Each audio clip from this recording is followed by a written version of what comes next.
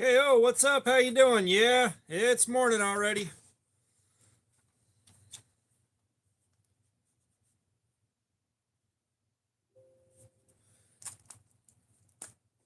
Give me a second here. Let me make sure this video uploaded.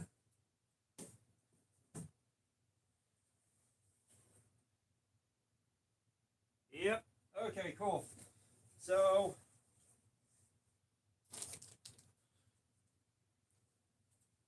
we got a flashlight sent in by your flamp. What's the matter with it being morning, KO? We got a flashlight that got sent in by your flamp that I had to do testing and a video on. Ooh, nice.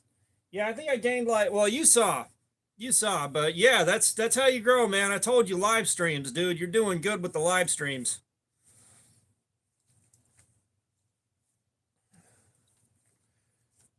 You are doing good with the live streams now, boo boo.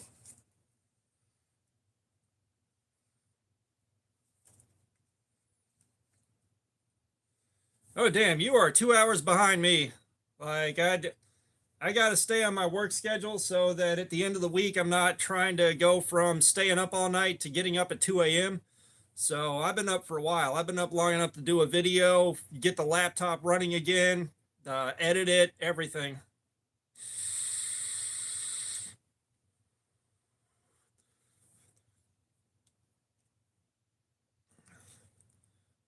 Yeah, I'm kind of curious to see if this live stream does like the last one did, because the last one was like 15,000 views and 98 peak concurrence. I don't expect as much, but I'm not going to be mad about it. That last live stream kind of made me feel better for a little while.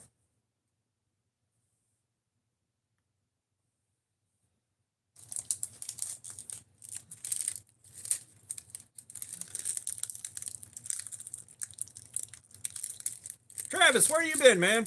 Where you been, Travis?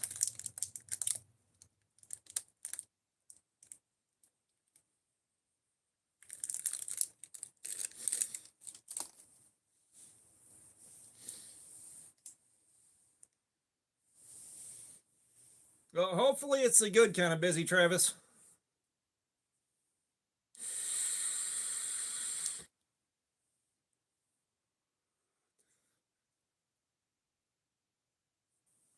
But give it about 5 minutes. We're going to start our testing back up. We've got the that doesn't spin. Josh, what's up? How you doing, man? We have still got the CanSet motto. Yep, part 2. We are going to finish this bad boy off. And we may make some more beads. We might make some more beads. Which I've got glow-in-the-dark resin coming in so that I can do hopefully some more cardboard slayer beads. And also, hey Rush Edits, what's up? How you doing? Hopefully we can do some more of the glow-in-the-dark stuff with some better glow-in-the-dark powder. I am really hoping I can get some better glow-in-the-dark powder in and get some more dense and more vivid glow out of the stuff that I'm making. And longer lasting glow. So I'm looking forward to that and looking forward to playing around with the resin again. It's been a little while. Yeah, the cardboard slayer beads are going to be interesting. I'm still trying to figure out the best way to make those. Because like I can vacuum resin into the cardboard, but as soon as I transfer it to a mold, that stuff starts coming out. And then trying to vacuum it back in, it still causes problems. So I'm still trying to figure out the best way to do that, and I'm not entirely sure. But give it about 3 minutes here. We're going to pick the testing back up, and we're going to just keep on rolling. Yes, you did tell me about the auction you won on Thursday with every Spyderco ever made.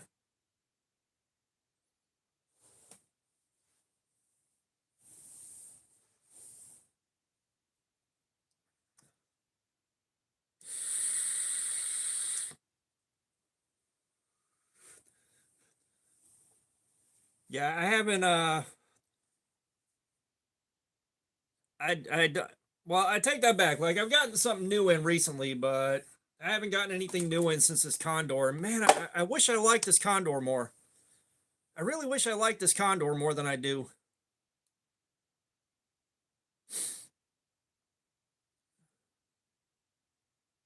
Oh, damn. Nice, KO. Get that paper, boo-boo.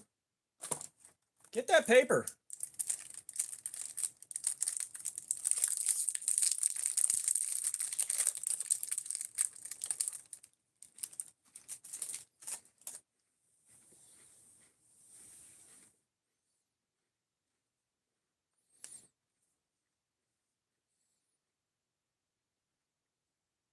So what did they buy?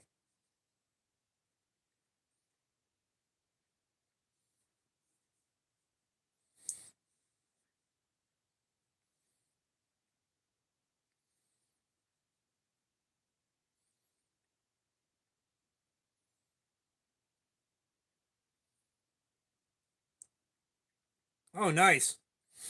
Yeah, that's how you do it right there.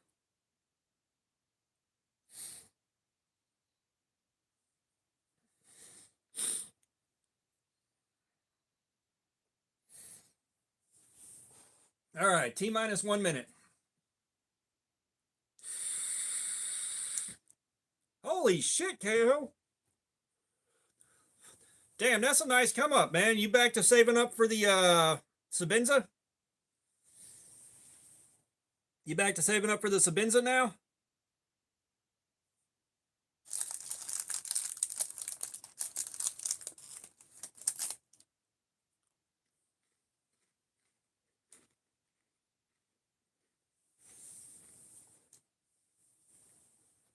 Fuck yeah, dude. Congratulations.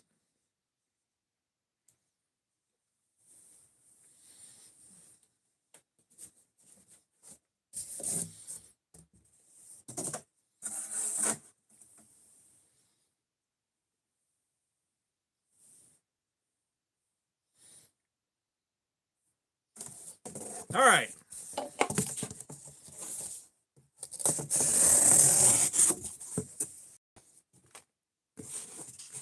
Let's rock and or roll.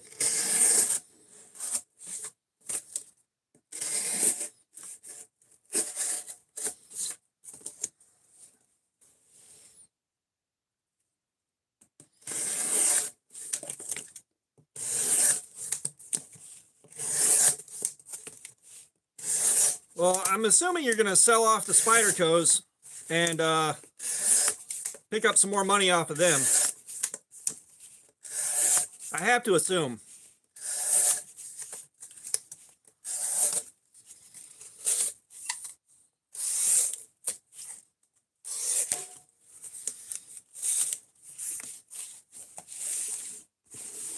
Yeah, so you should be turbocharging your saving for the Sabinza.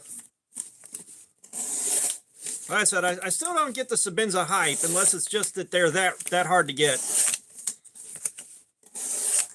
Maybe if I held one and actually got to play with it, I'd understand.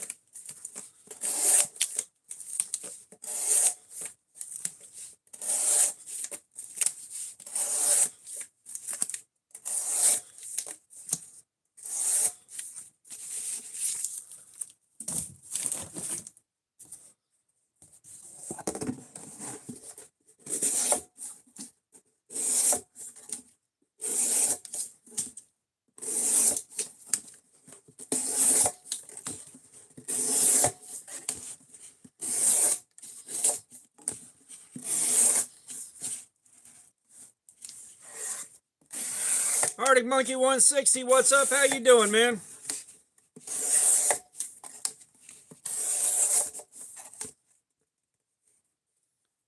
Champagne Construction, what's up? How you doing?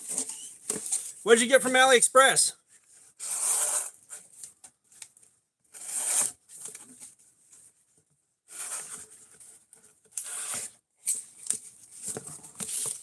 John Doe, what's up? How you doing, man?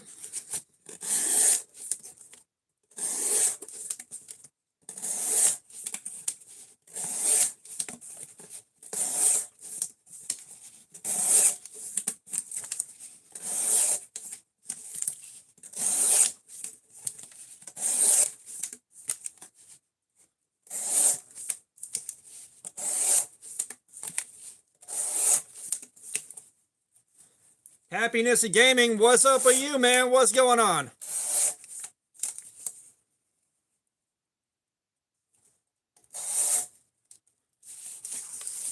Wow. I'm not sure I'd trust AliExpress for those, but I've heard if you know how to shop and you know what you're looking for, you can get a... Yes, Arctic Monkey, you already said hi.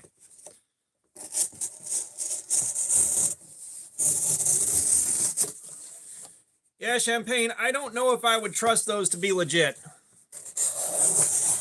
Because, like, a Chris Reeve is what, like 300 some odd bucks, and Benchmades are running 200 to 500 bucks.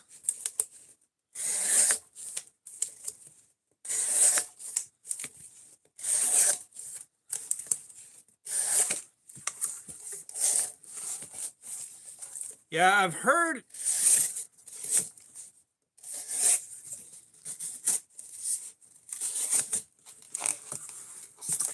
Oh, I think we're trying to say that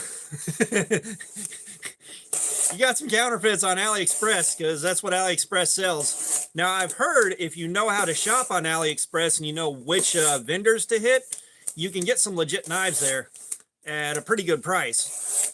But I don't know how to shop on AliExpress like that.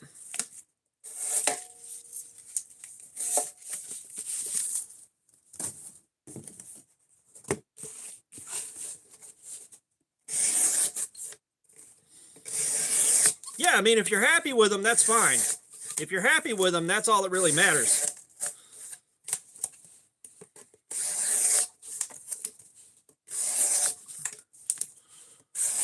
You know, you just got to be aware you're not getting the same blade steel.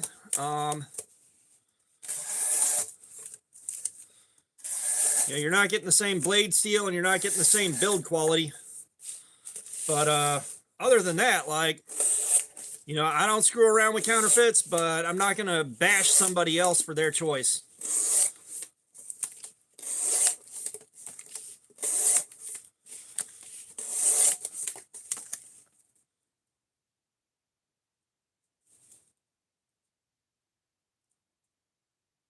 Cut vertical after horizontal. Yeah. I've actually got to make some squares a bit later on. So I can cast some of this cardboard and resin and make beads out of it.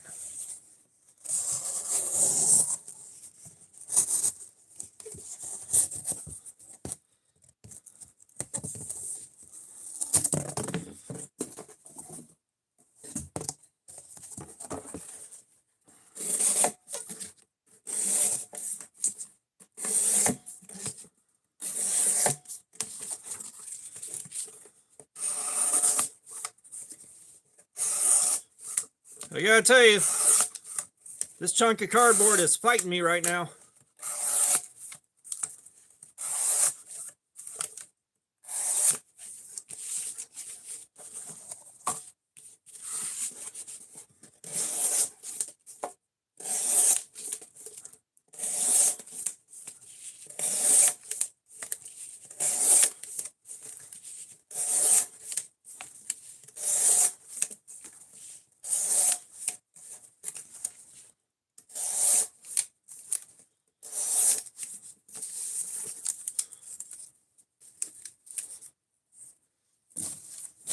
Yeah, I don't have mostly double thick, but we're also keeping things consistent for the purpose of this testing.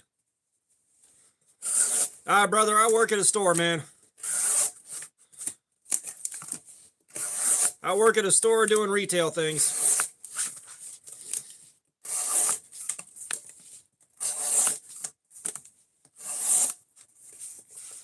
You know, I'm hoping one day, if I keep doing what I'm doing here and keep pushing for it, that I can do stuff like this for a full-time job and actually earn enough to pay bills. But I don't know when that's going to happen.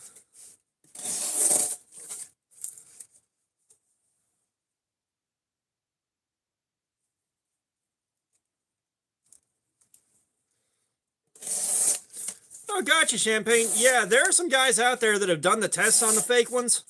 I'm trying to remember who the last one that I saw was. But, like, they're hammering legit Benchmades through boards and shit. Like, they're going absolutely apeshit on it.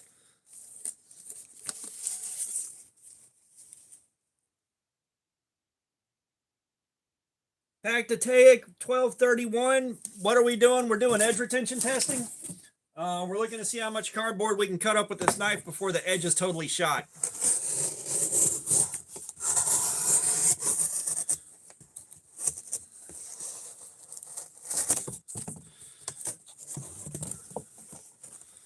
It's like, I know once the TikTok shop showed up. Come on. For the love of God, would you please cut this piece of cardboard? Thank you. Arthur, what's up? How you doing?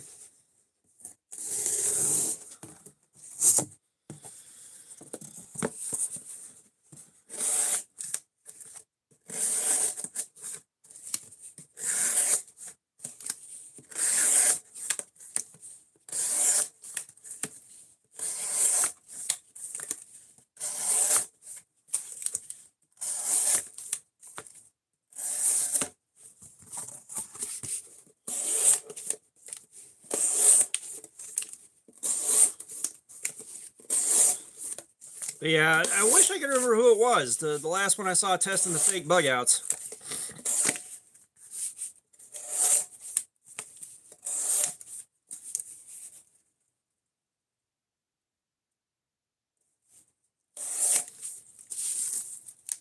Yeah, free samples are always fun.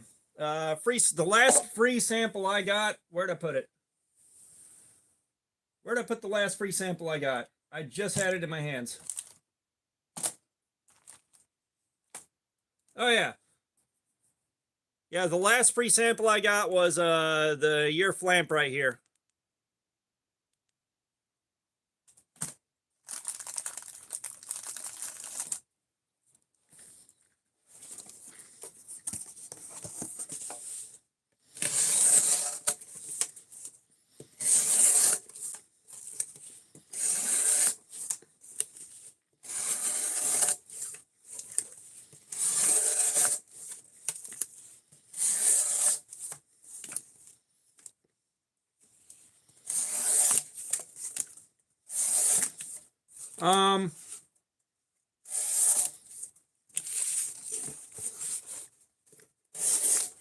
On the box, it claims 3,800 lumens. On Amazon, it claims 1,500. So I'm not sure exactly how bright it gets, but I do know it's way brighter than my truck's high beams. Like, it is very, very potent.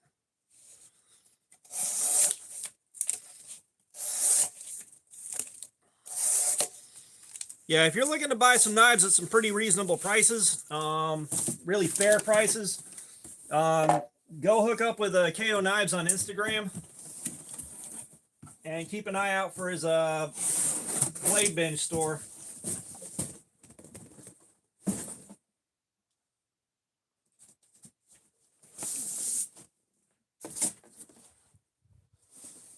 Yep.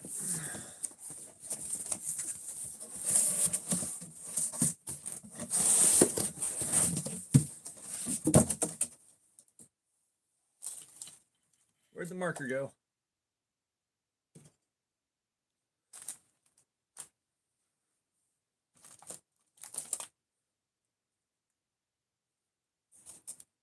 Ooh, nice. Yeah, KO, post the name of your blade bench shop.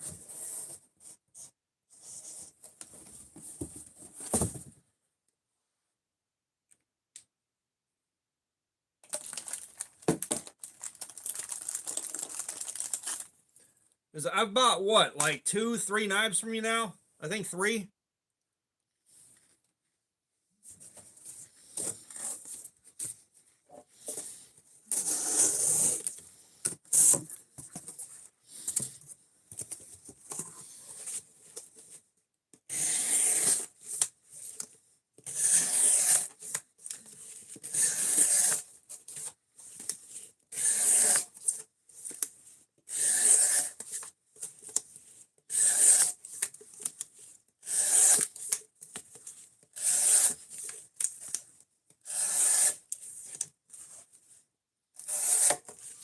And KO, you know you're more than welcome to tell us what knives you're selling. you're more than welcome to share which knives you're selling and how much on here, man.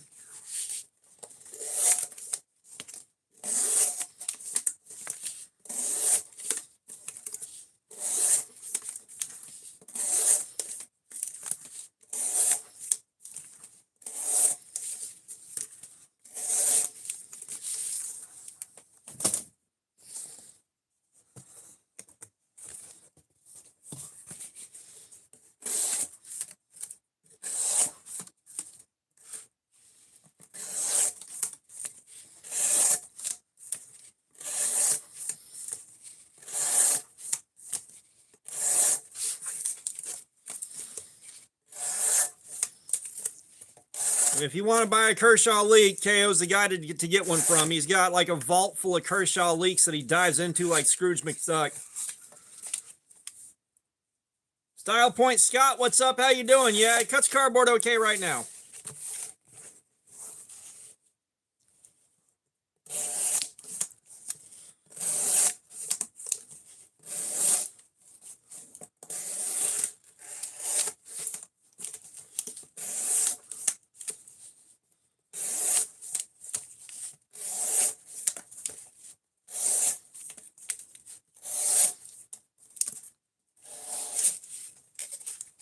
Oh, I hate when it does that.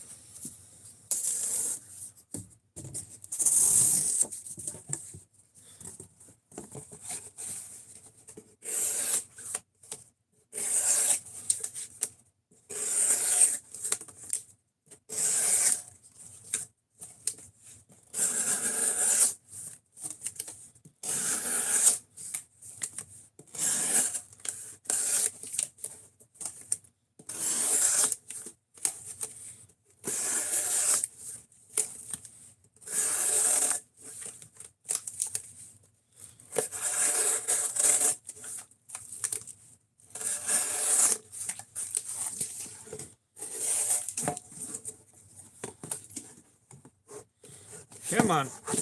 Hey, hey.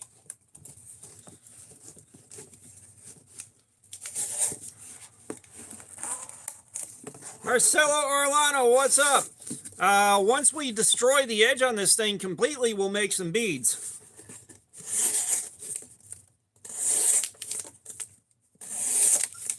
We just got to finish destroying the edge on this thing.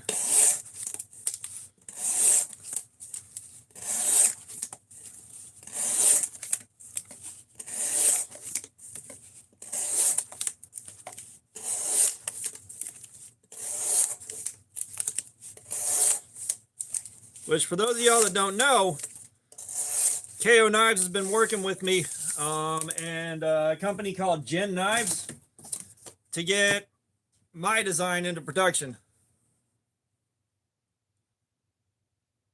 Marcelo Orlana, I tried to say it correctly. I always try. But lanyard beads.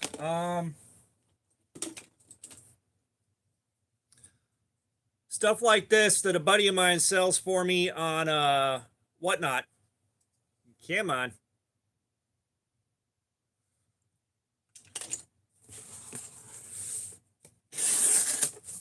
Hey, I got it.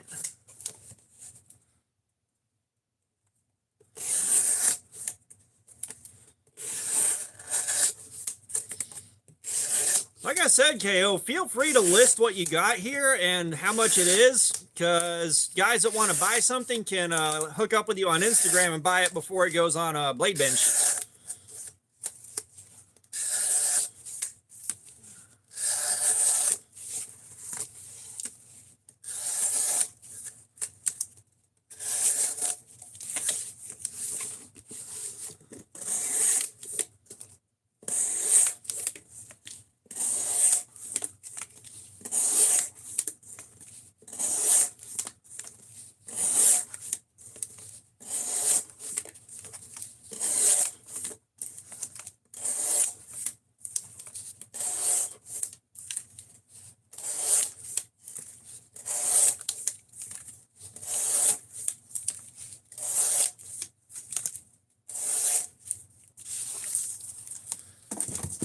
Yeah, it's like KO will pick up lots of knives. Like he'll pick up batches at one time and go through and clean them, give them a spa day, sharpen them, make them really nice, and then sell them off.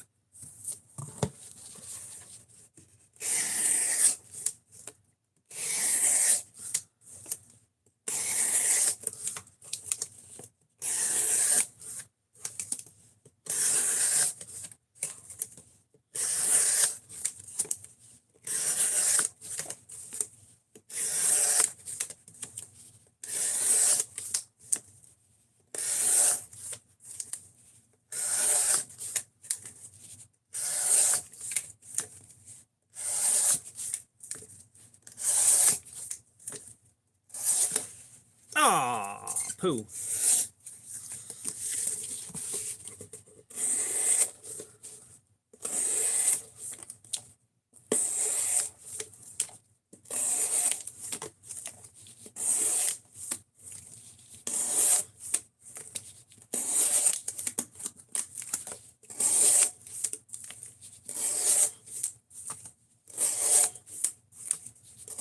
Yes, KO, keep the list handy because we'll try to push. Vid Watcher. No, so I don't drop the cardboard in the waterway. I know a family of homeless orphans, right? And I dropped by their house. Holy shit, we haven't had a free knife beggar in forever, man. How you doing? But I know a family of homeless orphans, and I dropped by their house, and their parents say they can eat as much cardboard as they want before I get it recycled.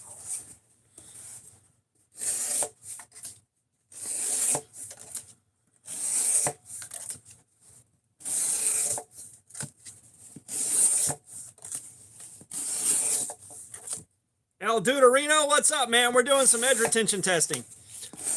We're looking to see how much cardboard we can cut up before the edge of this knife is totally fucking destroyed as part of the review process for this knife.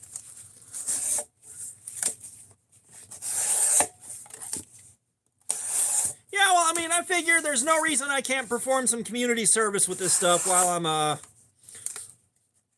I'm getting the reviews made. We have got CPM S35VN on the Concept Motto.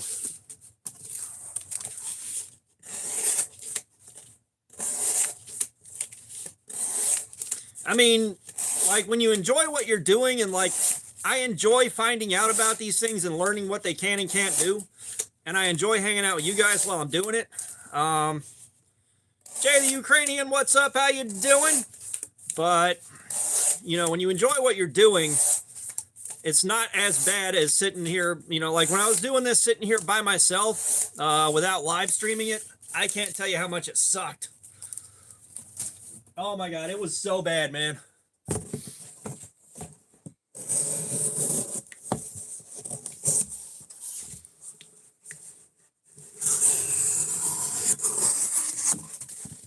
El Duderino, speaking of 14C28N, man, have you checked out the new Walmart knives?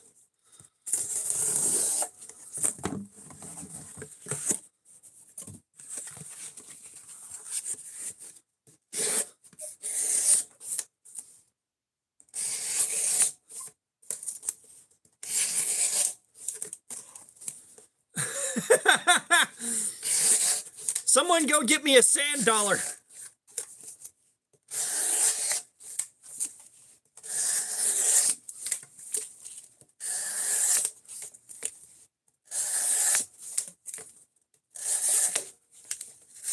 So yesterday, before we dropped yesterday's stream, we sharpened this thing, and we had been doing this for an hour straight, and the edge is still not toast. So we've been going for almost 30 minutes so far today.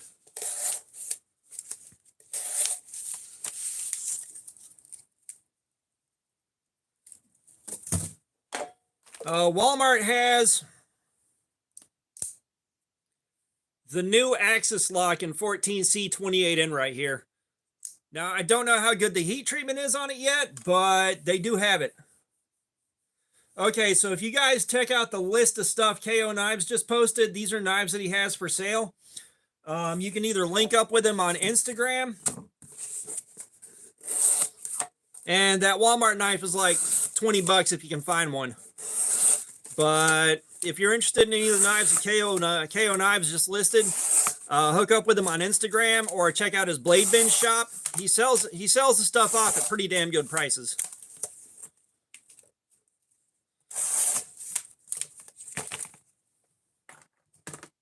Yeah, you would not believe what the heat treatment on mine did, but this is also like I got this within the first couple of days that these were in Walmart.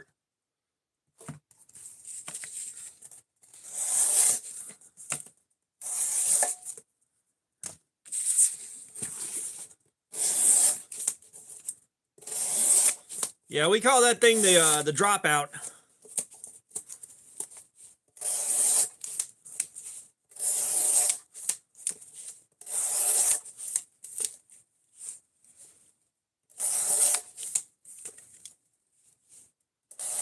Yeah, I tell you what.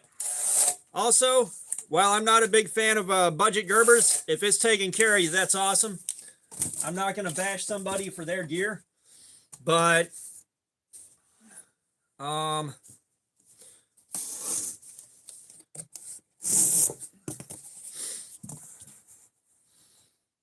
yeah, boy, I need a shower. But if you get one of those dropouts with bad heat treatment, holy shit, it's bad. Like, you can't sharpen it, it won't take an edge, and it won't hold the shitty edge that it will take for more than a couple of minutes.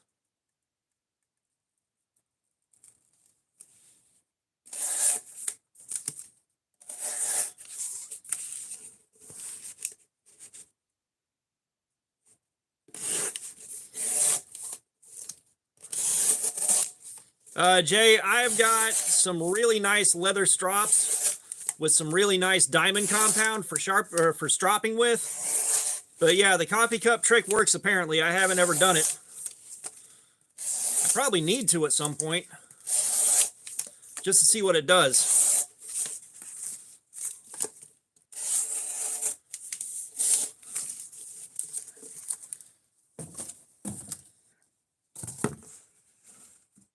China Star, what's up? How you doing? Oh, that Rex 121 is some weird shit.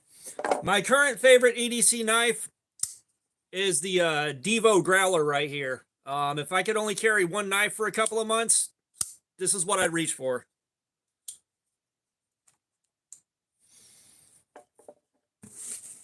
Cookie Man, what's up? How you doing, man? Welcome. Oh, why? I've carried that thing. I've done this to it. I have used it pretty extensively, and between the ergonomics, the cutting profile, the blade shape, like everything on it is like it was designed for me specifically. Like, it was such a damn good knife. And I've got both one of the prototypes of it and the production version. Hey, beautiful. Jeremy Frost, what's up? How you doing? I wish to God I was able to make these things, Jeremy. I wish to God I had the skills and the equipment needed to make these things, because I would have so much fun doing that. Ben Jose Navarro, what's up? How you doing? I have not used the Kershaw Storm. No, sir.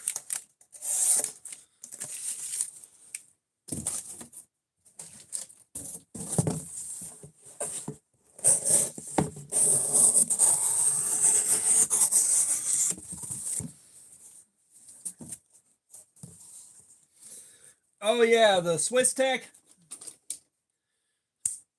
Yeah, you got this guy right here. It is a really damn good knife. This thing is a very, very, very good knife. Evil Twin, what's up? How you doing?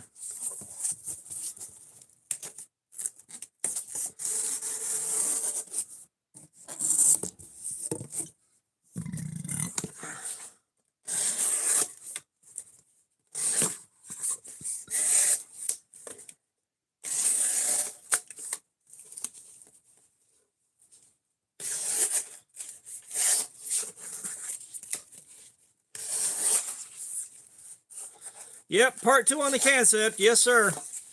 We're finishing this edge off.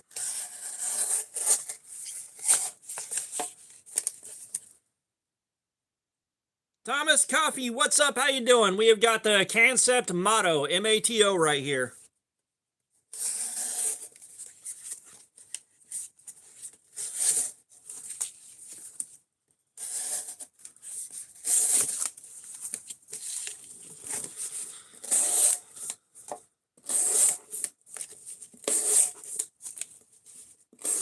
Yeah, no problem, Thomas.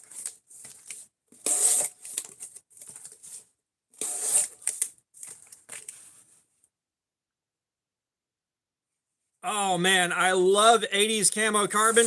I've got the Devo Fireball in 80s camo carbon, and you're right, it looks insane under a flashlight.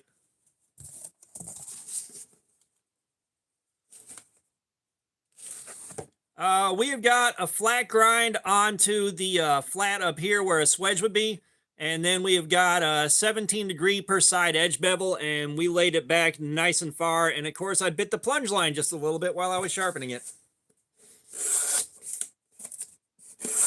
Yeah, I kept seeing the Mini Main Street come up at a good price with the plaid pattern on it that I wanted.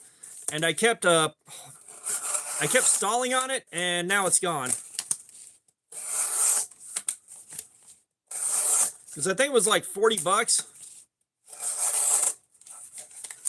But that was before the channel was monetized, and we were able to pull in a few bucks every so often to cover the cost of a knife. And I didn't have that kind of money to come out of pocket for it at the moment. So now that I could buy it, it's gone. Discontinued.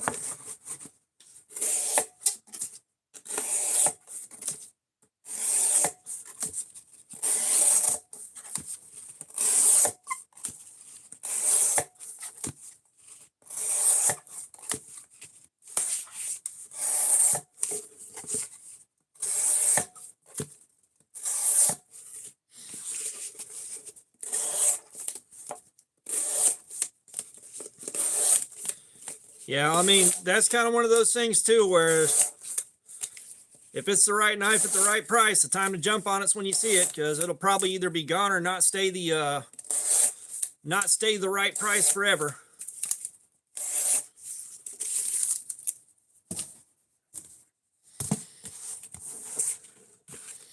Let's get the pain in the ass part out of the way.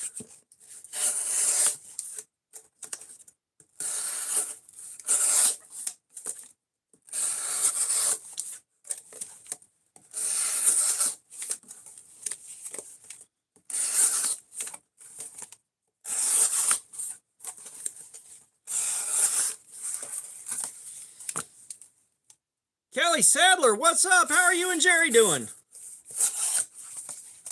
You're up early. Jeremy Frost, yeah, it's still okay. It's still okay. We're cutting some bad cardboard right here that, as you can see, keeps folding up on me, so the cardboard itself is fighting me for every single cut right now.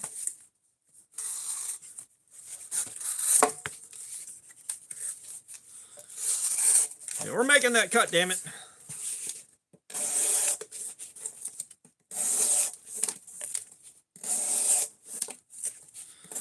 What the hell was I saying?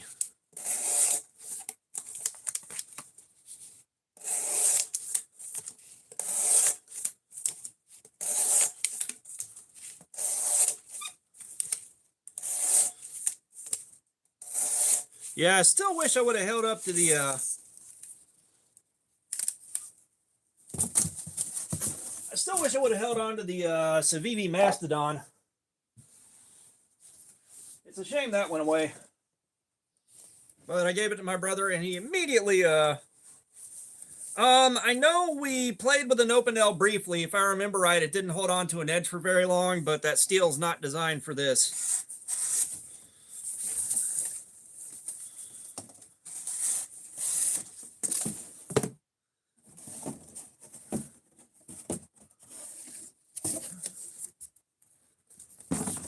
But shit, what the hell was I saying? Oh yeah, the Mastodon, when I went to go replace it, because I gave one to my brother and I was like gave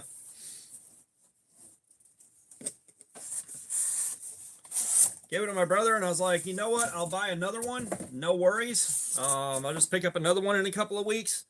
And no, I found out they were discontinued.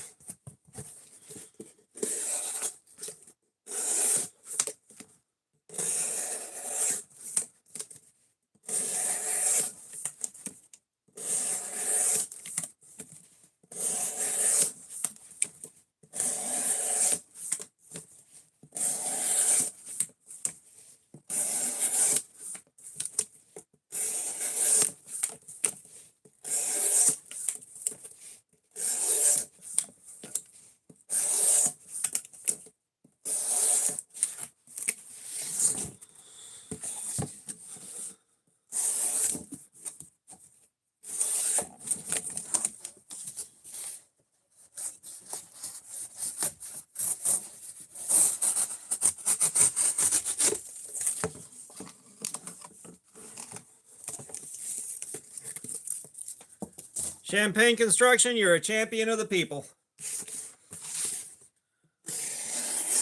I say KO's my buddy. He is a friend of the channel. And he did all the work rendering my design. And, oh no, the factory edge we already wiped out. And now we're on a 17 degree per side edge bevel. This is one that I sharpened. And of course, I dinged up the plunge line while I was sharpening it like I always do. Looney, what's up? How you doing? Yeah, the Fallout sticker is rule number 9. Always carry a knife.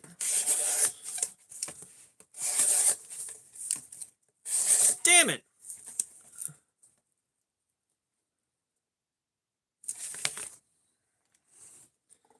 No, 3000 grit. Hang on. Did they recontinue it?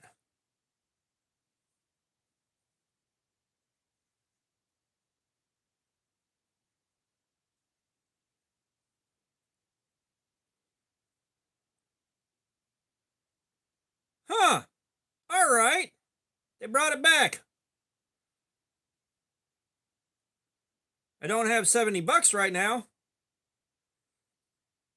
But yeah, so mine was red. It's the same thing. You were right. That is the Mastodon. Mine was red, and I think I got it for 50 some odd bucks. I was gonna buy it when I had the money when I gave it to my brother. Like I have more money available.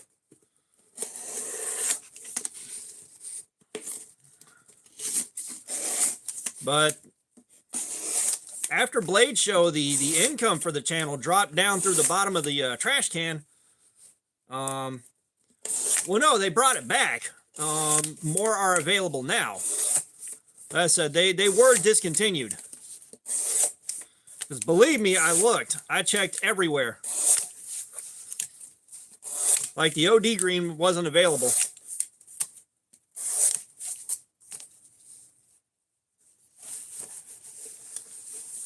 Oh, damn, China Star, nice. Yeah, I've got a Manix 2 and a Manix lightweight.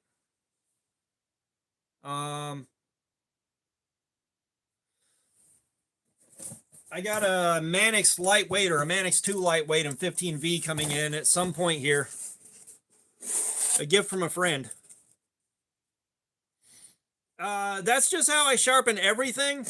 Especially since I've started doing that, I got to give every knife that we test like this the same edge, more or less, so that we got fair testing and fair comparison to our other data points. So that's what ended up happening. And personally, I like a very keen, highly polished edge.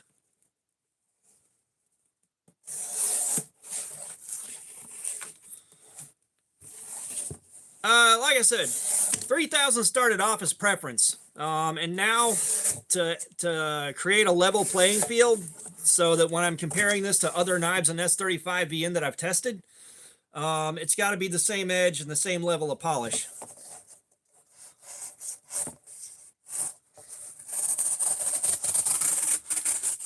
So like steels that prefer tooth, if again, like say we got D2, something like D2, then if I sharpened the first 3 D2 knives that I did at 3000 grit, and then I tested the next one at 600 grit, the data point that we got on 600 grit wouldn't line up with the 3000 grits that we did.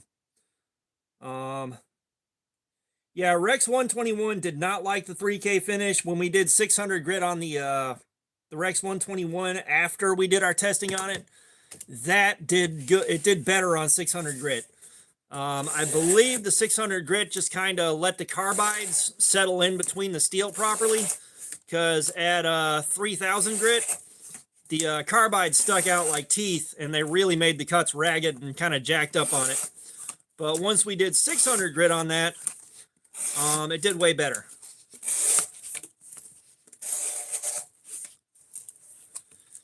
Yeah, Rex 121, when I sharpened that to 600 grit, it did really good. It liked that 600 grit a lot. Like, you sharpen that up to a high polish. Well, you got a lot of big carbides sticking out on the Rex 121. KO Knives knows more than I do about that. But when you sharpen to 600 grit, it lets the carbides settle into the steel and create a smoother edge. You go up to 3000 grit, those carbides are all just sticking out, and they make it jagged as hail.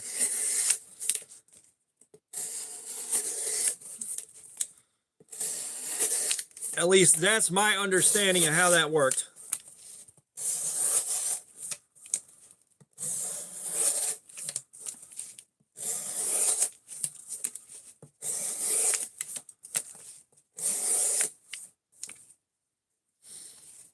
They aren't stupid questions. They are not stupid questions, El Deuterino. I like answering what I know how to answer.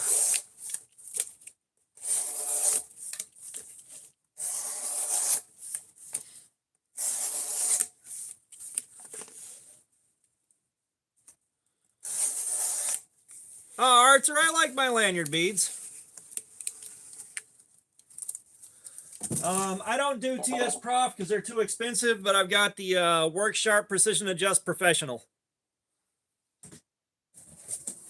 Trust me, if I've got equipment that I can sharpen with, I do practice my freehand sharpening once in a while. I'm not great at it, but I can get an edge.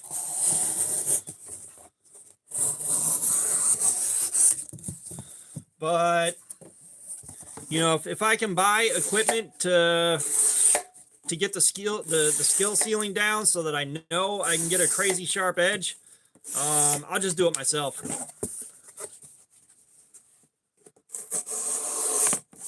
My hands are steady enough, and believe it or not, on the nice KO, on the shitty block that I got from Harbor Freight, the shitty sharpening block I got from Harbor Freight, I can get a pretty damn good edge on a knife. But the really nice stone that I got that's 320/1000 grit, I can't get the edge that I want off of that.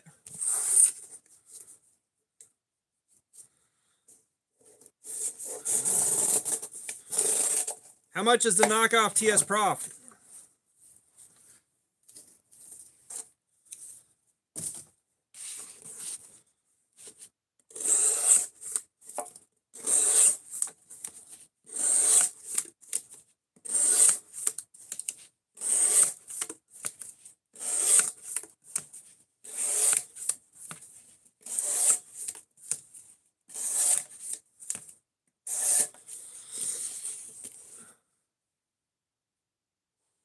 Oh, gotcha. Yeah, at that point, you may be better off just buying the Precision Adjust Professional and the extra stones that come with it.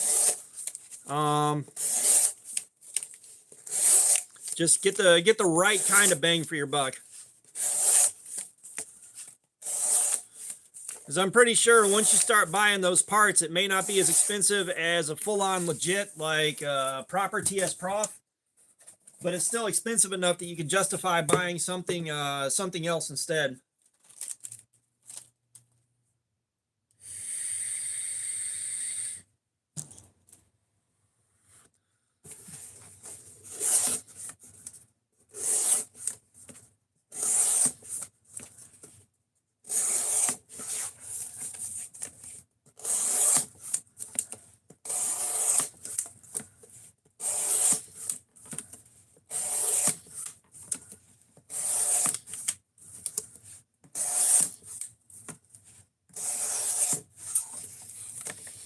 Yes, the work sharp is very, very good. I can get my edges down to sometimes below 100 on the sharpness tester, which is really damn sharp. You know, the only caveat to that is if you want to buy extra stones that aren't made by Work Sharp for that system, you do need to buy the universal stone holder. I don't have that, but I'd like to get one. Just so that I can play around with nicer stones. But those nicer stones start getting expensive fast.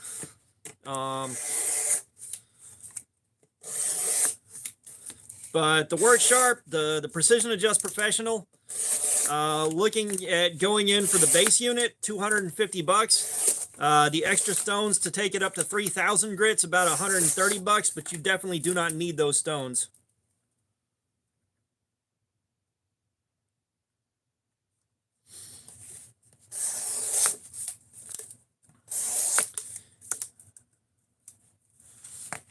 The stones are 1 inch by 6 inches, I believe. Where is my measuring tape that I had out here for reasons?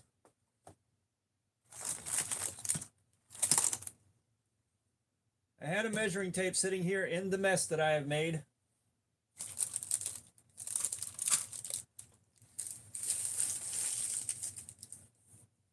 Where'd the measuring tape go?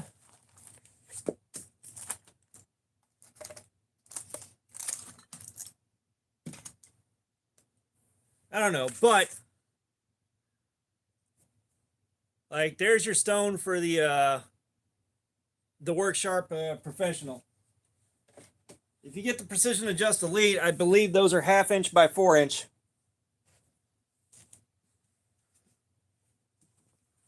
Sorry, I had a knife fall down that I don't want to step on.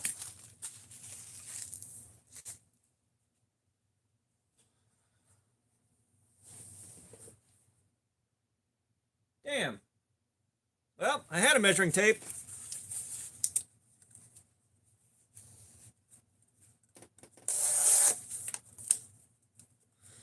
Looney, we are doing edge retention testing on we're doing edge retention testing on the knife that I'm holding right here.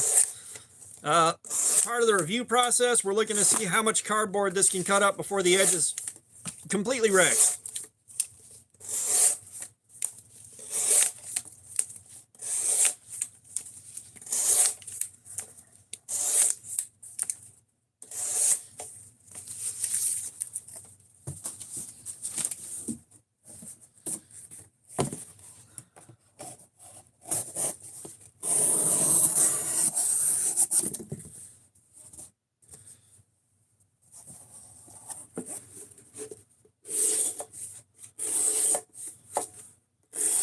What do you mean how the cardboard test started?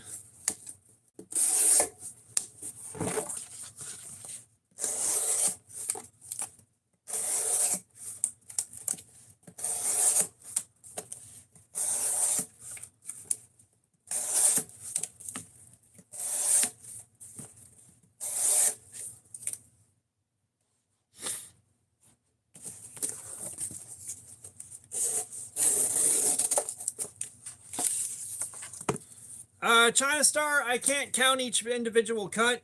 Oh, yeah. That was fun. But I can't count each individual cut. and read comments and pay attention to my hands at the same time.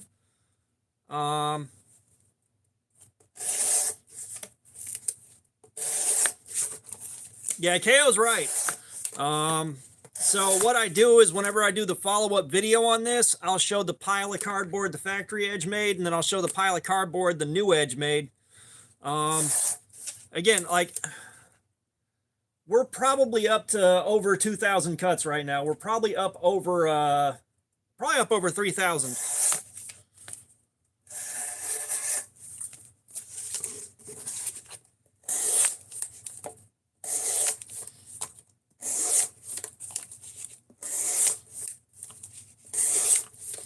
But yeah, KO's right. Like, the way this testing started was kind of centered on old crusty guys from way back when. Don't cut up cardboard, it'll ruin your edge. All right, let's see how fast we can ruin the edge.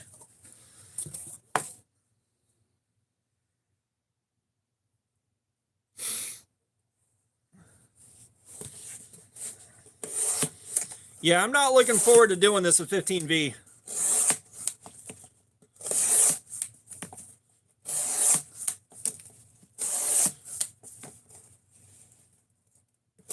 Yeah, and like, cardboard's what most of us use knives for, which is why we use this stuff as a testing medium. That, and I can get a lot of cardboard for free at work at any one time.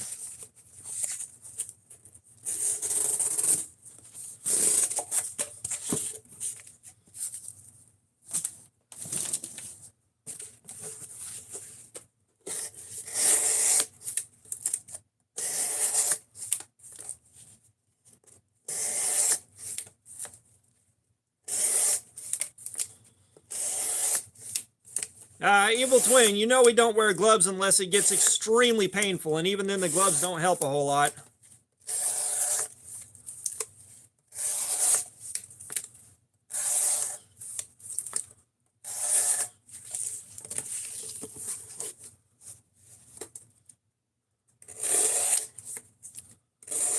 I've never heard of cutting up bread being bad for a knife edge.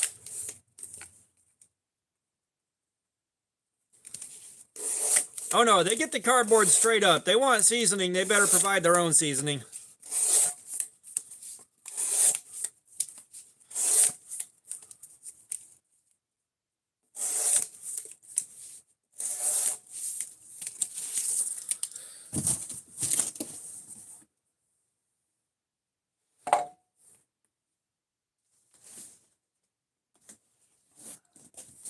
Like I said, this is where I wish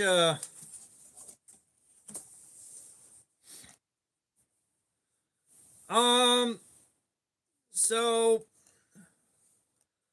I don't necessarily have a favorite blade steel anymore. It used to be D2, but I've gotten a lot of D2 with like just dog shit heat treatments that wouldn't hold an edge and wouldn't take an edge. So I kind of have given up on D2 until I start getting a bunch of good D2 again. Because D2 is great stuff whenever the heat treatment's right. It's a great steel. It's a great budget steel. It keeps the cost of a knife down to something that almost anybody can afford. And you can get a high quality knife. But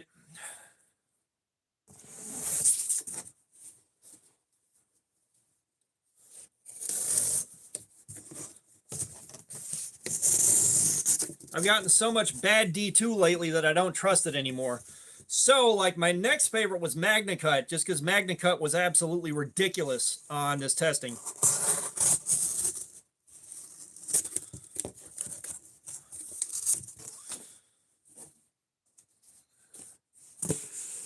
Well, here's the thing. Even buying from Chinese companies, for the longest time, all the D2 that I got was good stuff. All the D2 I got was good stuff. It all performed about the same on the edge retention testing. Like, I could predict exactly when it was going to start going out the window, pretty much like clockwork. And then started getting bad D2 in.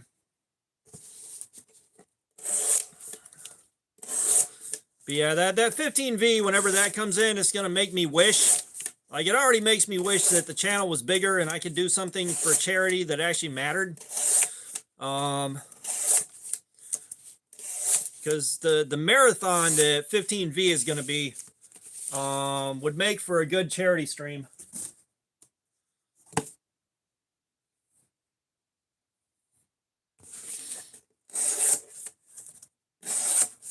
Yeah, the only kick in the nuts with MagnaCut is you start pushing $100 for a knife in MagnaCut. Starting off, which not everybody can afford, not everybody is willing to spend, which is part of what made D2 so magical. Is like you get a knife, a good knife in D2 for like $20. Like, it was hard to argue with.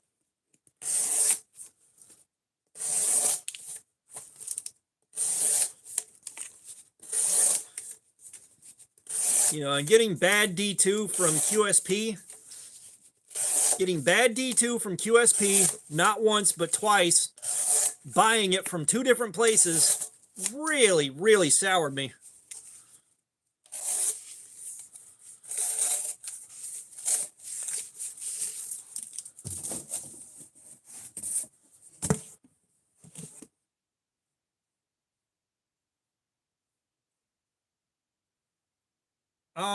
Deuterino, I don't know. KO Knives would know a lot more than I do about that. I will say, it ain't 1% better. It's way fucking better. 14C28N, it'll do a couple hours on this. 14C28N will do a couple hours on this. Not too shabby. Not as much as D2. I think it was about 2.5 to 3 hours on the 17-degree cardboard slayer edge. The MagnaCut was what? What was a MagnaCut? Like 9 hours? So MagnaCut was like 9 hours compared to the 2.5 to 3 hours 14C28N did. Just to give you a frame of reference. And I mean 9 hours of cutting up cardboard like we're doing here.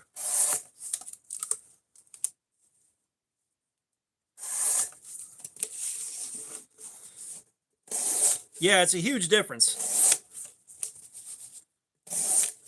Arctic Monkey's back.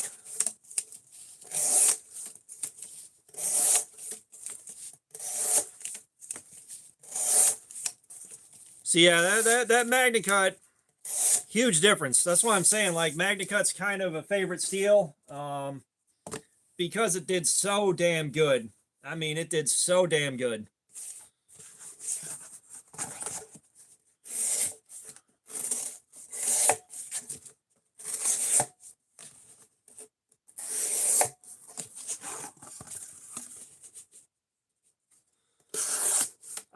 D2 with a good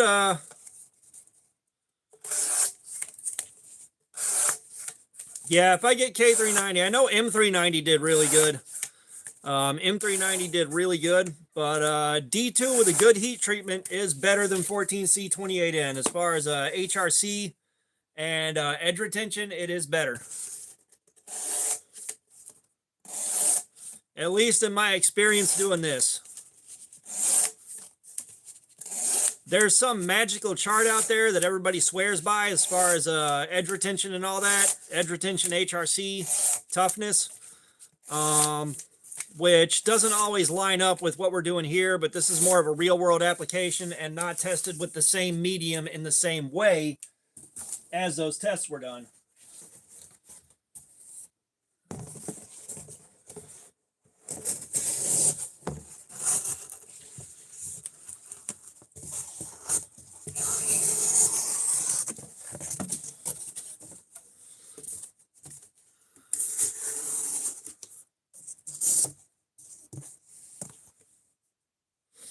Yeah, it comes down to the heat treatment, and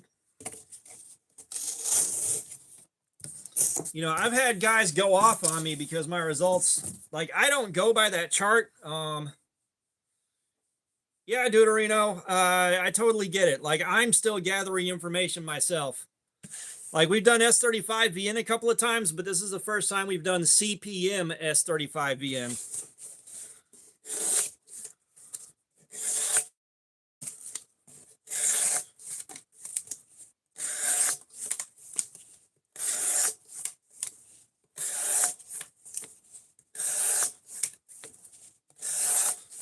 But like I don't go by that chart. I go by my personal experience and the kind of testing I do before I start making decisions about stuff. Just because again, like the chart, it may have like it'll have data and it'll have data pertaining to every single one of those steels. But again, it's not the same testing method. It's not the same parameters. It's not the same test medium.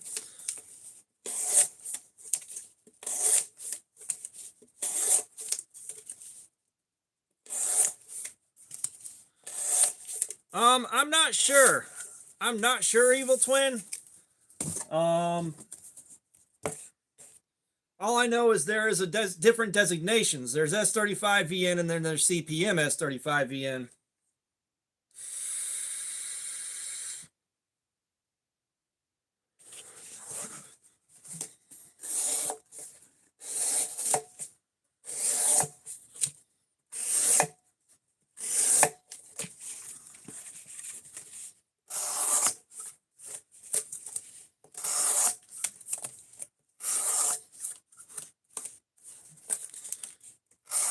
Gotcha. See, these guys know a lot more about some of this stuff than I do.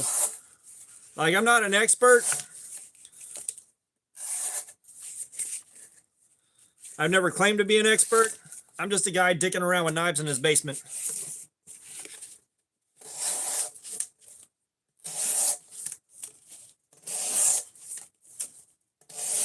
Yeah, that's probably it. China Star is just made by Crucible. But it sounds good. That's got extra letters on it. It must be better.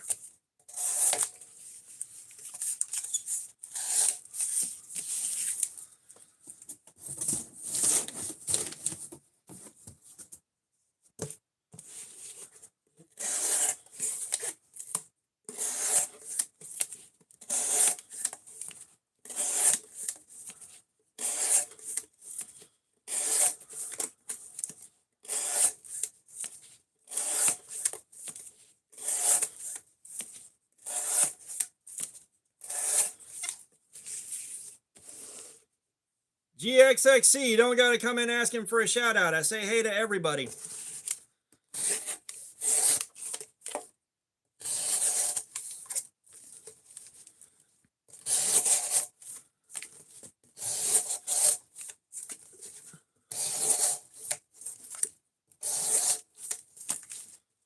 Like, unless the chat's going by so fast I can't see shit, which is rare, I say hey to everybody.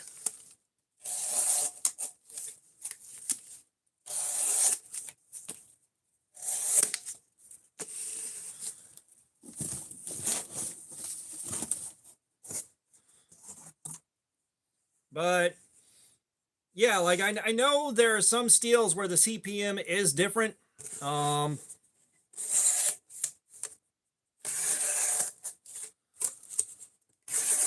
But yeah, I don't know which ones.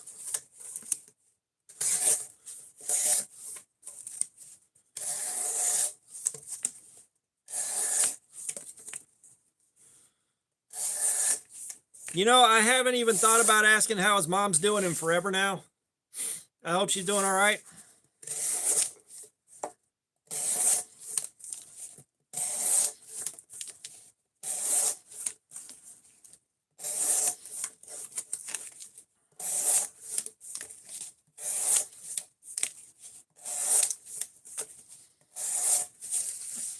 So we are hitting the 2-hour mark of cutting like this. That's 2 hours of cutting like this so far, and the edge is still fighting the good fight. And the blade has gotten a little bit warm. All right.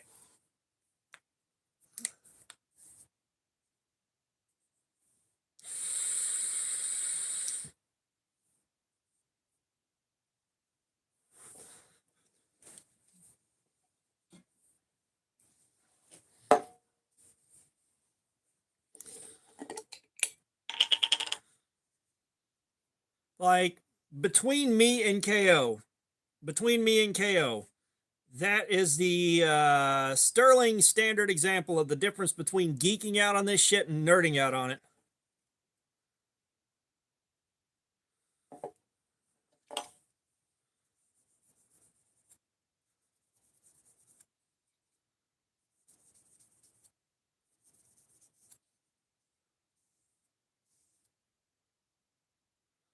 China Star, this time I made myself a blend of apple, banana, and strawberry. It's quite pleasant.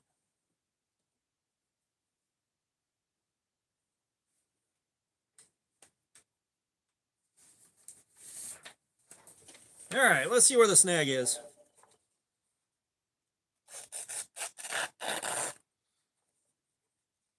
$77, what's up? How you doing?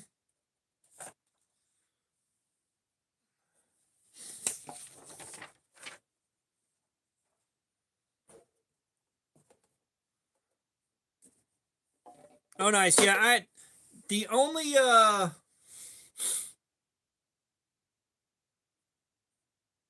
only thing I will spend my own money on is a juice called Cannoli B1, and I haven't been up to the shop in a couple of years now.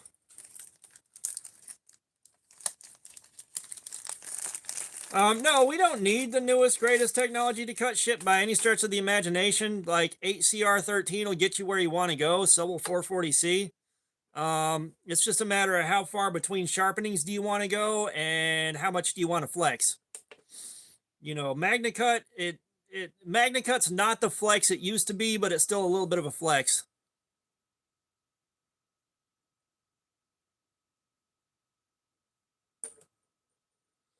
So we got a 454 center.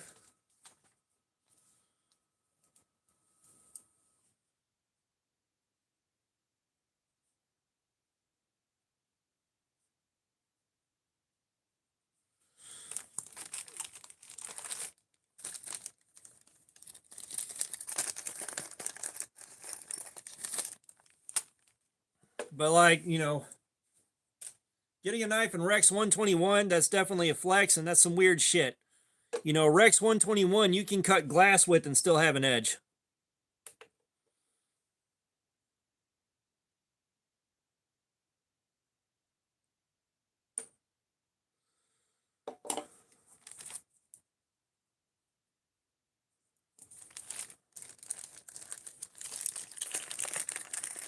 Yeah, Rex 121 is a weird steel. It's got gigantic carbides in it.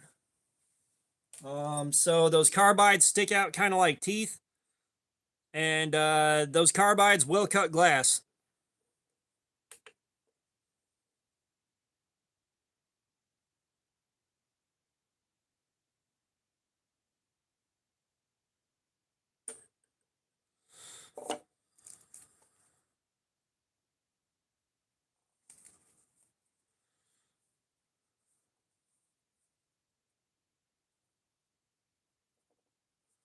All right, we're going to give it a few minutes for my hand to rest. KO can tell you more about the molecular geometry of D2.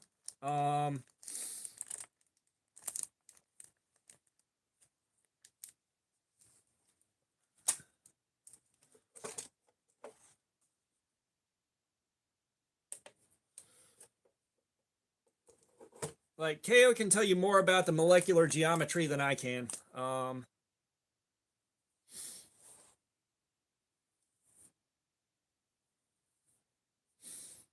It's like, now I'm curious. Like, the makeup of the D2, like, the Rex 121, is it similar on a molecular level to D2 is what he's asking.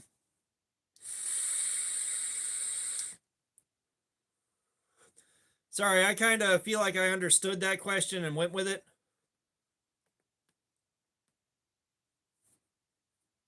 Because usually there's not a whole lot separating the steels. There's just like a couple of points of like vanadium or chromium or all that.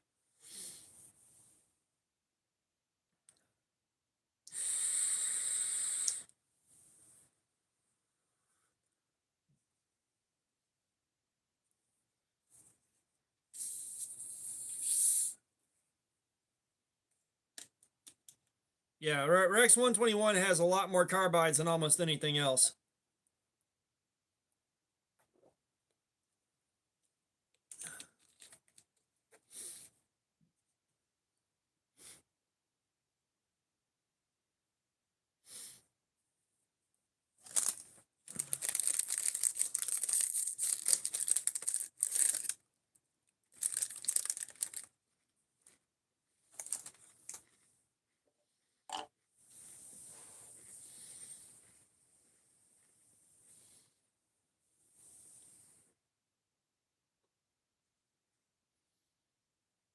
I appreciate that, El Duderino. I try to be as understandable as I can. Sometimes I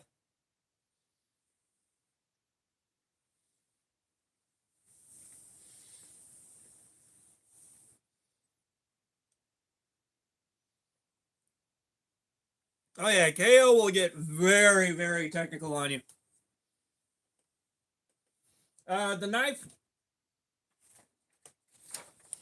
The knife can cut paper, but it's not happy about it. Like, we do have some rough spots in here, but we're still cutting the cardboard cleanly.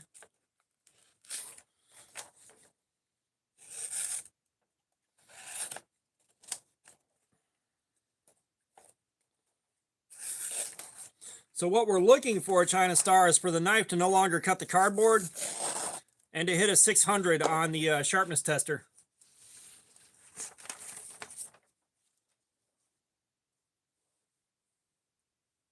But no, KO being as technical as he is very, very nice to have here in the chat.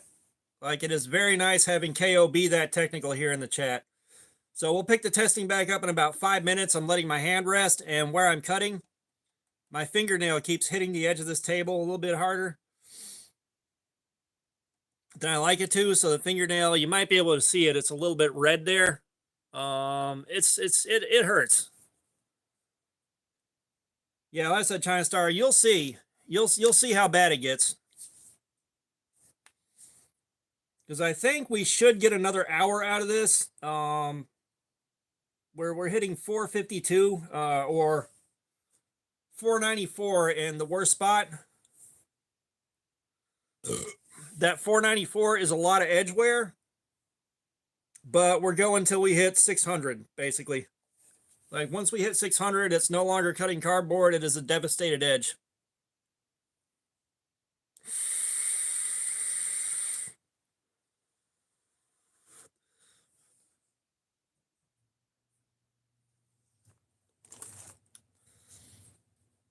But one of my other favorite knives is definitely the Mayhem. Like, El Duderino, like, I know you probably haven't seen the Mayhem before, but this is one of my favorite folding knives of all time.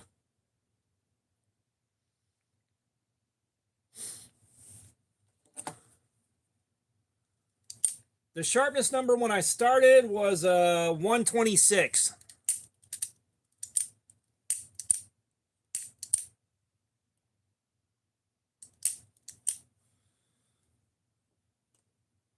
Yeah, the number when I started was 126. Yes, it's a cold steel. Why is it a favorite? Look at it. Just look at it. This thing is ridiculous. I love it.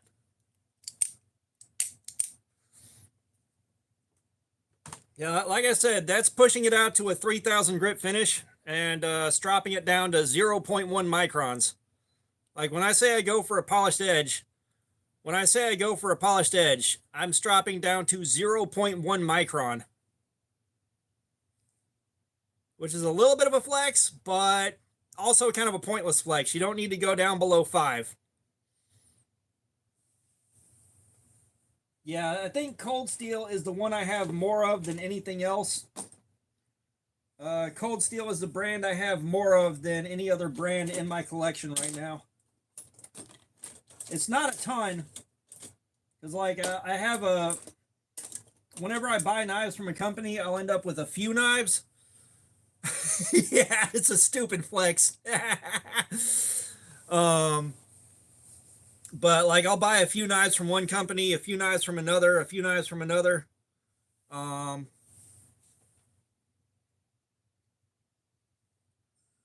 Yeah. 0.1 micron. You probably don't need to go below 1 micron, I'm not going to lie.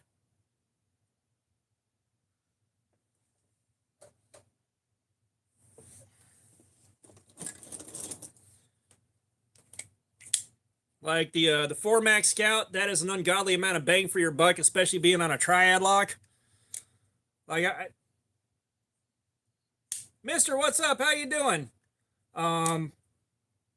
Well, I started when I started sharpening, I wanted polished edges, and now every knife has to have basically the same edge to make it a level playing field.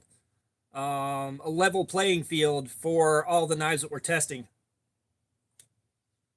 Quick MF, what's up? How you doing? Yeah, you want to see beefy? We just had the Cold Steel Mayhem out here, and I don't know where I put it. How the hell did I lose? Oh yeah, that right there is beefy.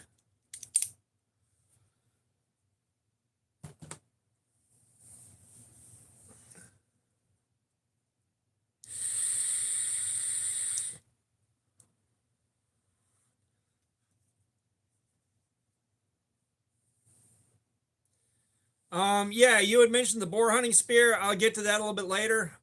We are about 30 seconds away from starting the testing back up.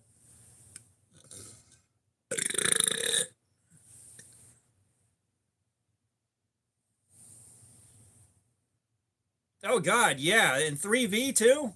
Woo! Now my best kukri is the Pacific Cutlery Bushmaster, which is a bench made before they were bench made. Deuterino, I do not drink.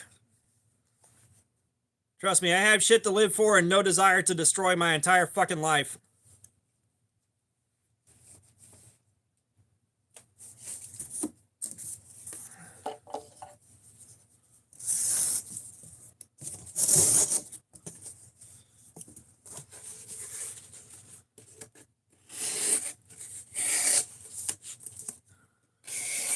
Trust me, I've learned the hard way, the hardest possible way.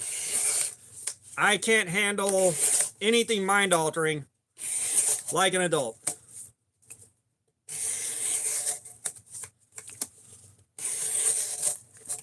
Like as soon as I start getting fucked up, I gotta be like that 24/7 or I'm not okay, and shit gets real bad real fast.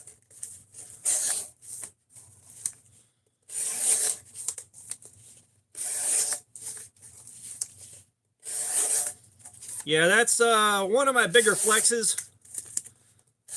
Is I've got the that kukri from Benchmade before they were Benchmade, when they were still Pacific Cutlery. But one of my other flexes, I've got a Rambo First Blood Part 2 prop replica knife autographed by Sylvester Stallone. Which, if you're a knife guy over a certain age, you just really, really want one of those.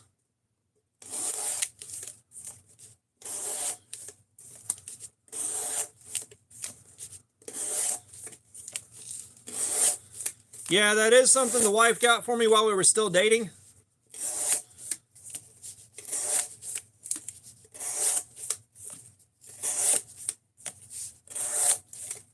So props to her for that. Yeah, I haven't done anything mind-altering in like 15 years now.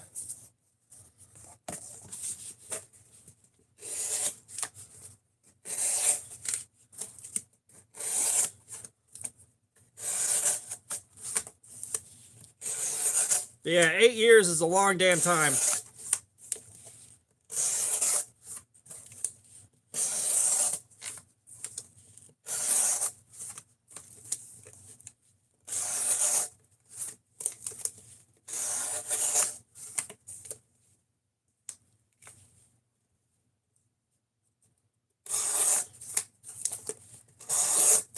Yeah, I had the Rambo knife for a couple of years before I finally sat down and watched the movies.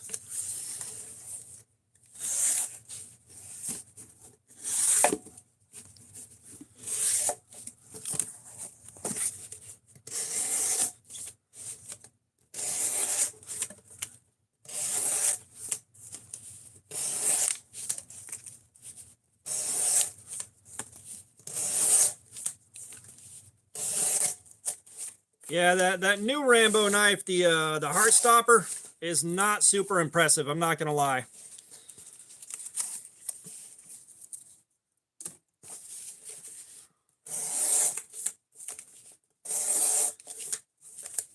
Like, they really should have gone with the old design instead of trying to go with something new. It was a bad call on their part.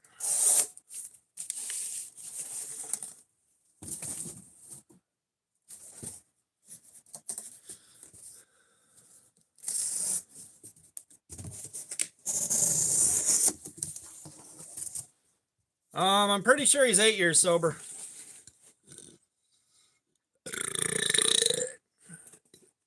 PC Ray, what's up? How you doing, man? We are doing some edge retention testing.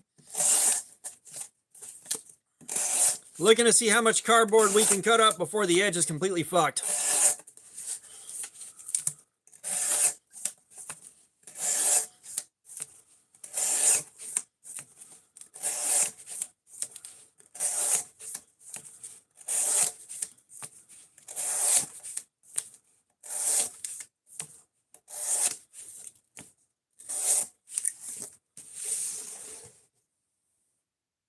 The Beta Bows, what's going on? How you doing? Yeah, Civivi's a good company. Civivi makes good shit.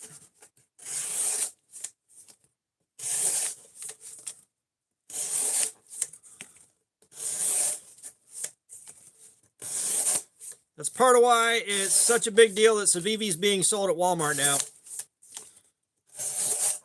Civivi is light years ahead of just about everything else they're selling.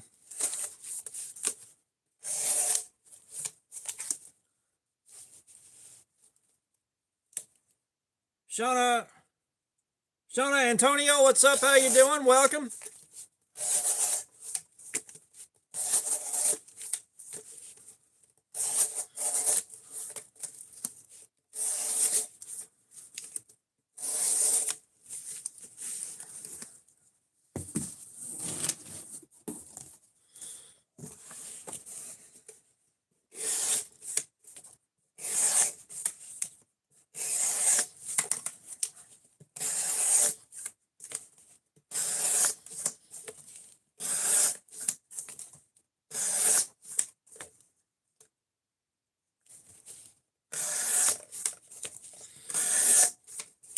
Yeah, something that just occurred to me a few minutes ago.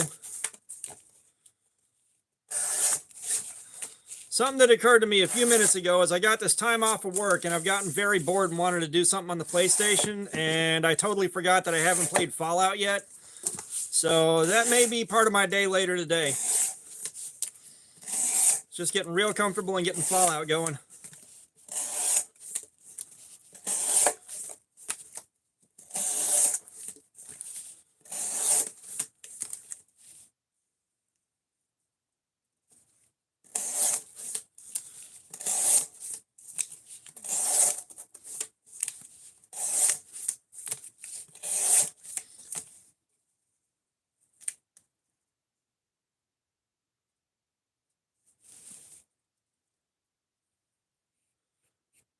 Snotbelly Cycling. I don't know. I may go for the first Fallout, which is probably what I'll do. If I do go upstairs and download a game, it'll probably be the first Fallout and just start there.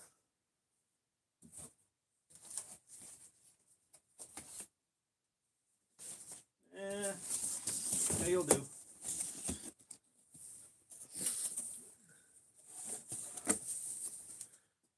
Oh, Arctic Monkey, you're done spamming that shit. Jane, what's up? How you doing, man? We're doing some edge retention testing. Yeah, I'm trying to remember. There's some really good Fallouts and there's some really bad Fallouts. Sorry, KO. I was tired of that already. Deuterino, I haven't played seriously in a long time. But believe me, for many years, I was a very, very, very avid gamer. I am a console gamer.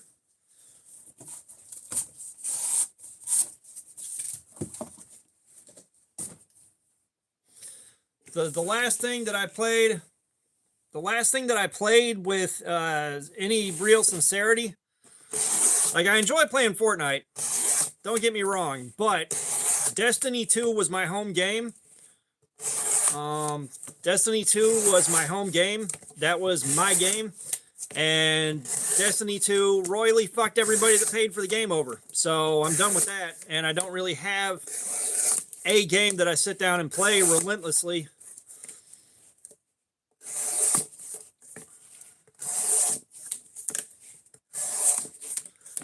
So I haven't been gaming the way I used to.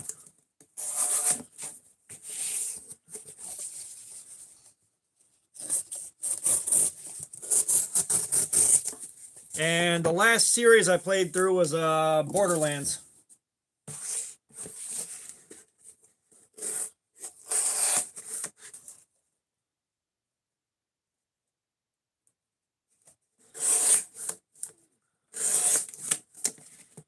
Jane, I appreciate the kind words.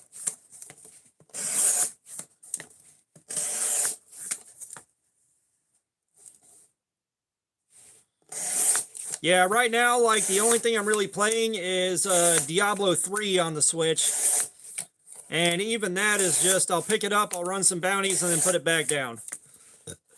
I've built my character. I've got almost the entire Altar of Rites unlocked.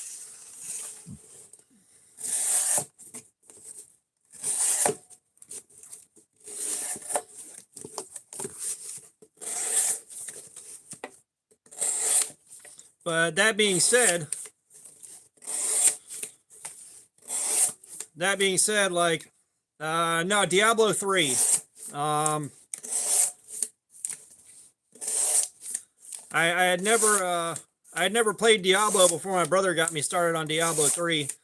And when I do sit down and play, if I've got a new character or a new season starts, you know, I'll play pretty relentlessly, trying to get my build done and get all the parts that I want for it. And then once the build's done and I'm just running greater rifts over and over again, then it's like, okay, this is boring by myself now. Like, Diablo 3 can get really boring playing solo.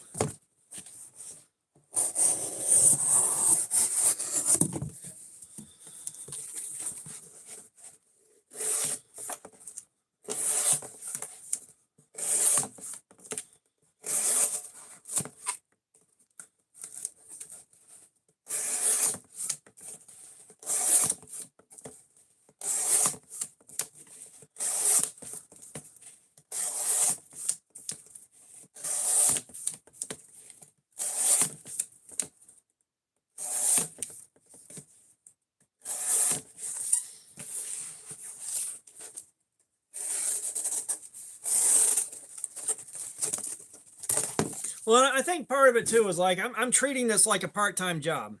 You know, I'm treating this like a part-time job. I'm running 6 to 8 hours of live stream once a week on my day off, and then my other day off, I'm usually filming and uploading and editing videos and doing that. I tried Skyrim, but I tried it on PS3, which was the worst possible way to do that. So I haven't really done much with Elder Scrolls.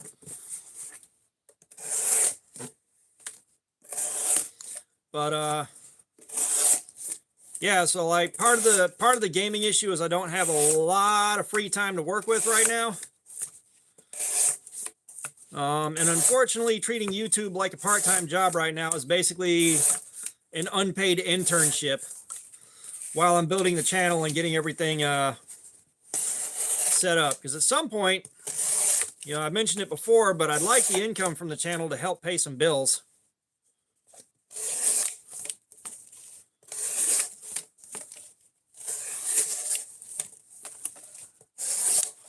Yeah, I might be one of the only people that doesn't play Grand Theft Auto for the missions. I try to avoid doing missions if at all possible. All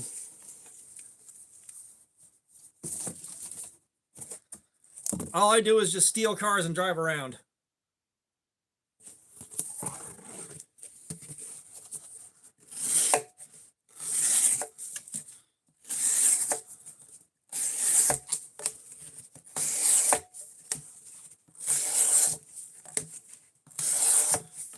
I said I'm really putting the work in trying to build this channel up.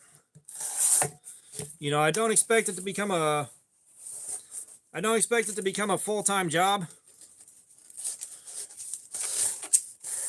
you know, full-time, pay all my bills, have some room to breathe kind of job, but I'd love for it to at least pay a couple bills every month. Brando, what's up? How you doing, man?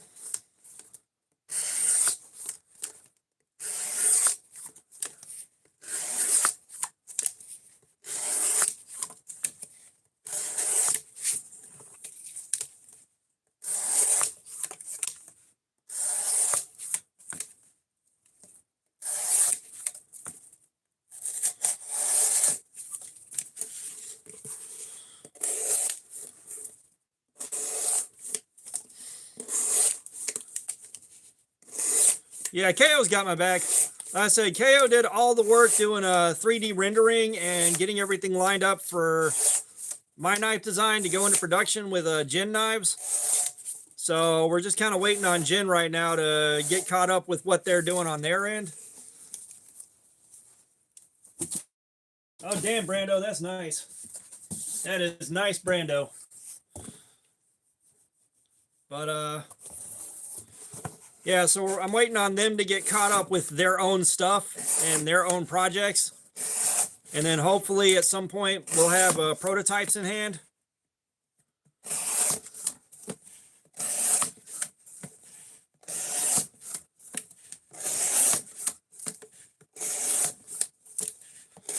Because I'm really looking forward to that.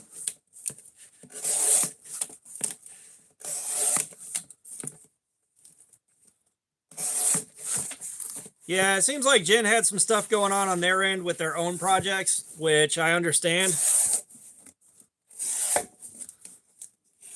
I hope this doesn't end up like the time I almost had my own line of e-liquid and shops.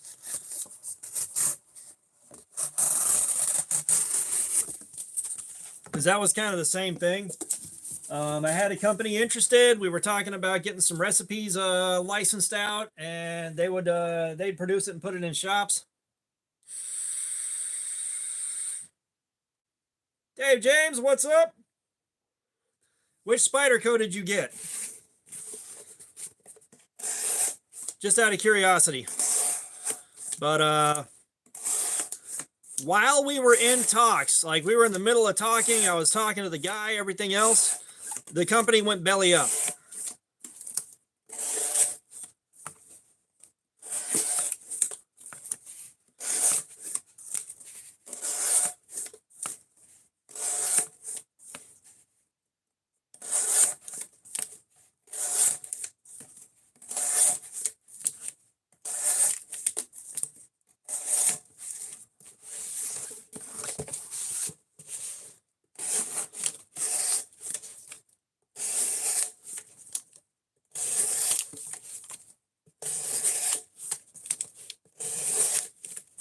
Hey, y'all hit that like button, man. We're only at 26 likes and we're almost 2 hours into the live stream.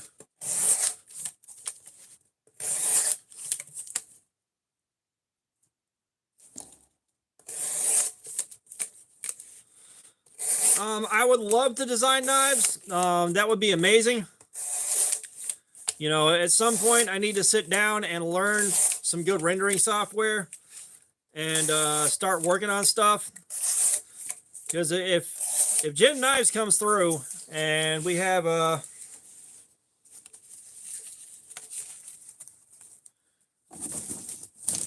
if Jin Knives comes through and we have my design and production, that's a starting point. That's a foot in the door. And then I'd have to start learning how to render my own designs and not dump it in KO's lap. And kind of start working on them there.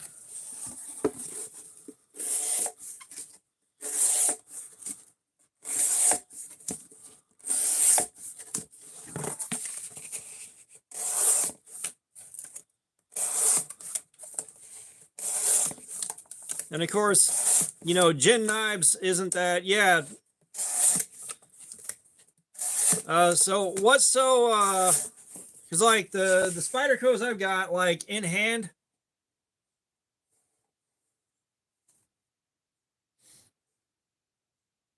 I know Spydercos in hand, kind of like the Tenacious. This doesn't feel all that impressive until you start slicing with it, and that's just that tall, flat grind on some fairly thin blade stock. You know, like Spyderco's don't feel super, super impressive, but, you know, they're workhorses and they're designed to be used. They're not designed to look at.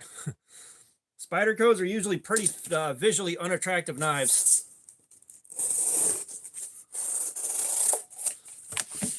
You know, the reason I like my Spyderco Sage 5 is just because of the Rex 121, not necessarily because it's such a good looking knife, and I'm not a huge fan of the lock on it.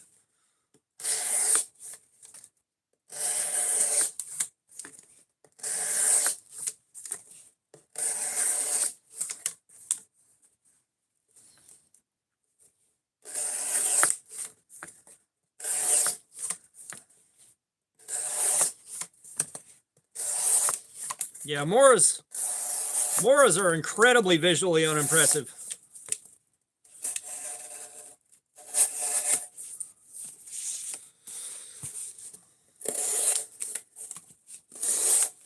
I will say Spyderco does get overpriced in a hurry. Like, there's a lot of knives Spyderco makes where they ask for way too much money for what they're selling.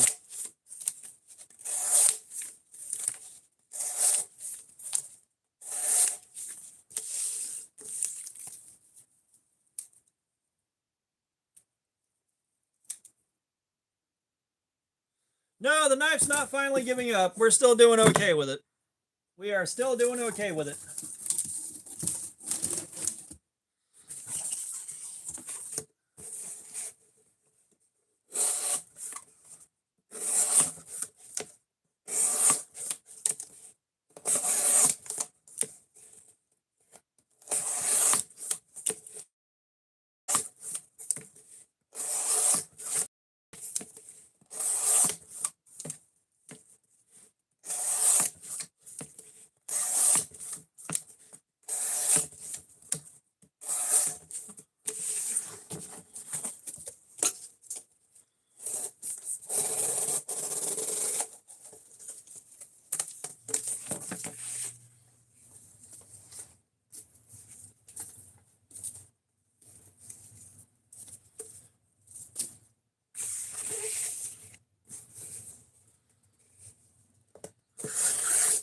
Oh yeah, Spyderco scales will feel really cheap. Spyderco scales can feel really cheap, especially on the lightweight versions. Oh man, they do not feel good. I think they're what, FRN?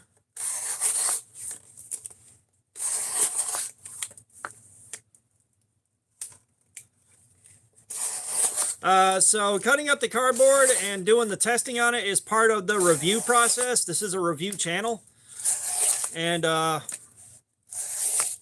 don't want to sit here by myself with nobody to talk to while I'm doing it. I have tried that before, and boy, it is miserable.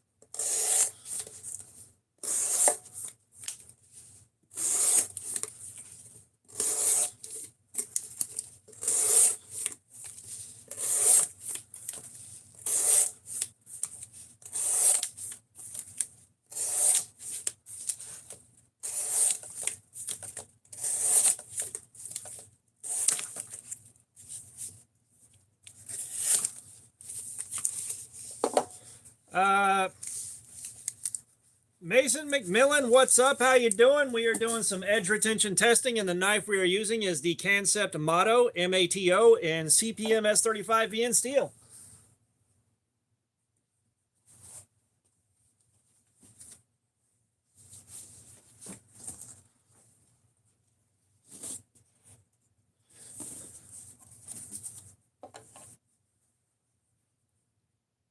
So, like, this testing can go anywhere from like 3 hours to like the longest stream I did was 13 hours.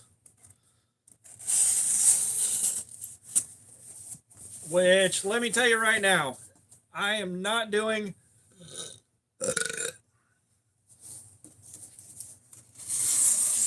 another 13-hour live stream unless I'm raising money for charity. I'm gonna say that right now. And then at that point, we're going to try to go way farther.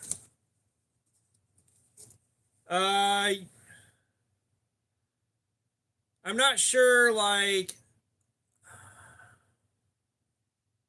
that doesn't mean it's not a review channel. If you go and look at my videos, there's a million knives. There's a million knives on my channel. There's hundreds of knife videos. No, I'm not trying to compete with Neves. I'm just trying to compete with myself, basically.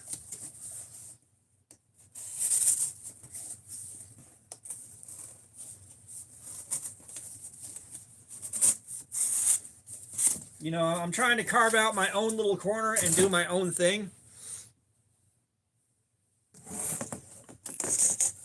I guess you could say it's a dream. I guess you could say it's a dream. Like like I said, I'd really love for this to take off and pay some bills. Trust me, I wouldn't be sitting here doing this for hours if I didn't care a lot about what I was doing. If I didn't care about what I was doing, I would not be doing this for hours on end.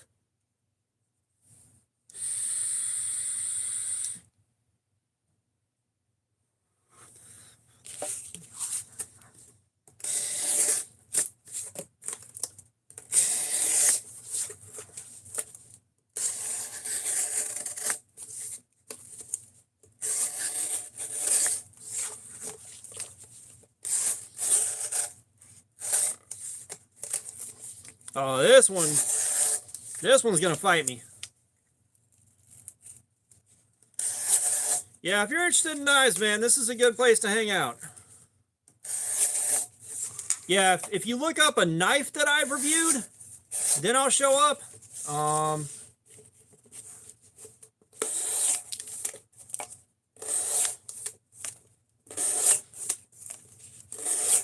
Yeah, there's someone that, Master Sergeant, what's up? How you doing, man? Welcome.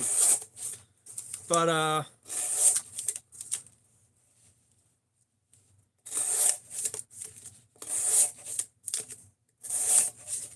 yeah, somebody decided to start a fake Knives I Guess channel and then not upload a video.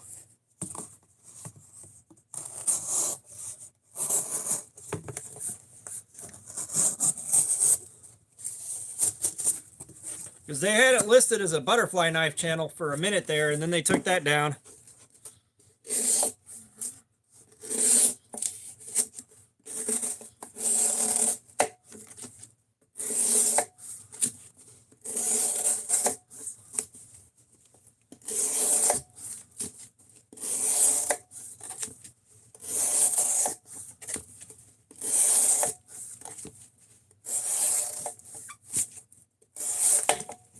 Aww. I hate when it does that.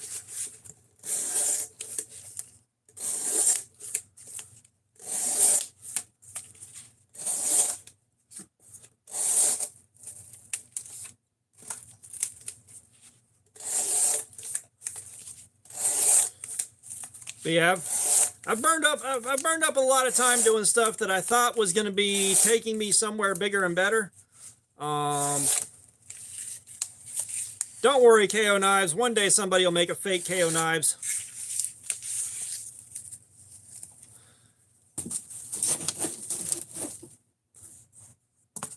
But,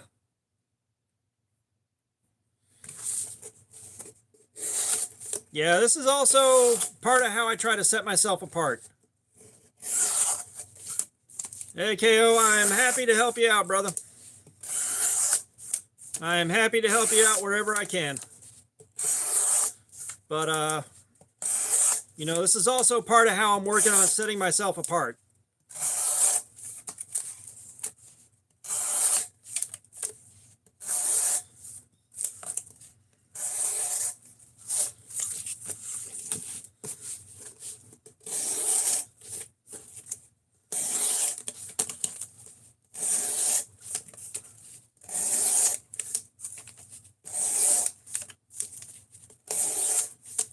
I mean, I'll be honest with butterfly knives. If you know how to do a bunch of tricks, they look kind of cool. You know, it's like yo-yos. I have not tested any Jack Wolf knives. Zero, what's up? How you doing? We are not making clothes, man.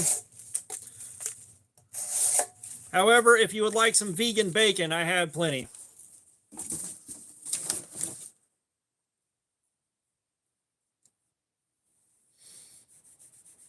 But no, I don't have Jack Wolf Knives, Jack Wolf Knives money. I ain't got the kind of money for that shit. If he wants to send me one for free, great, but that ain't happening either.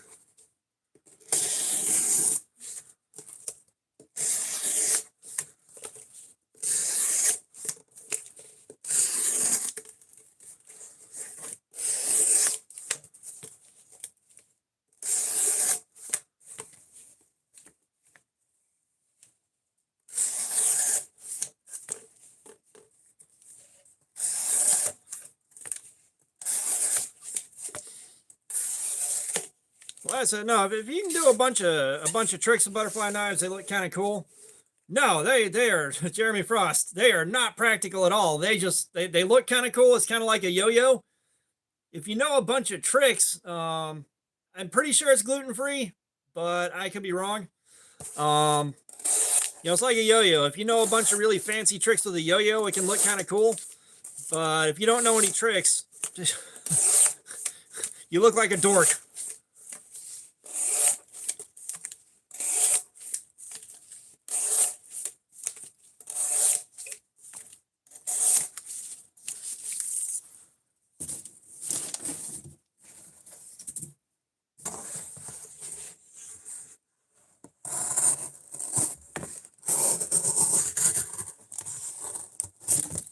Like, I used to be good at a handful of tricks.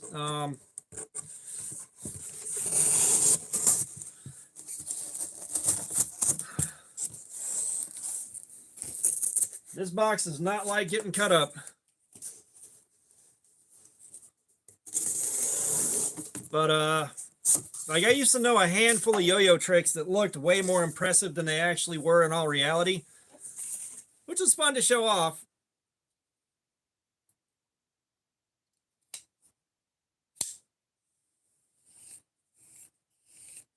KO, I thought you already had it shipped.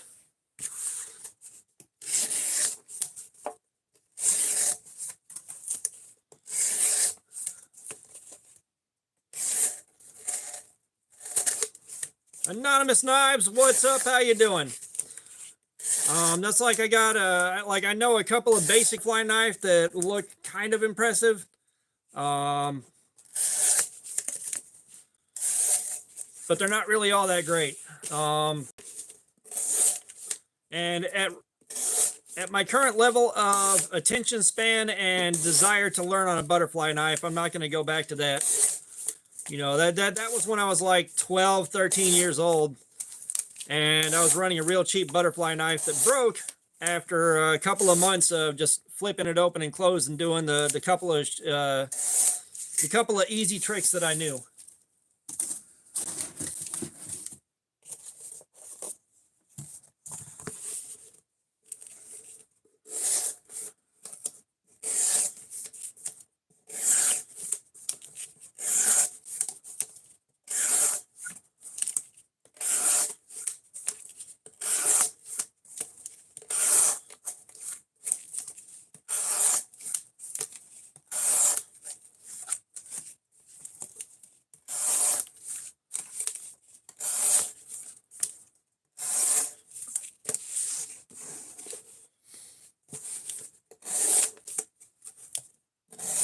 Trust me, Hemo would be a lot of fun for me to learn. But that being said, on the other end of that, that's a lot of time, money, and energy I don't have. But Hemo would be so much fun.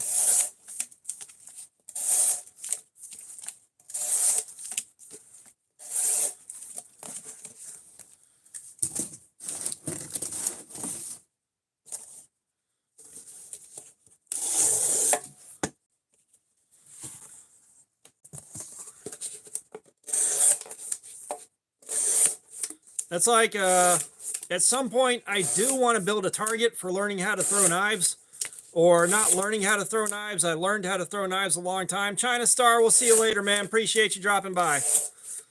But, like, I have learned how to throw knives in the past, but I'd like to refine the skill and get decent at it. But I don't have a target or a really safe place to throw right now. It's like, I can make myself some throwing knives.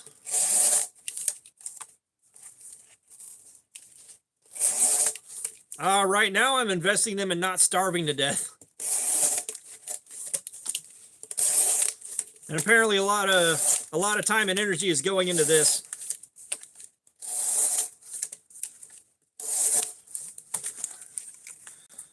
Mason, I've got a blacksmithing shop. I've tried making knives before. El Deuterino, I am so goddamn broke, it's not funny. I am so fucking broke, it's not funny, man. Like, you got no idea. My car's a shitbox, and I'm struggling to pay my bills. Like, I am so fucking broke.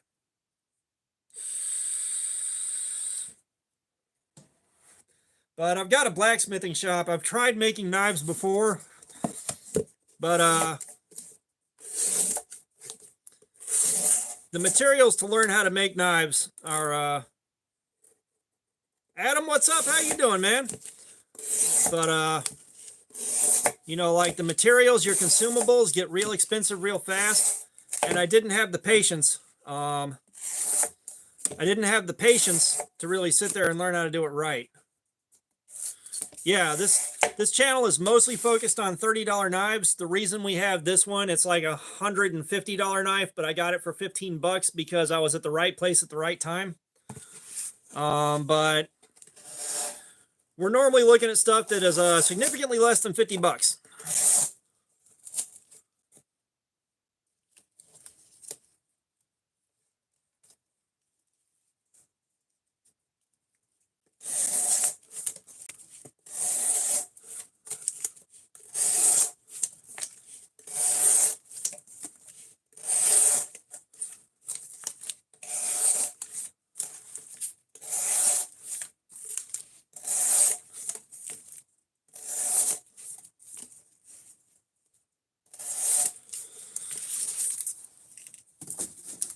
Well, mister, depending on what kind of money you're earning, like, you really got to know what you're doing.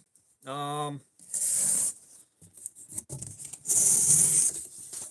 there's a lot of ways to make money. I don't even know where to start, especially not pulling the kind of money and I need to take care of my bills. Mason, I don't have a Civivi Mini Praxis on hand. I don't have one to test right now. I may swing by Walmart and pick one up, but you guys have no idea. We'll take a 5-minute recess.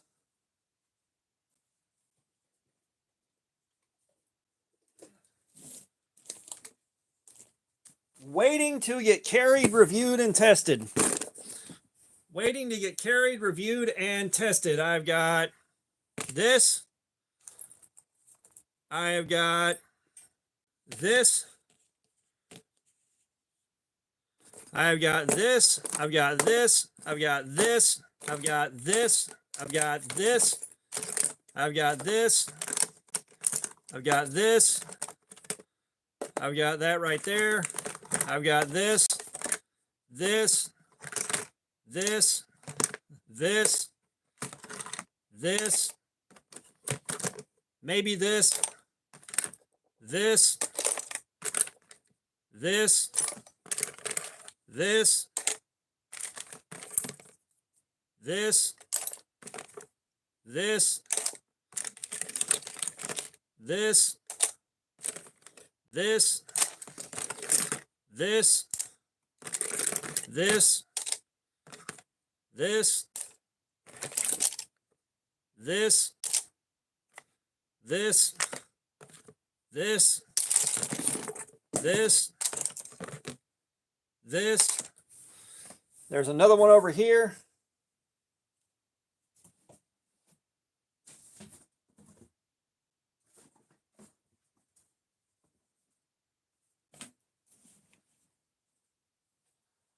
I've got this. I've got this. I've got this. I've got all that I haven't carried and reviewed yet. So it's going to be a long time before I need to buy anything else. Just to give you an idea of what we're looking at here.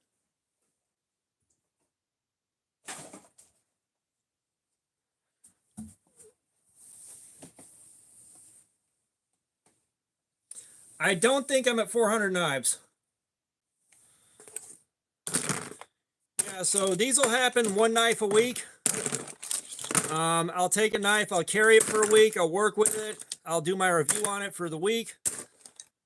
Then we'll most likely do this with it. I'll do my final video on it, and then I'm on to the next knife. I don't even know how many that was.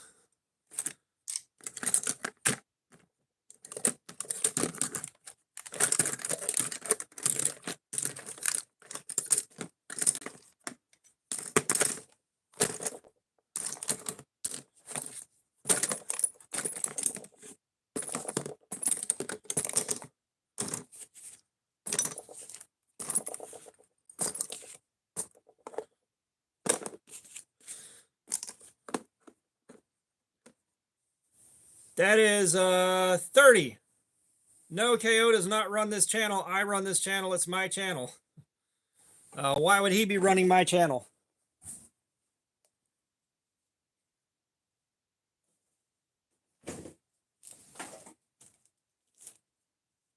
But like, I don't have to worry about buying anything new for the next 30 weeks.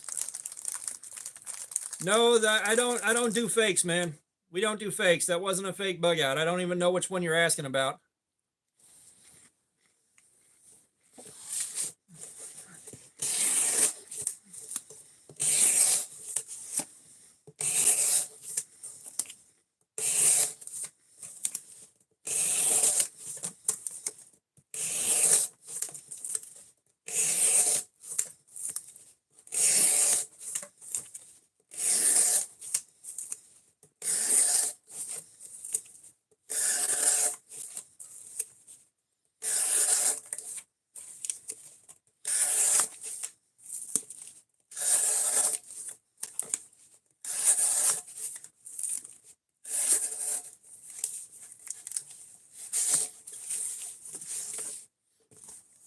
All right, KO got his first kill in a while. No. No, that blue one, I know what you're talking about. That was the Ozark Trail Valor.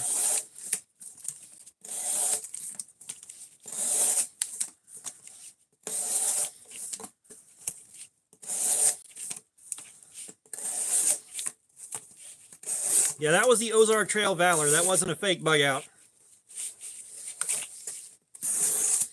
A lot, like, every time someone sees an axis lock, is that a fake bug out? There's an axis lock. Is that a fake bug out? No, you're good, Mason. You didn't know. And there are knife channels out there. They'll review fakes, they'll carry fakes and all that, and they'll be like, this fake bug out's awesome. You know, for $14, this fake bug out's awesome. It's like, no.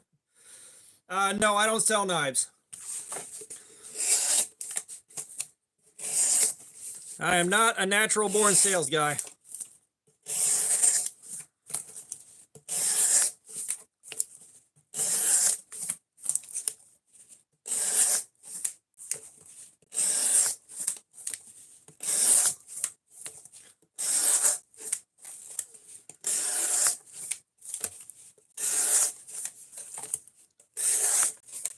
Like, you know, buying fakes and counterfeits, for the most part is, you know, like, well, buying fakes and counterfeits is bad. Okay, I'm not going to rail somebody else because they're willing to buy them. But no, again, El Duderino, I don't do fakes. We don't do fakes here.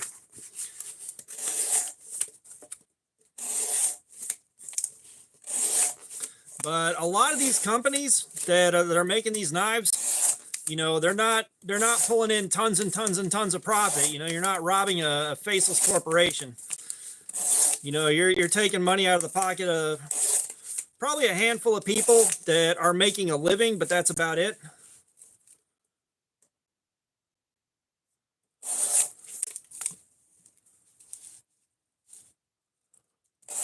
Yeah, it's still going. It's still fighting a good fight. Like, we're seeing problems show up, but it's still hanging on. Clones are still fakes. It's just they don't have the branding on them.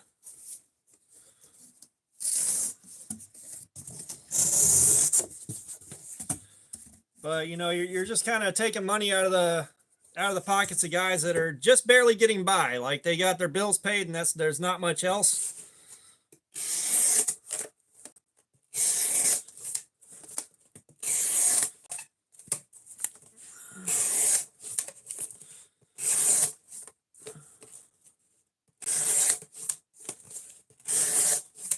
Yeah, like those. And like, you know, doing reviews on fakes and counterfeits and clones is also a good way to really damage the integrity of your channel. Like, I've had a few clones slip through and a few fakes just because I didn't know that they were clones or fakes. But even then, when I find out, it's like, nope, you're off the channel, and I will do a video amending my behavior. I'll let everyone know, sorry, I got a fake on accident. It's going bye-bye.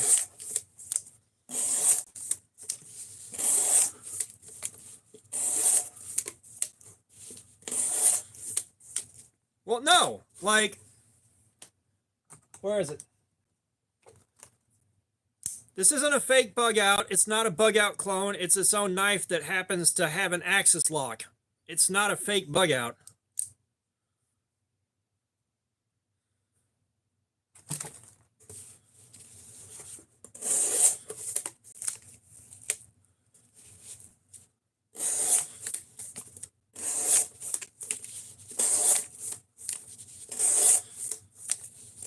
No, clone, you're still doing the exact same design. Yeah, we've already done that one to death, dude. But it's not a fake bug out.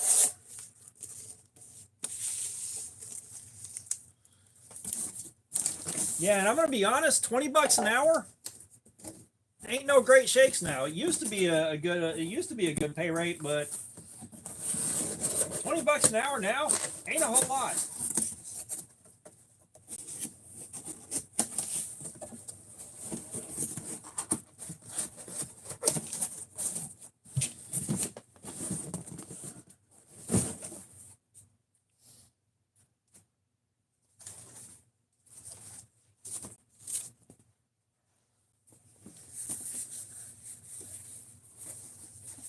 Ye old clip, what's going on? How you doing?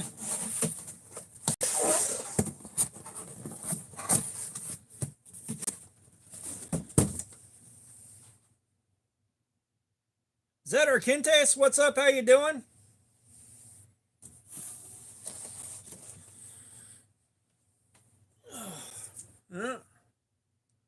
Where's the marker? Where's the marker?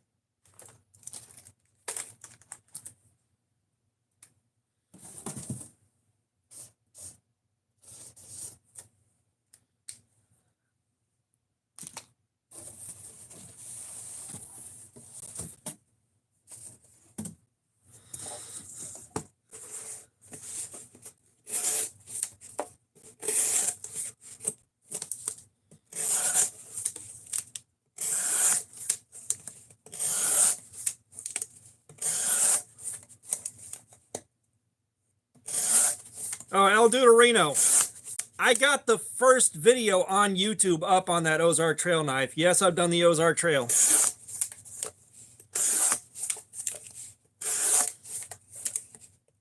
Trust me, me and that Ozark Trail, I got a lot of history. We've done a lot of videos on that shit.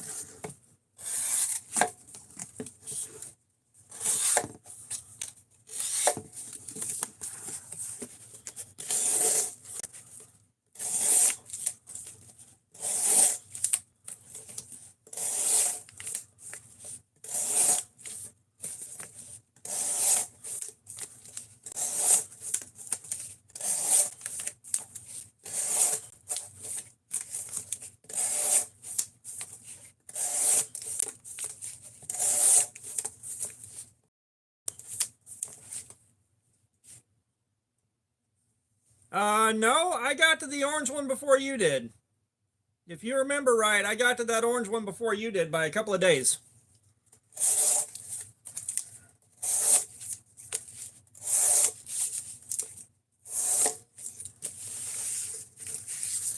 Chris Elliott, we have got the can set motto. It's the same one that I was doing yesterday. We're just trying to finish it off. We're just trying to finish this one off.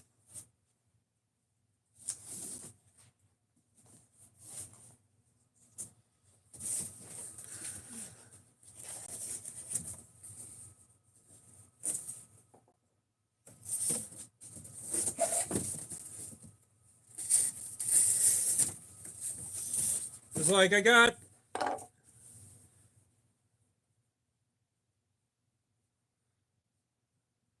calm down, man. Calm down. But Copenhagen Cowboy, what's up? How you doing, man? Yeah, Cold Steel's great. I love Cold Steel. But no, the orange one is fine. The orange one is fine. Now the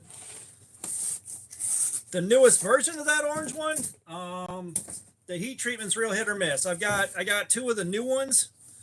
The most recent version of the orange one released, and they were dog shit. They were dog shit. Absolute dog shit. If you get one with a good heat treatment, it's fine. But if you get one with a bad heat treatment, it's absolute dog shit.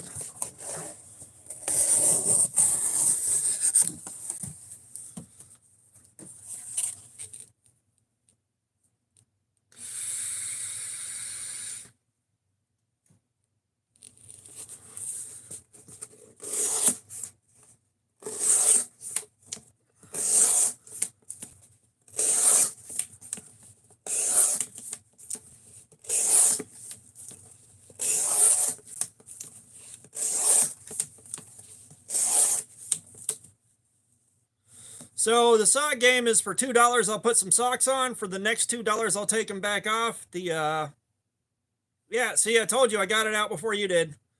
The last bidder takes it. So the last person to pay $2 is the one that wins.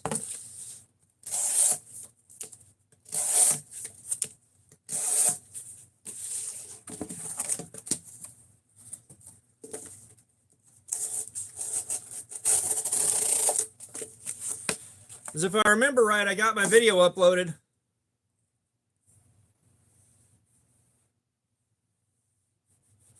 Ye old clip, thank you for that. I appreciate it. That's what $1, ain't it?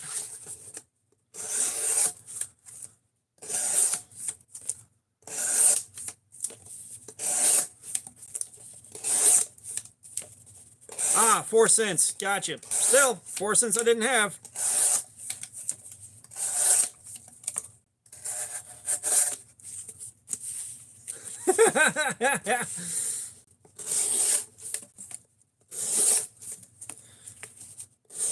But yeah, the sock game is something that started on accident. And it's just kind of a way to have fun and help support the channel a little bit.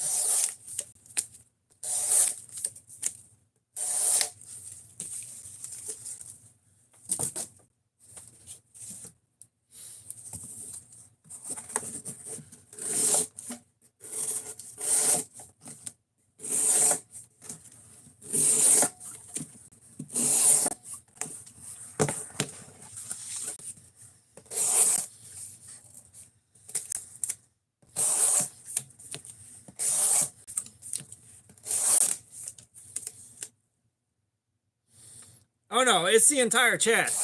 I've had it go back and forth between two people before for about an hour and a half, 2 hours.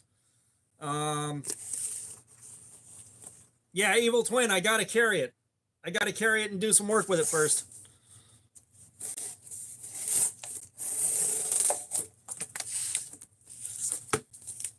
Ye oldie clip, thank you for the rose. I appreciate it, man.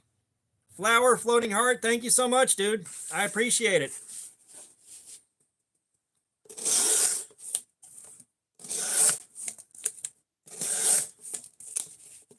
Dude, ye old clip is going off, man. Thank you. I will carry it when I'm back at work, Evil Twin.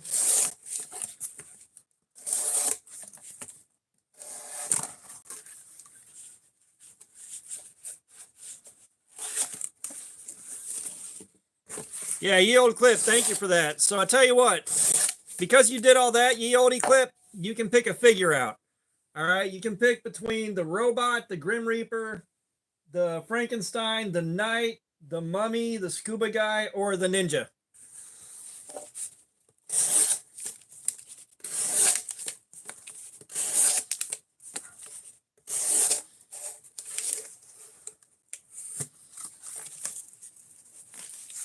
All right, ye oldie clip, pull the Scuba Guy.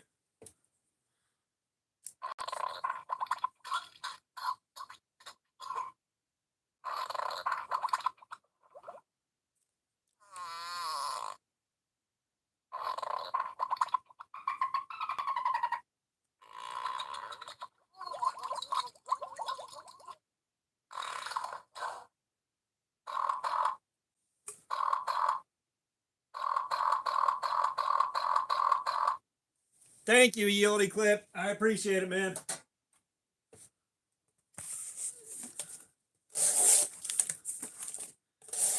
Yeah, KO is doing the math.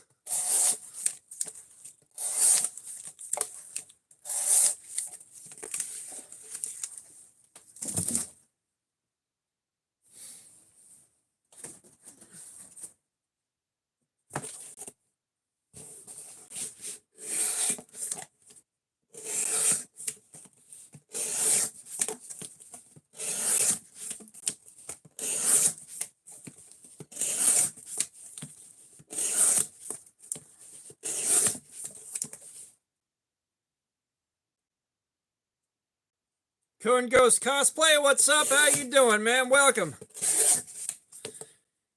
Yeah, this guy right here is kind of interesting looking.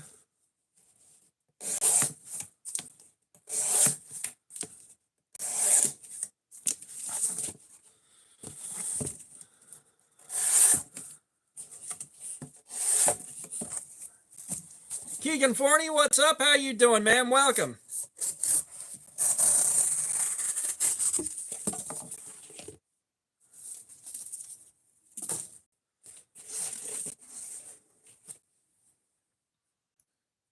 Oh, nice. You got started collecting, man. That's awesome. What all have you collected so far?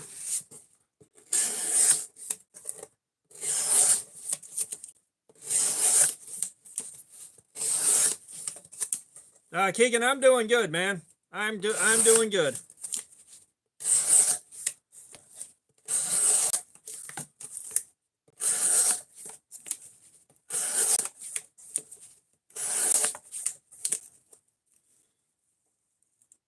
All right, we're gonna try to pronounce this. Ain Chaos is Azeo. What's going on? How you doing? Did I get that right? Because I tried.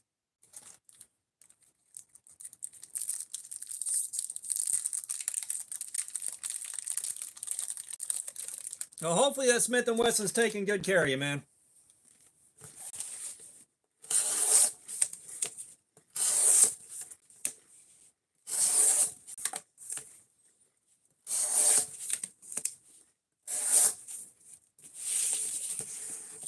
All right, fair enough. I got close enough. I'll take it.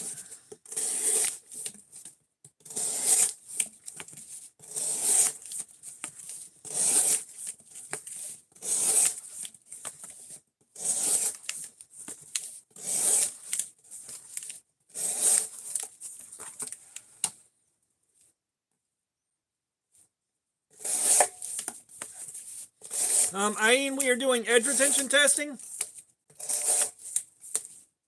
We're looking to see how much of this cardboard we can cut up before the edge on this is totally wrecked. We are going for total edge destruction.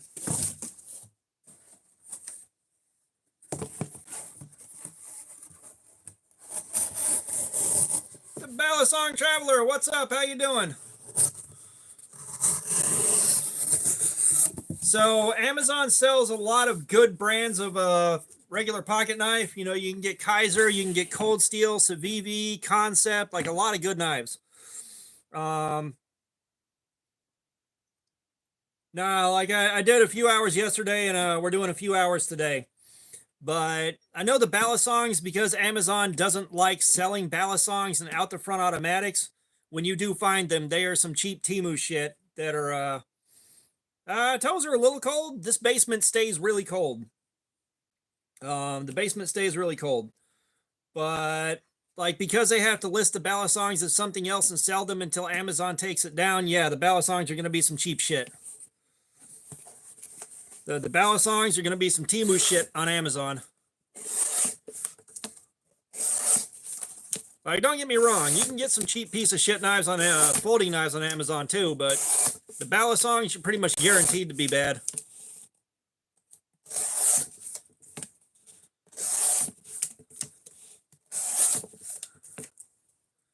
Mason McMillan coming through with the $1.99 for the socks.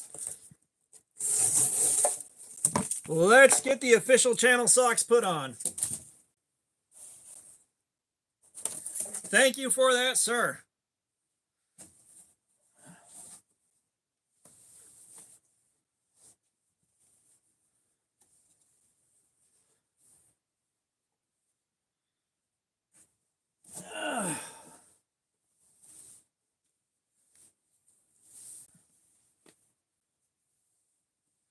All right, guys, we got sockses.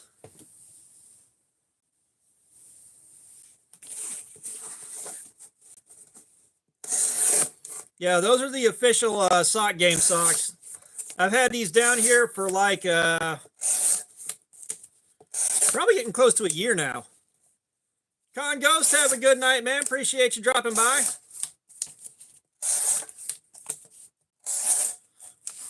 At some point, I'll have to get some custom printed knives, I guess, socks to do this with, but these have been going for a long time.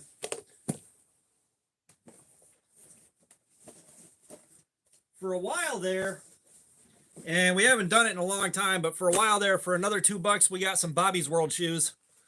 Like we got shoes for another $2.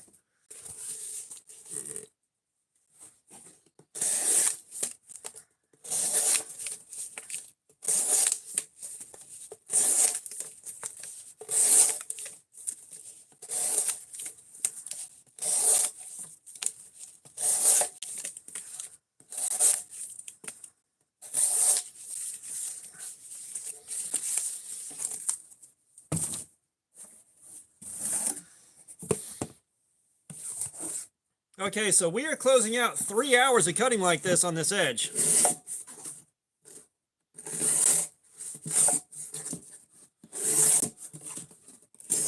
Well, if it's boring, then what the fuck are you doing here?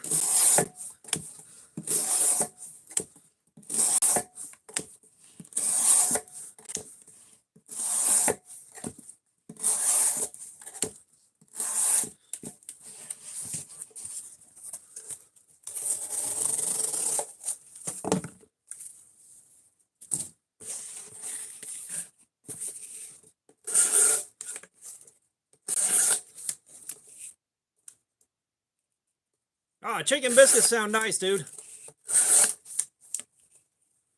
Ed, what's up, Ed? Ed, you left too early yesterday. You left too early yesterday, man. We took a break and went in the shop and made some beads.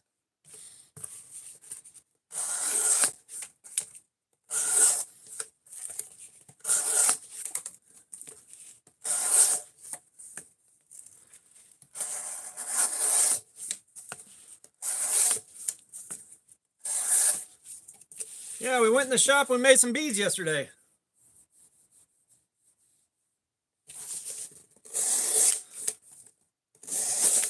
Which, once this edge is completely wrecked, we're probably going back in there to do some more.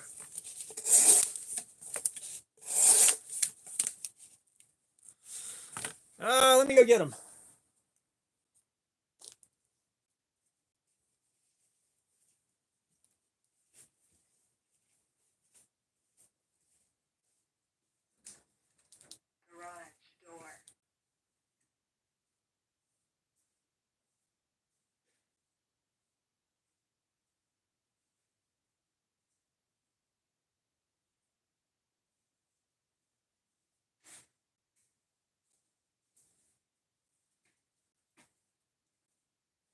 Some of these are pretty boring looking.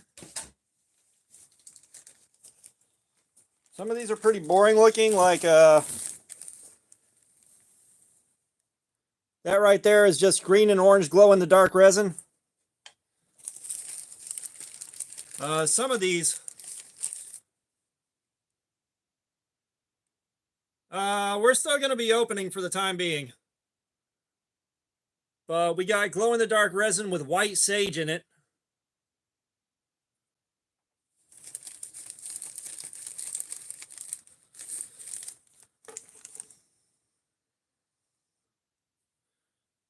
We got a larger bead, and I can't get good light on it. Jacob Humphreys, what's up? How you doing? Sweet gum ball and resin.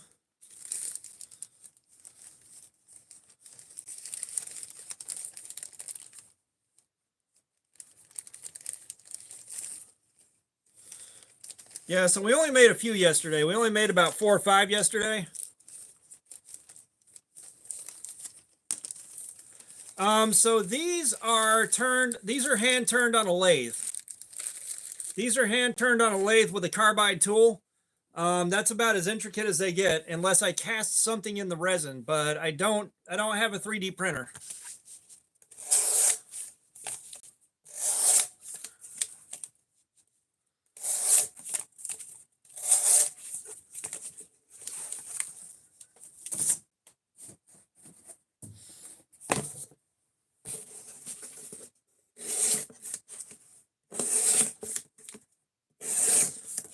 My buddy Michael, that's been selling them for me on Whatnot's been getting about 20 bucks a pop for them.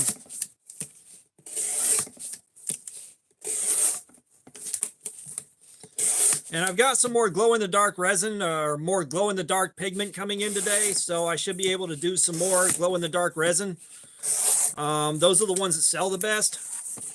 I'm just trying to work on getting the opacity and the intensity of the glow-in-the-dark a little bit better than it's been coming out.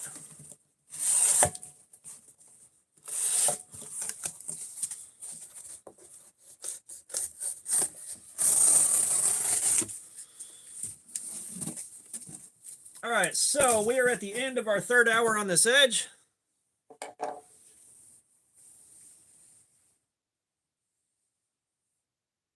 Yeah, well, that's it, Jeremy. If you hang out for a while, once we finish this edge off, we're probably going in the shop to make some more.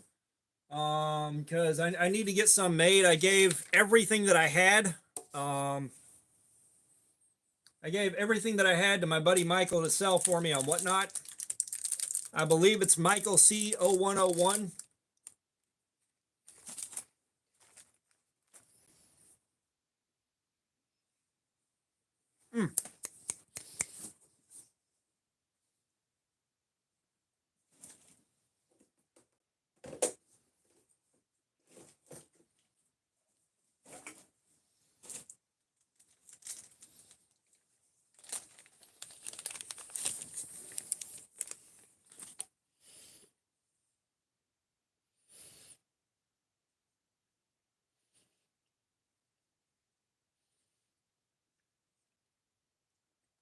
That right there is cardboard cast in resin.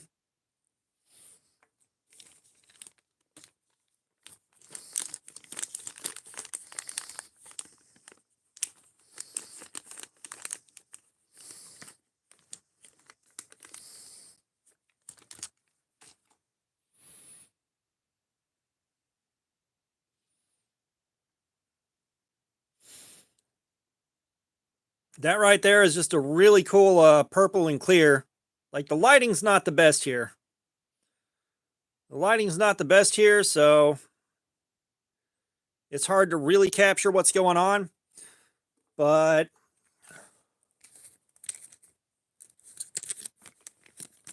yes, they do have pretty good durability. Because I mean, they're two-part epoxy resin. The two-part epoxy resin can take a hell of a beating. The wood beads that I make are stabilized. They're very crudely stabilized, but they're stabilized. So those, a buddy of mine's dog chewed on one for about 2 hours, and the center of it was still there. It stood up to it as well as could be expected.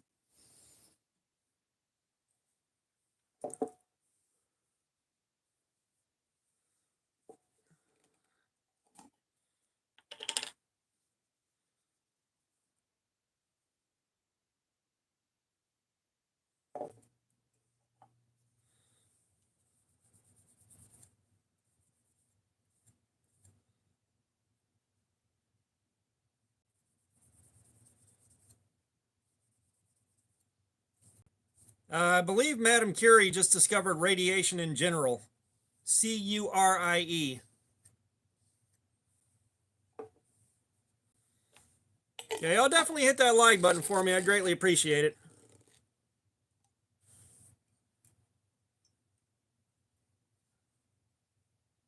And it just dawned on me, if I do this right here, that does not look good.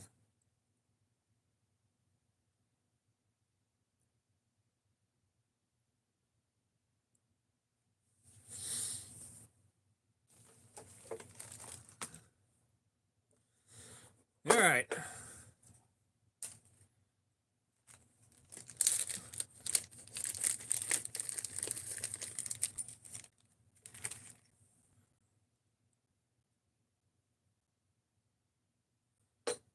Like, I've had this table for months now doing this testing on it, and I didn't realize that.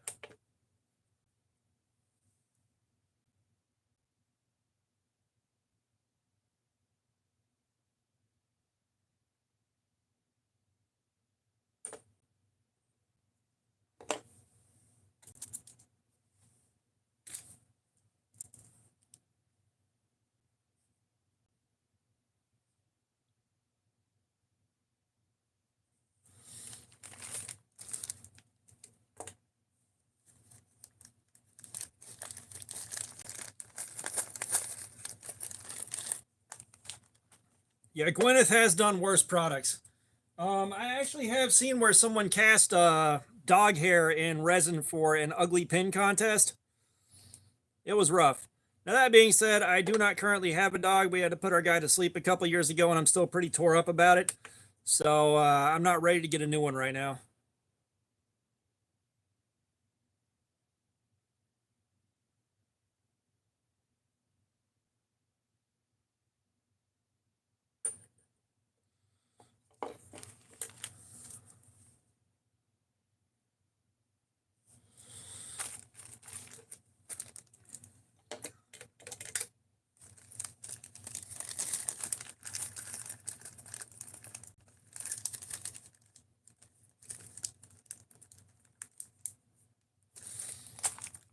Yeah, it's like a dog hair bead could be kind of like the white sage bead.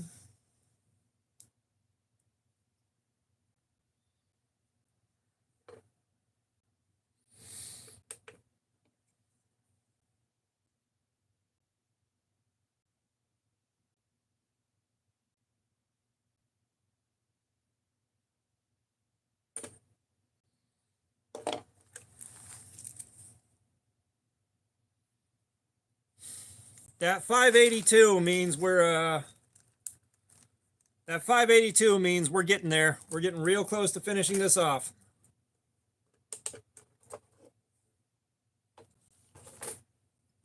I got a feeling we don't get more than about 30 more minutes.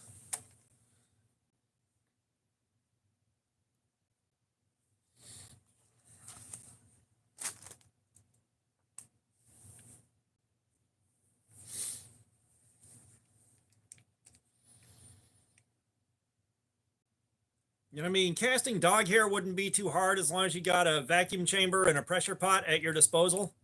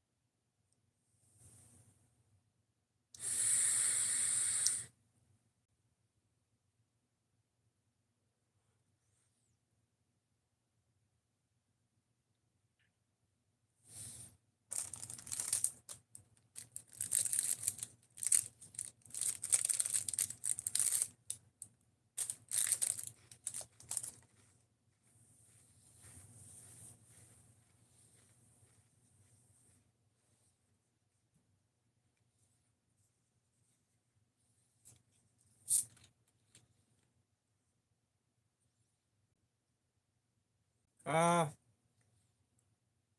I'm in Georgia, man. I'm in the southeast U.S.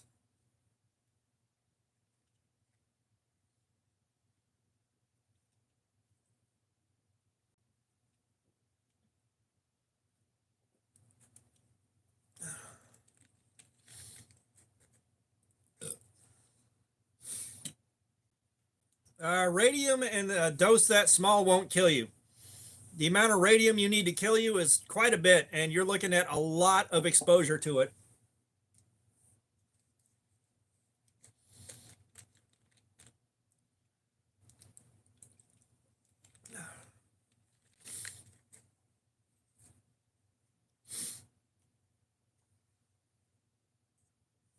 It might be tritium.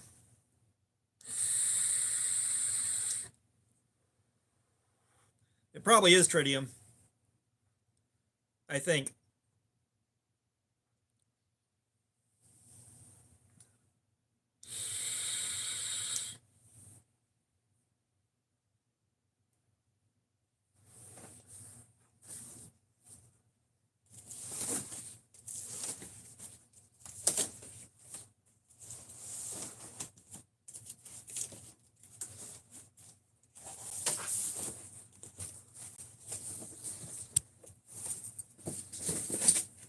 All right.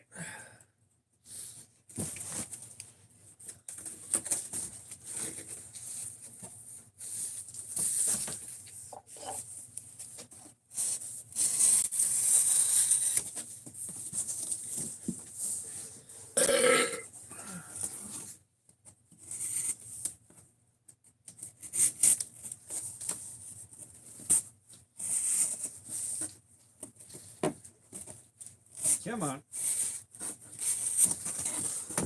Yeah, I can tell this edge is really wearing out.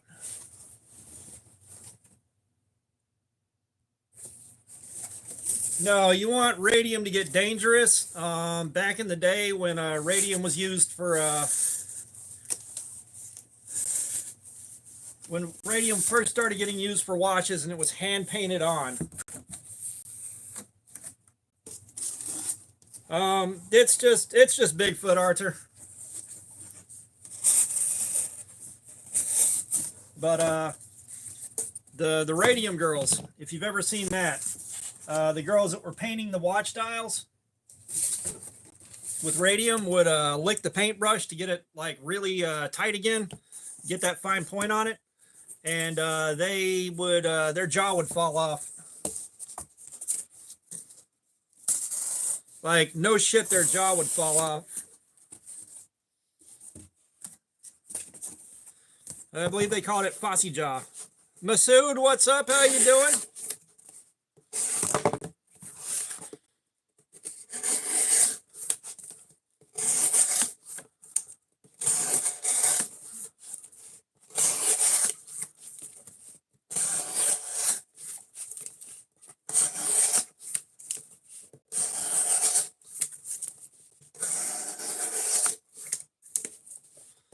Masood, I'm doing good. We're doing a live stream, hanging out with you guys. I'm doing good.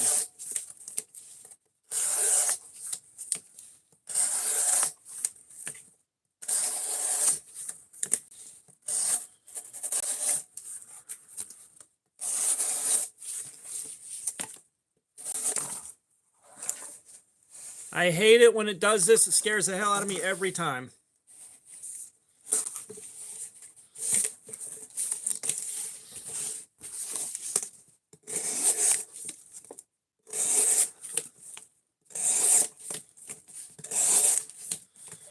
Yeah, if you're morbidly curious, definitely look up the Radium Girls and look at what happened to them, because it is nuts.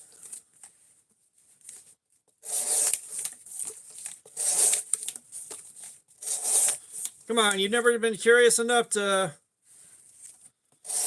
taste the inside of a glow stick? Because I got to tell you right now, it tastes really bad.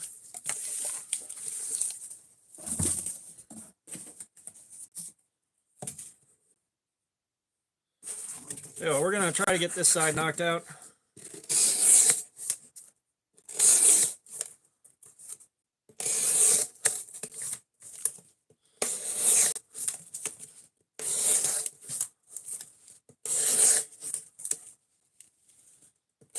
Inside of a glow stick. Also, Joseph Lee, what's up? How you doing?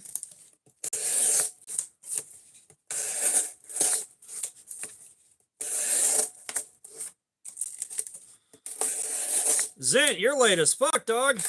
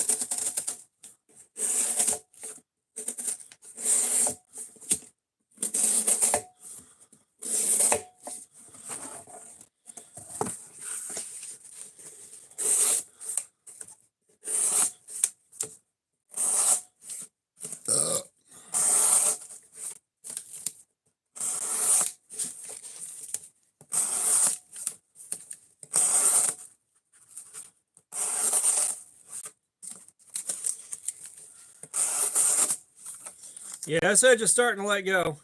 Yeah, you can hear the change in the cuts. Like, here's a really sharp knife. Here's a really sharp knife. Like, that's a pretty quiet cut.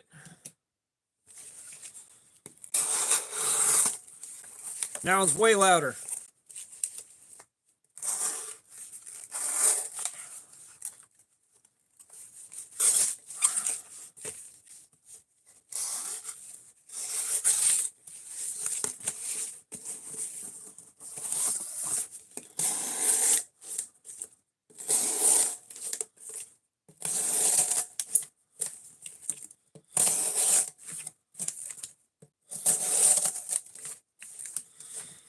See, here's where you can tell we're starting to have some pretty big problems.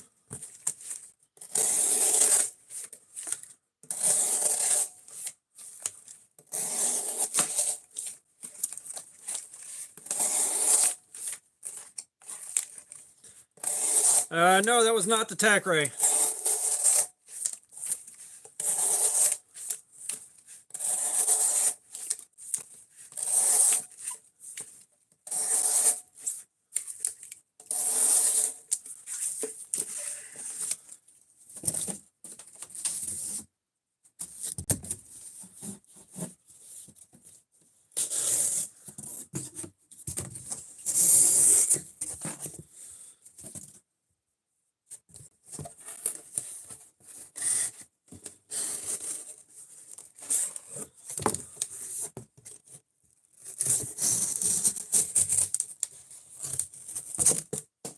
Wow.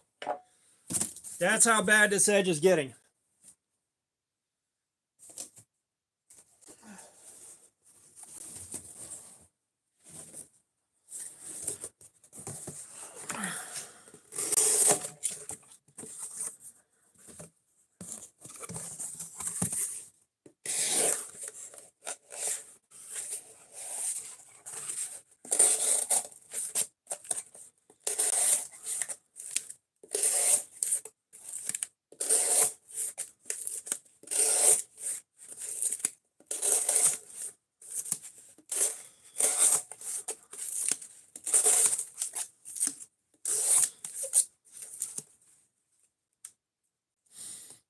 So seatbelts cost money, Jeremy. I don't have seatbelts for testing. No, everything we test goes up against cardboard, so we got the same test medium. We can gather data points with the smallest number of changes and variables as possible.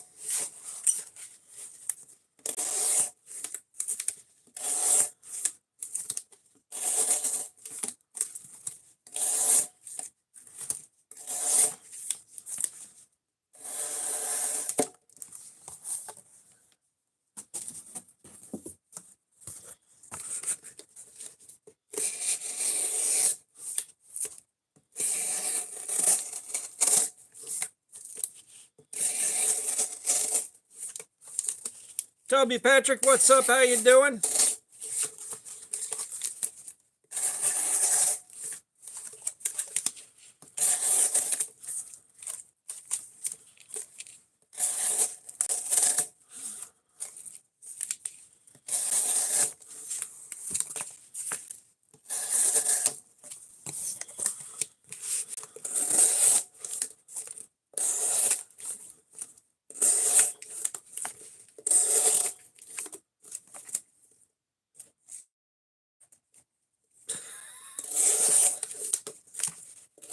Arthur, you might be right.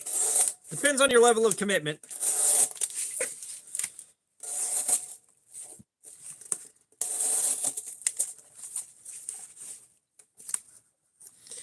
Yeah, this edge is absolutely letting go right now.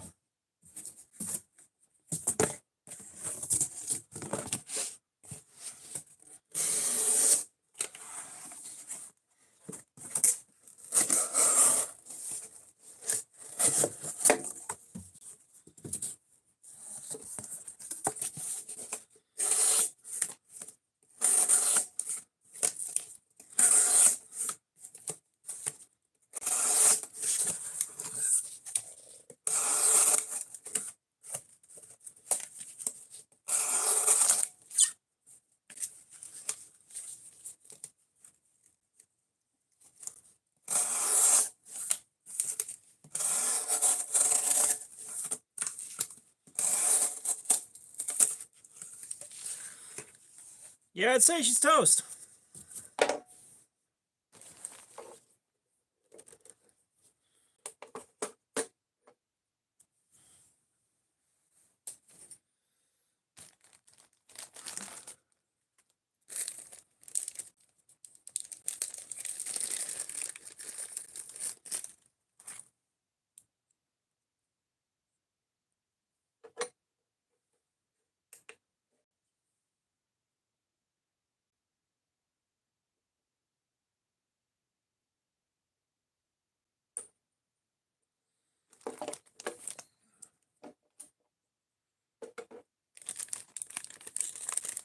Ground Fog, Wuhans, what's up? How you doing, man? Both of y'all, what's up? Kate, everyone knows you're not donating 500 pounds. Come on now. I don't know why people come in with that one. Oh no, false hopes.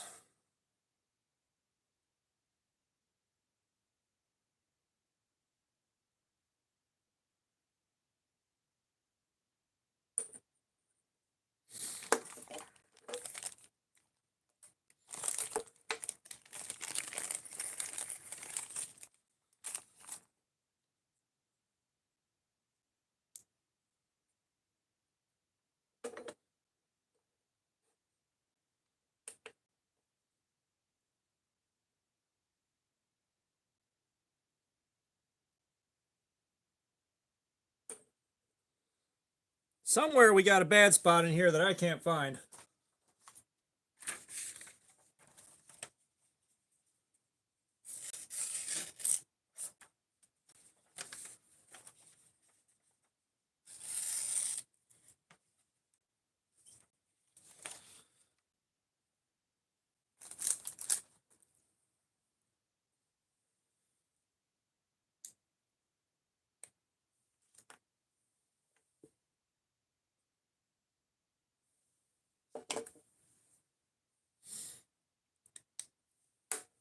Well, then try donating 100 5 times.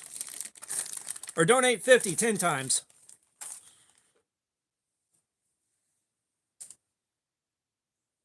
This is the usual should I donate a lot of money trolling.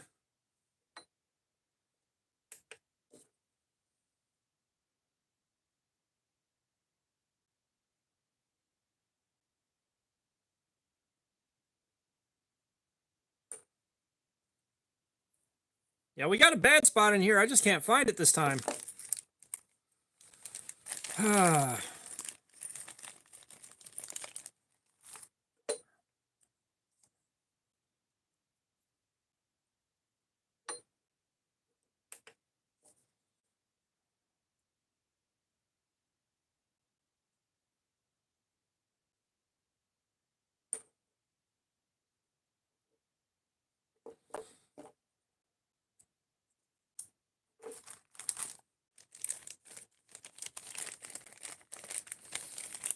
Nah, you get a lot of people coming in here. Should I donate 500 bucks? And it's like, you're not gonna, but okay.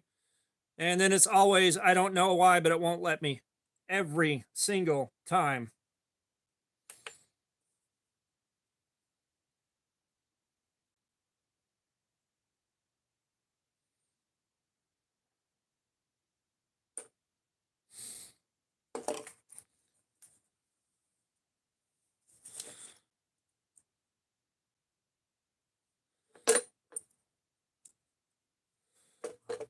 Well, we do know the edge is dead.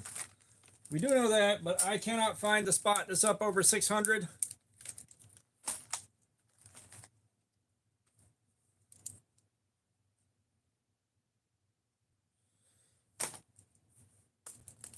So, we're going to sharpen this thing real quick, and then we're going to head out to the shop. How's that sound, guys?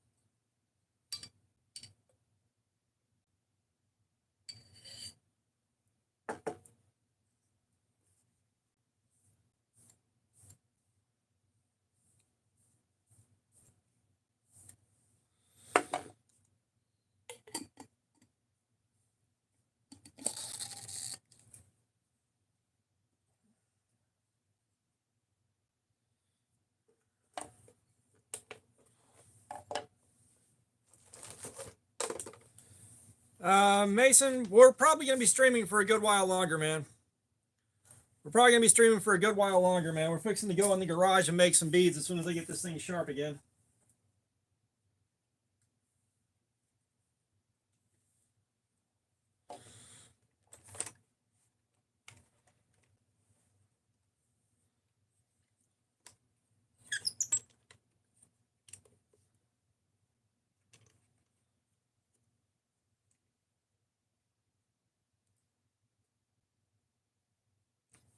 You'll have to donate quite a bit for me to stay barefoot in the garage, my dude. Like, no, that's a huge safety issue.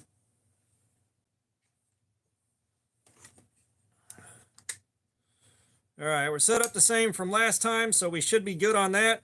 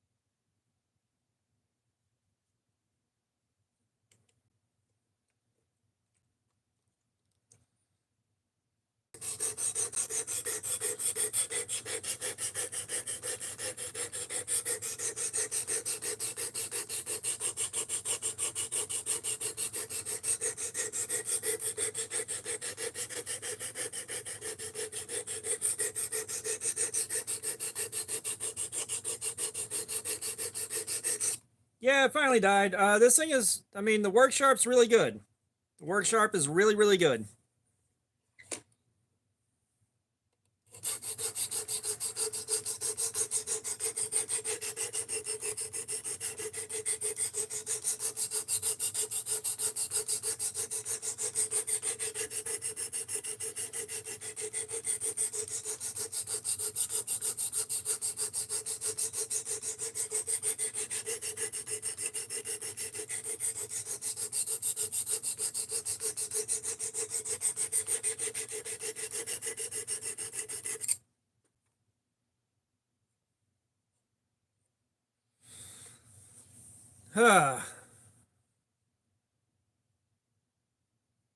What do I need to be setting money aside?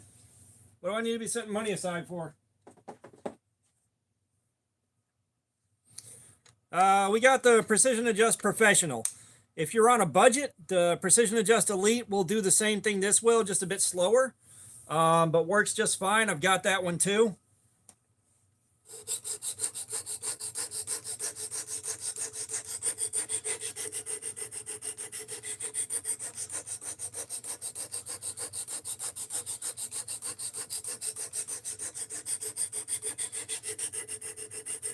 Like, how much are you willing to spend on the work sharp? That's the question.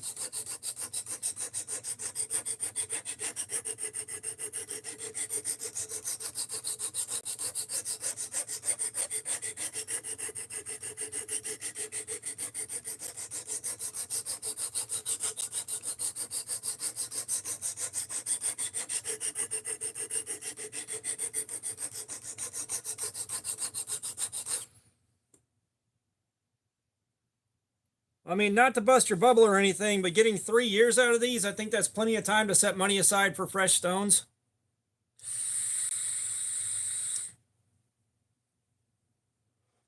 And all you really got to replace is 220, 300, and 400.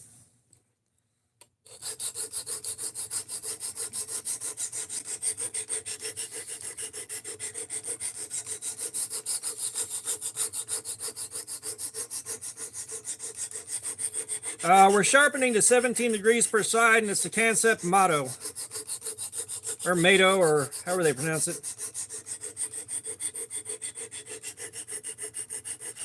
No, they are not faster than whetstones, but there's a lower skill ceiling.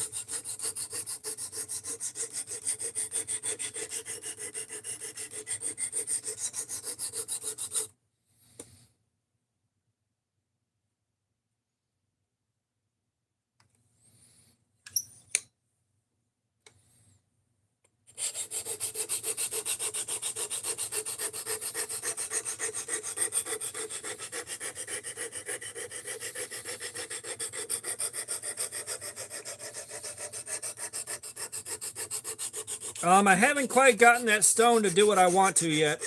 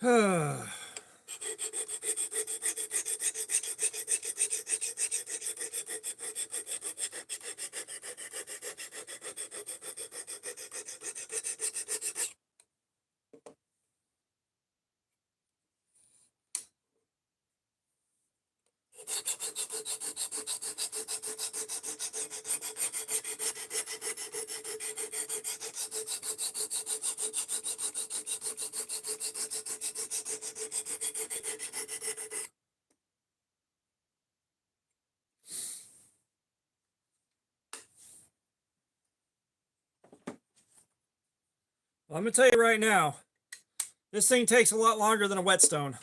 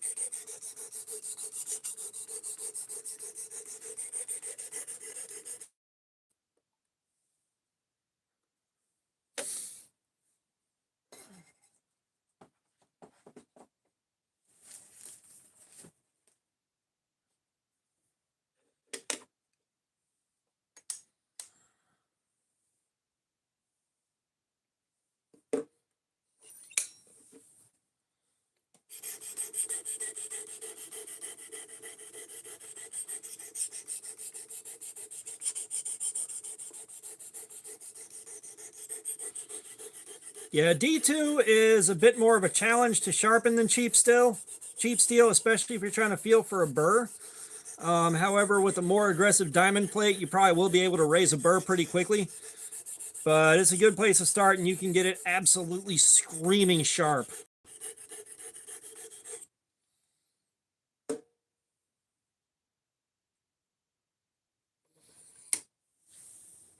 Like surgery on your neighbor's dog sharp.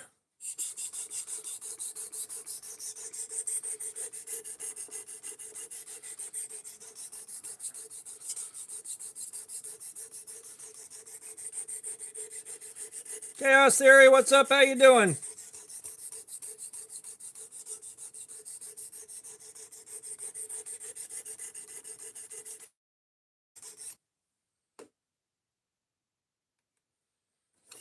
I think we're just taking this up to ceramic, and then I'm going to strop it, because I don't feel like doing any more sharpening.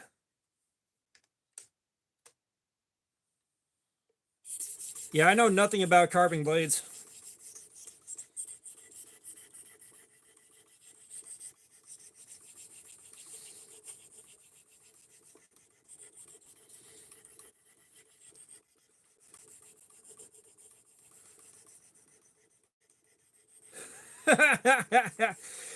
Yeah, there was a lot of sadness with that.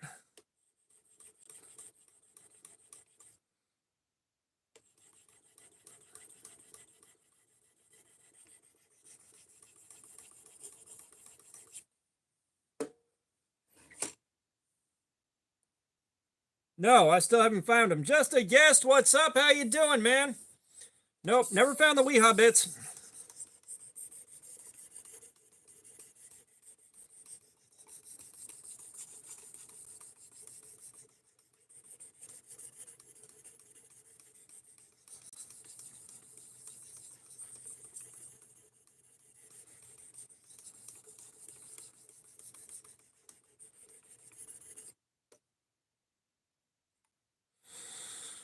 All right.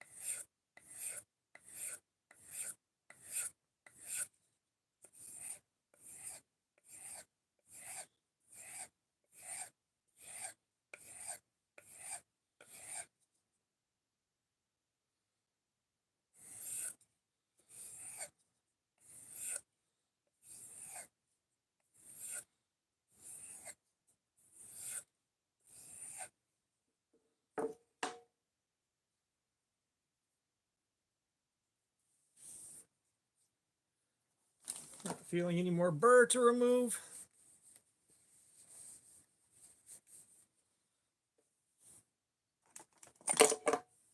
Yeah, thankfully I got more bits and more O-rings, so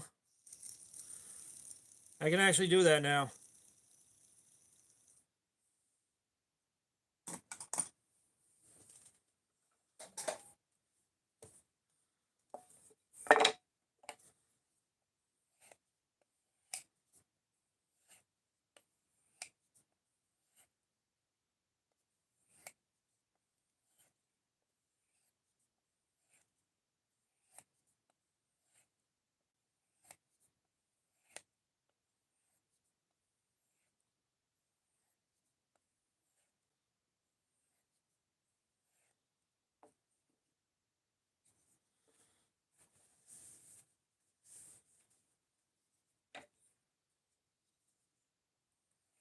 Oh, believe me, Mason, I would have lost it too.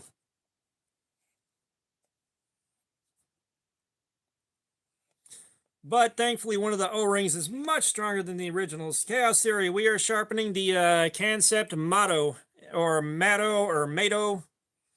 Mato. No idea how to pronounce it.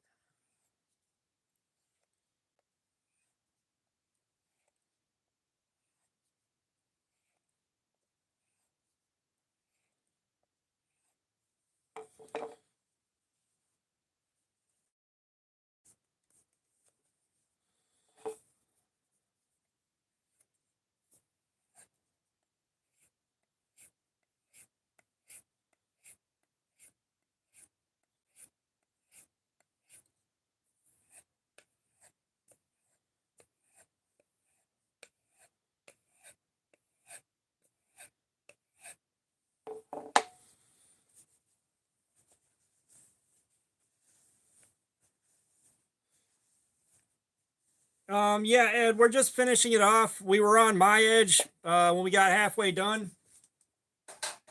But I wanted to finish off the testing. It's just yesterday I got real tired of cutting. I got real tired of cutting and wanted to take a break, so we went to the garage. Speaking of which, in a couple minutes, we're going to the garage to make beads, so hold tight.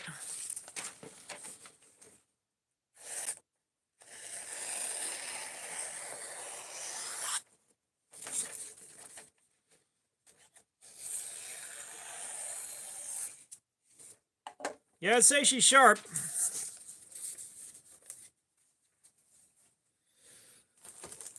Now, what did we take the edge down to? I'm hoping below 140. I'm hoping it's below 140, but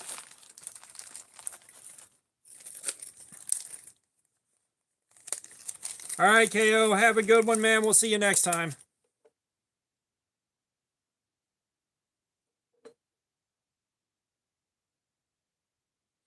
Oh yeah, the knife did pretty good, PC.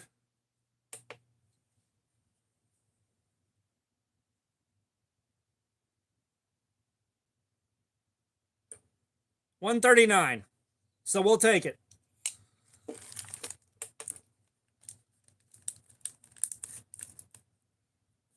Thank you for the 4 cents, KO.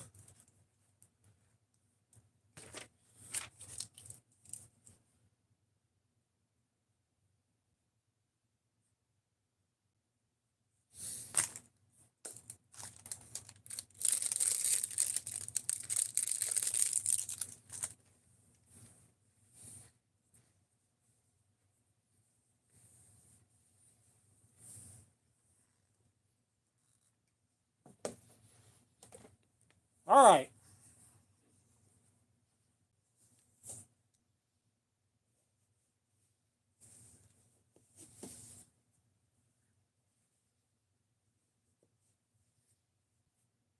Let's slip it on out back out to the shop.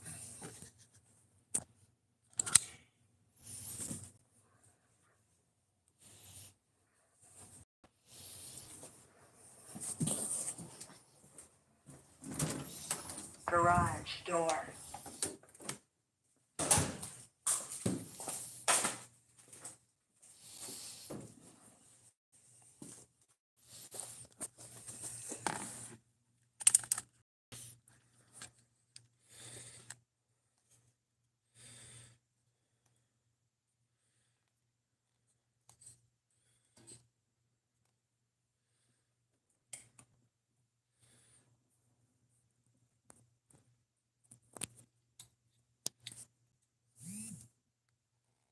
Come on.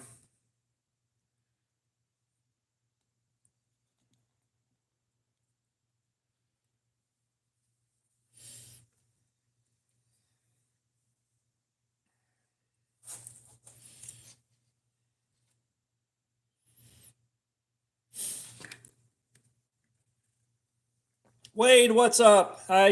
You may have said black oak. I think you said black walnut yesterday. We're making beads, Mason.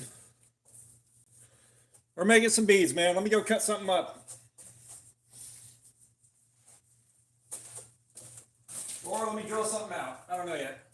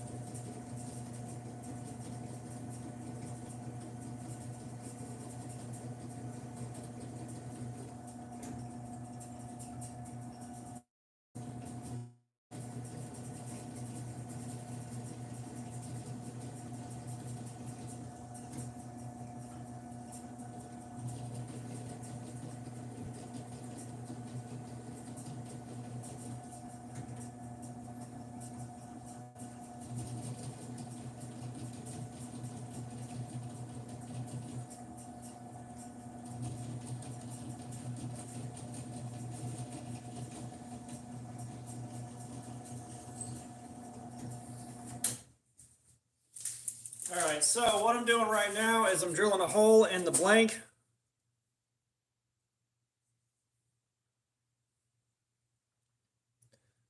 He sells them. I used to make a lot of pins. I used to make a lot of damn pins. They wound up being a nightmare to try to sell. I used making pins to hide life before the divorce, and after the divorce, it got real hard to keep doing them.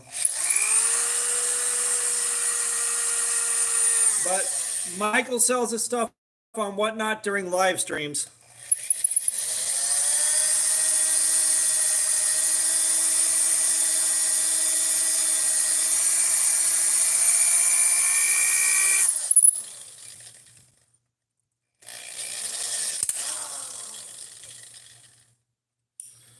Oh, come on.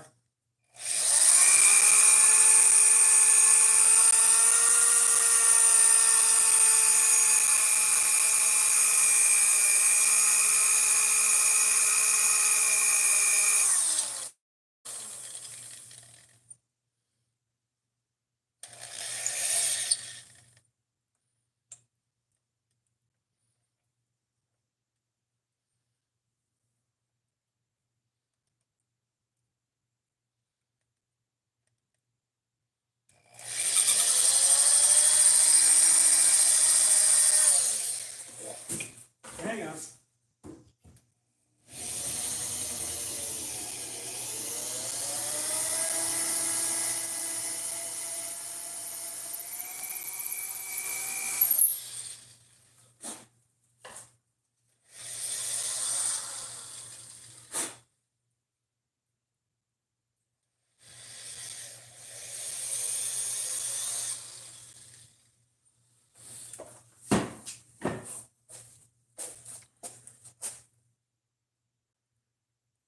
Well, no, like we do the sock game when I'm sitting at the table. I'm not doing the sock game in here and going barefoot while I'm trying to work with sharp tools. But how is that for centering on the old ichrometer? So I'm going to drop some super glue in here to get the color back.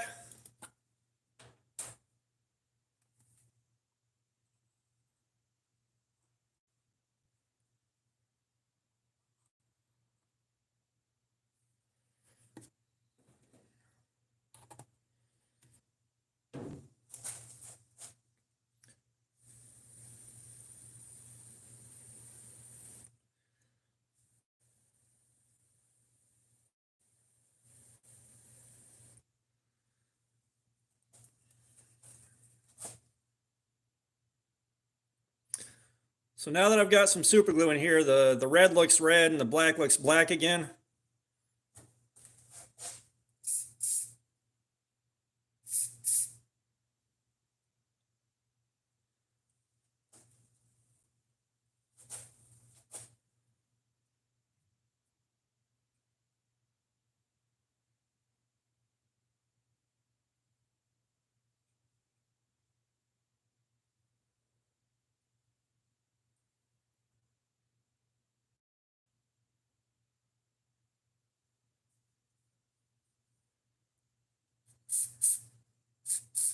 Yeah, sorry, this one's taking longer to set up than they normally do. But I'm trying to make some the beads a little bit more suited to what the customers on Whatnot are looking for. Okay, now we're ready to go.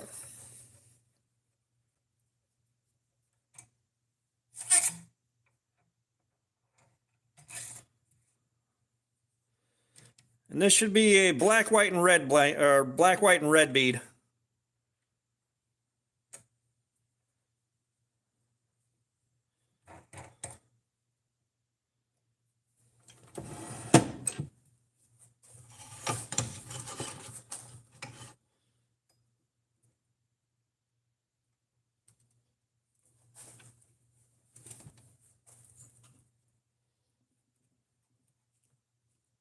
I tell you what, if these things start making some money on Whatnot, like some good money, I'm getting a lathe with a variable speed drive on it.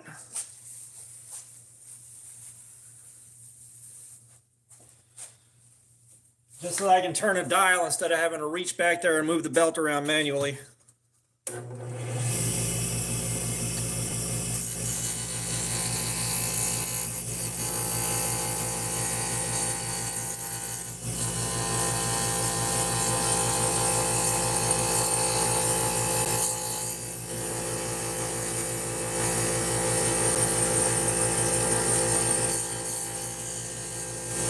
Yes, what's up? How you doing?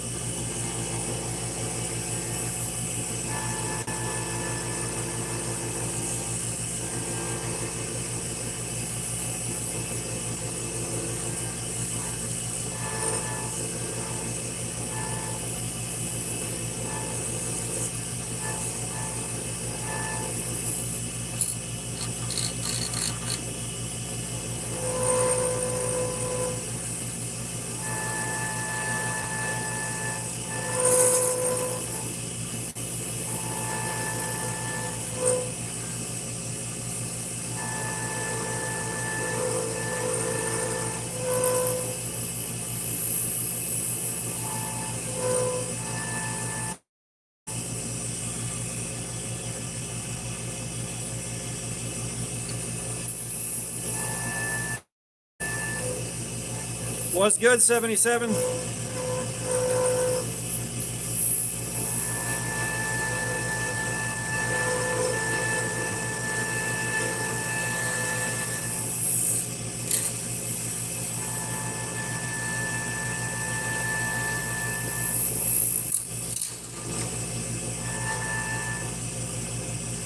All right, Mason, have a good one. I appreciate you, man. Sorry about your dog freaking out.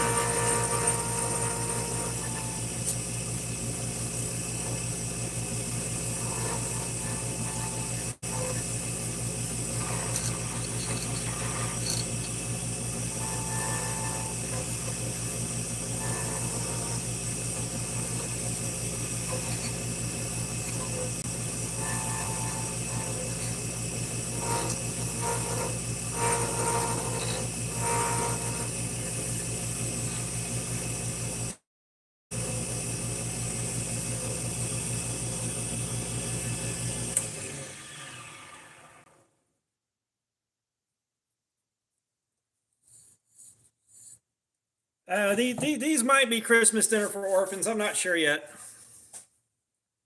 I may keep them for myself and surprise the kids.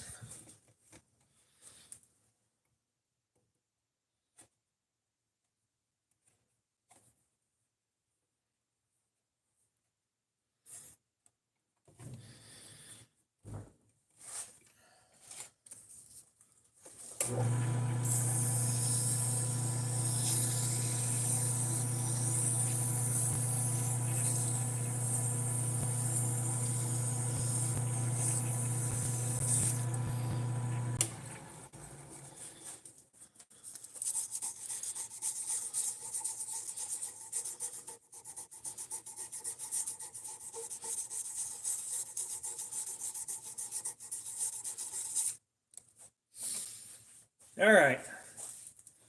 Now comes the fun part.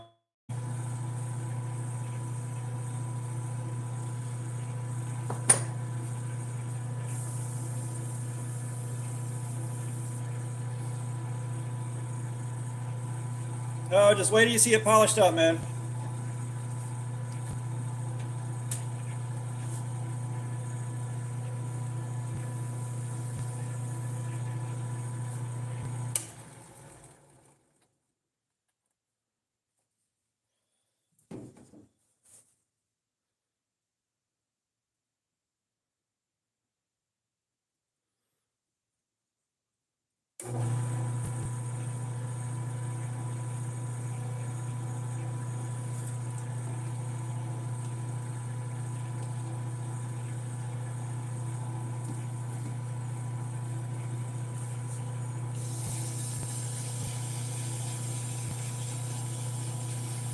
This is where a lot of my time goes when I'm making these. Like, turning them doesn't take that long, but polishing them takes for fucking ever.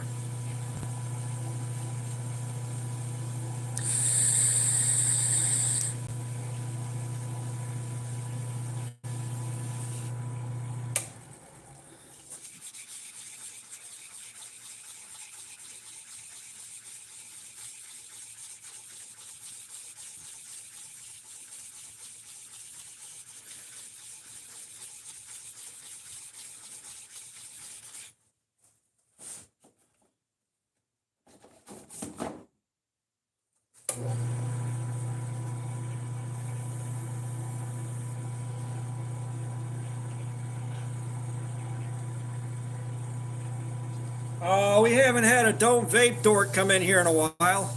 Don't vape! Haven't seen one of you guys in a while.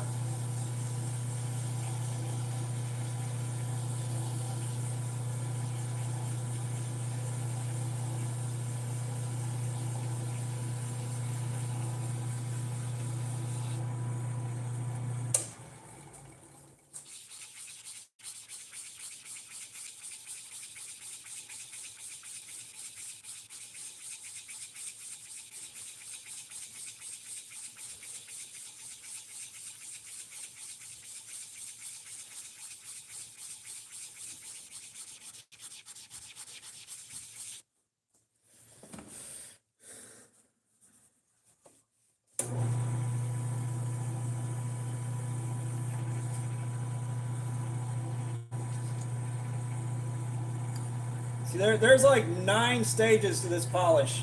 There's like 9 stages to this polish, man. It takes so damn much time. Well, then why are you embarrassing yourself?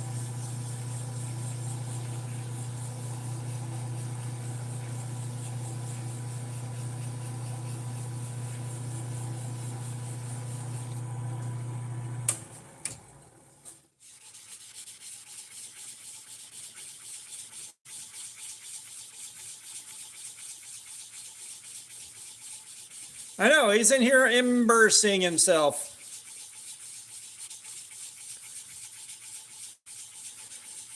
Well, no, I like seeing him embarrassing himself.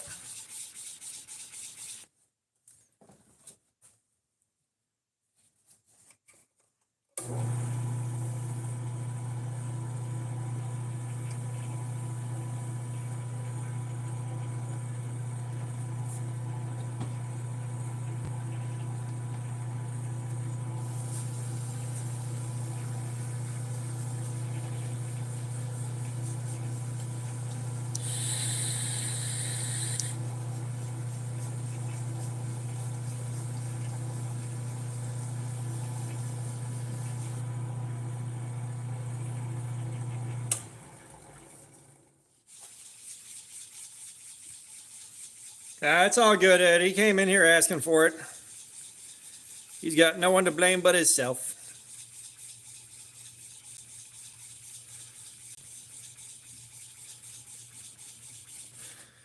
God, the polishing takes up so much time. That's one thing I like about my beads where I hybrid with natural materials is I just got to coat them with super glue because the natural materials, if you polish too deep, the natural wood or pine cone or something like that will start soaking up water. and it's no bueno. So you just coat it with super glue and let the super glue soak into the natural material.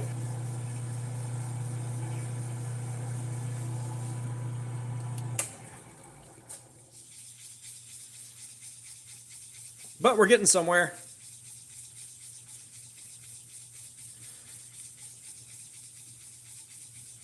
Yeah, no, I get it, Ed, but if someone comes in here being disrespectful, I'm going to be disrespectful right back.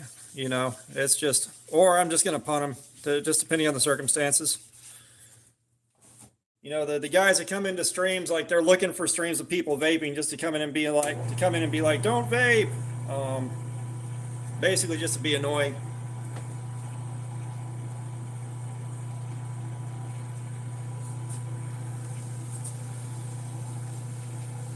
But Ed, I do get where you're coming from, man.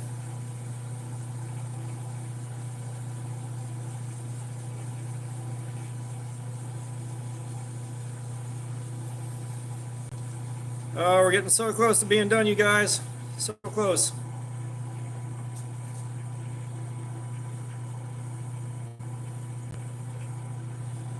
Just got that gloss going on.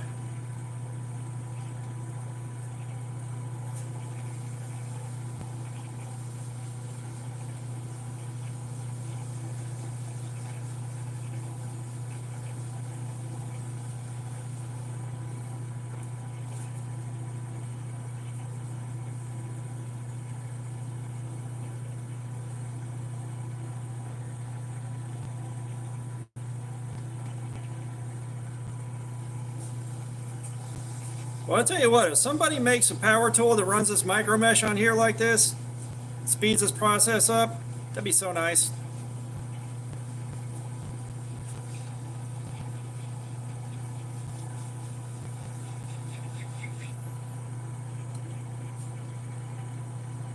Vincent, Big Country Davis, what's up? How you doing, man?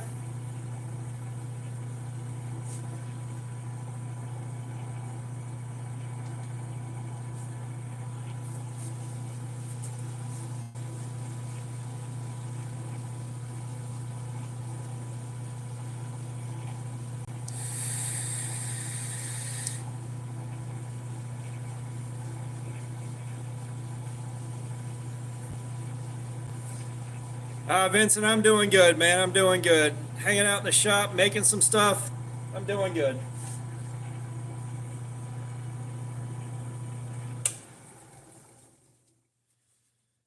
And we got her all polished it up. Let's get the brass rado judgment out. Give you guys a little bit of a close-up.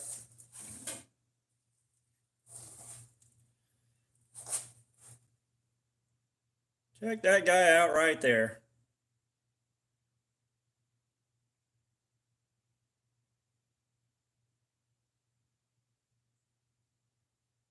A little bit of glitter in there, a little bit of green, red, black. It came out nice. Let me go get the bag so I can put these up. Be right back.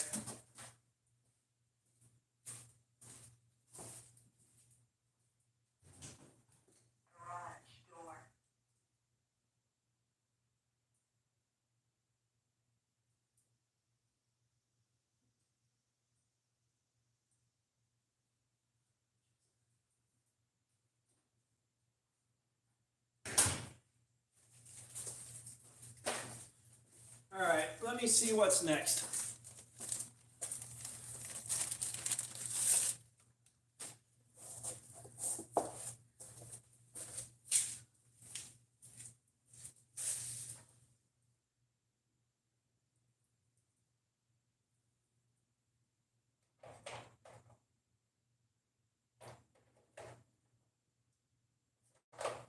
Got some green and black right here we can work on.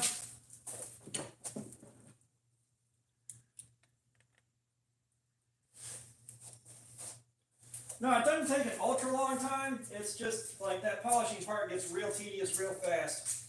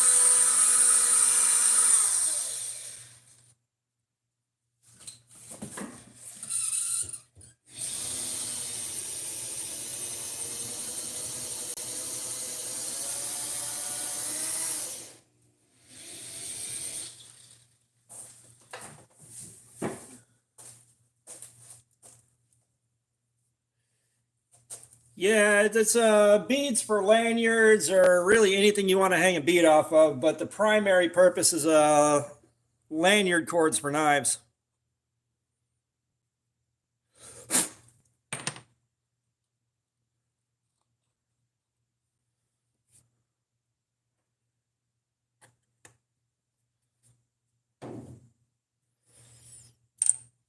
Now, if I don't let this dry a little bit first, when I hit it with the activator spray, it foams up.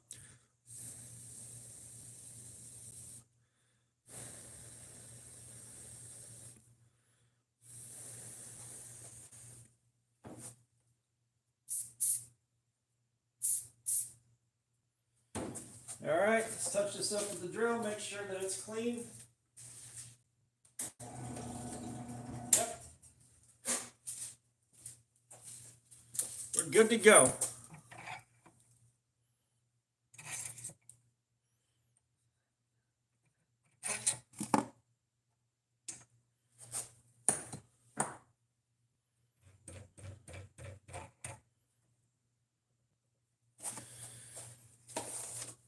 This one should come out really cool. I think y'all can see the colors on here. You might not be able to see the chatoyance on it yet,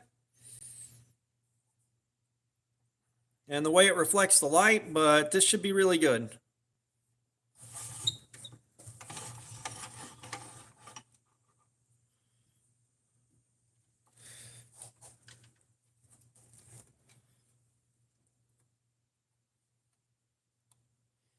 God, I want a variable speed drive so bad.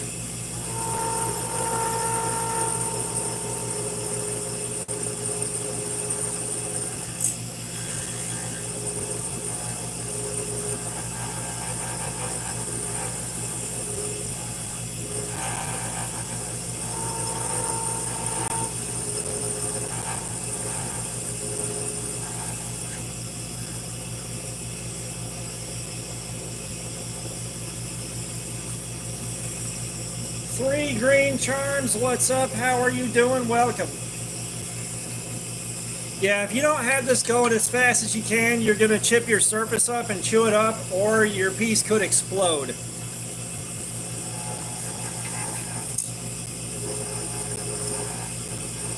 And I mean literally shatter and go across the room in like 5 different pieces if it doesn't hit you in the face on the way out.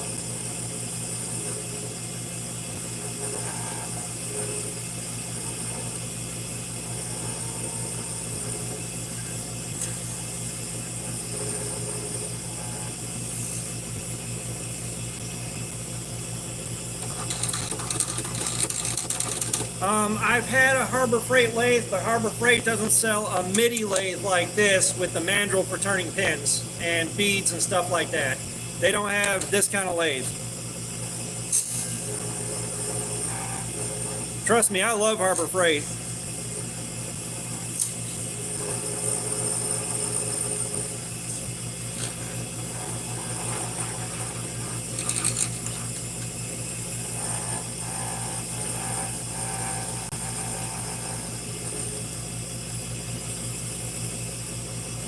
The mandrel came from, I believe I got this at Woodcraft. Might have been Woodcraft, might have been Rockler.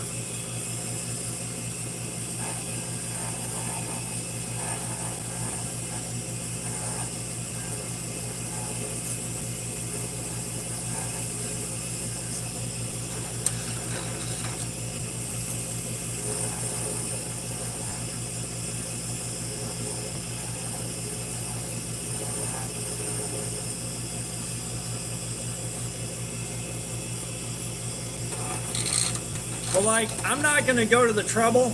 Mason, what's up? How you doing? I'm not going to the trouble of buying a separate variable speed drive to put on this lathe when for about the same cost, maybe a little bit more with no effort, I can go on Amazon and order a Win with a variable speed drive.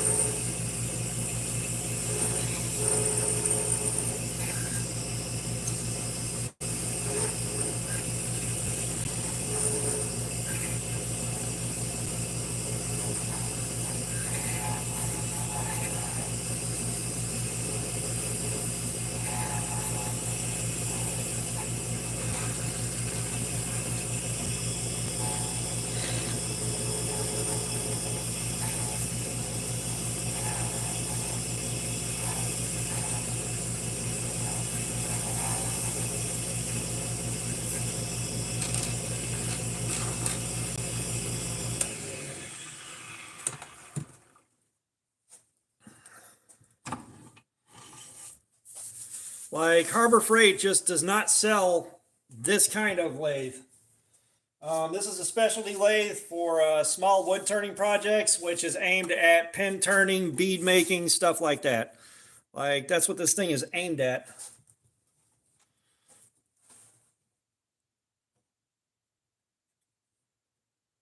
So a skull bead is going to be either casting resin or 3D printing or something like that, or carving.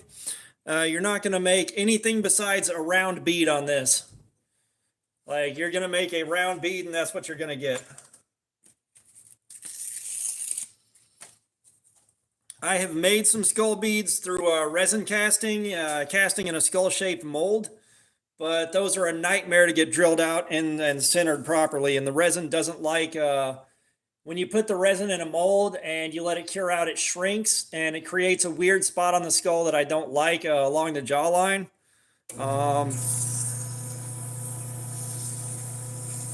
The juice ain't been worth the squeeze, let's put it that way.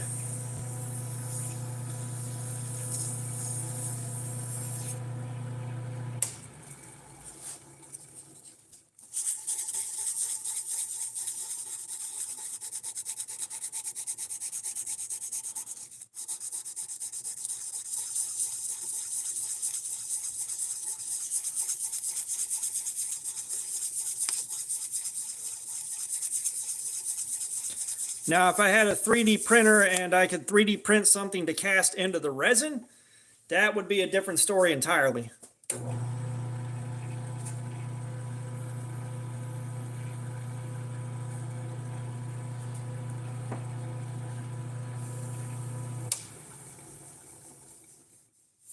If you're going to do shapes like skulls and stuff like that, then you're going to want to 3D print them for sure.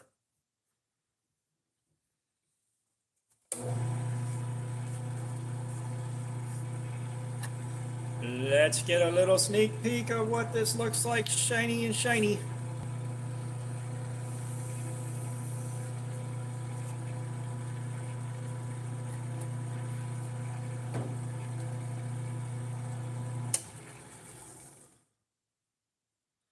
Oh yes, daddy like.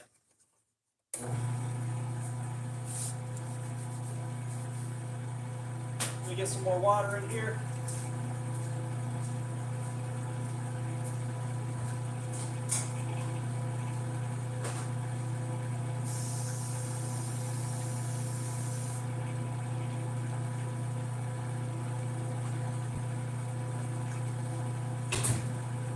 And here we go.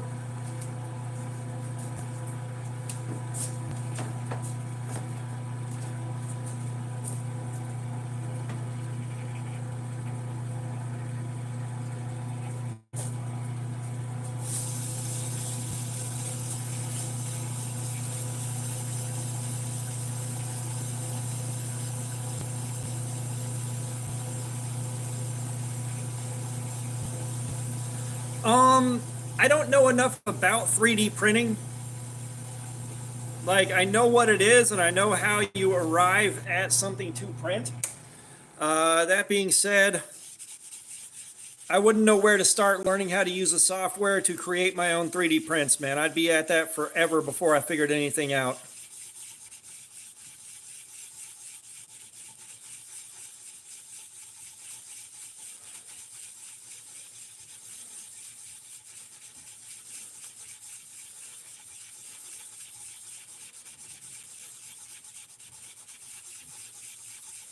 Hey Gardner, what's up? How you doing, man? Welcome back, brother.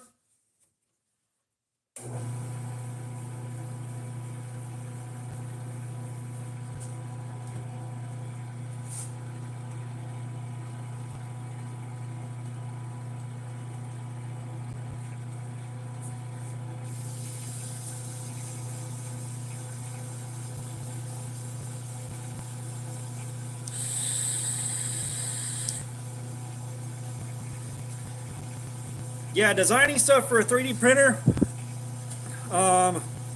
with the software that's available, it's math, but it's more on the geometry end of math than trying to work out equations. Like, you're definitely on the geometry side of it.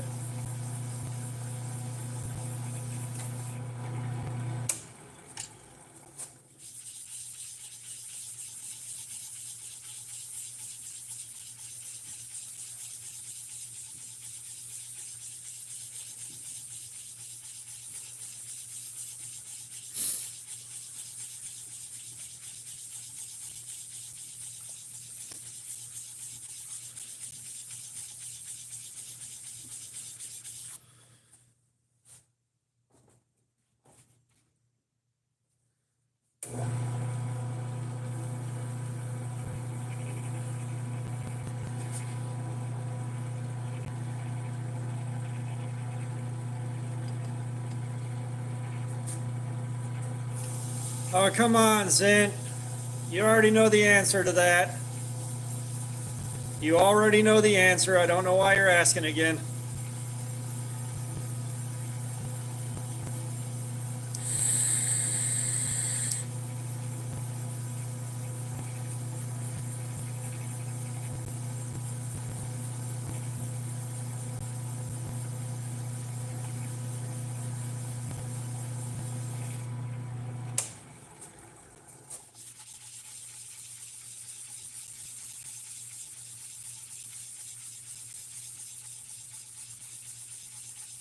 No, you didn't forget, Zint. Come on now. You just like asking the same questions over and over again.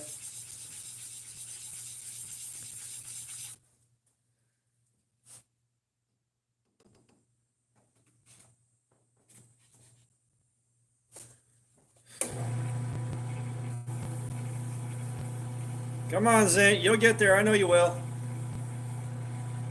I know you will, buddy.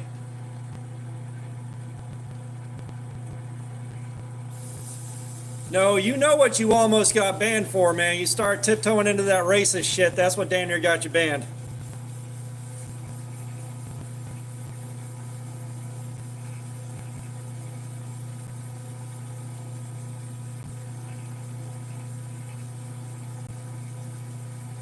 Chef Rocky, what's up? How you doing, man?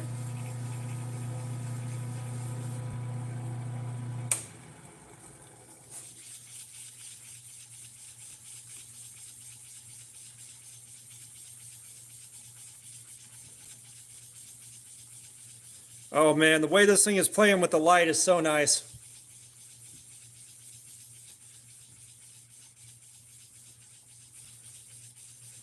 If you're zoomed in, you might catch what's going on here.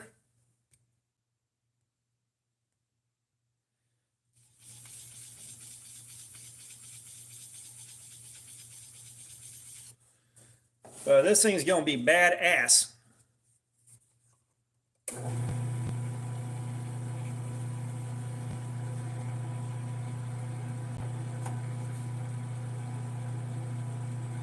No, it doesn't glow in the dark, unfortunately.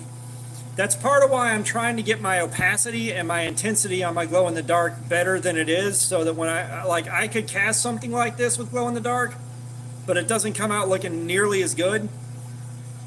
And the glow is not bright enough for it to really, really stand out and pop the way I'm trying to get it to do.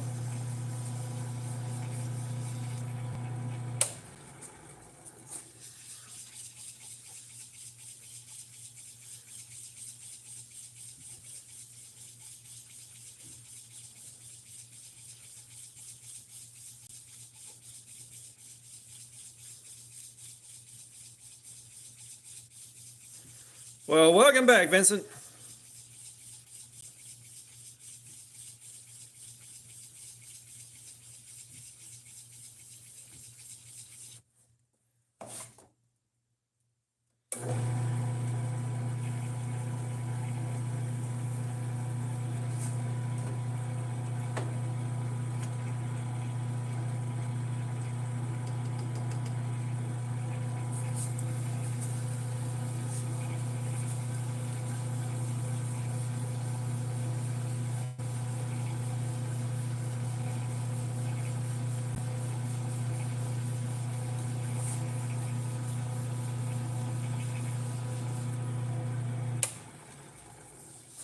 We'll give this one a little bit of the extra razzle dazzle on the polish.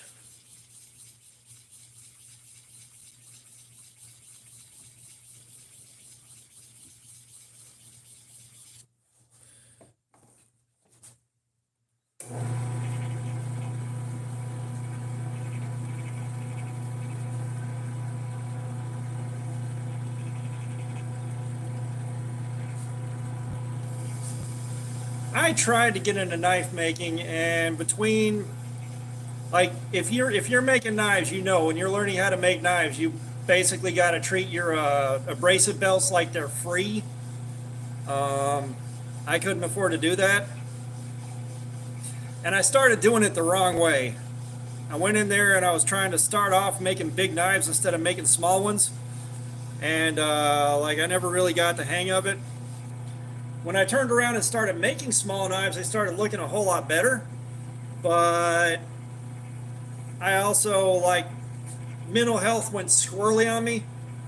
And I was like, I'm going to have to force myself to go in the shop, and I don't want to right now. Like, I really don't want to. And that's a real fast, easy way to get hurt. And get hurt big time.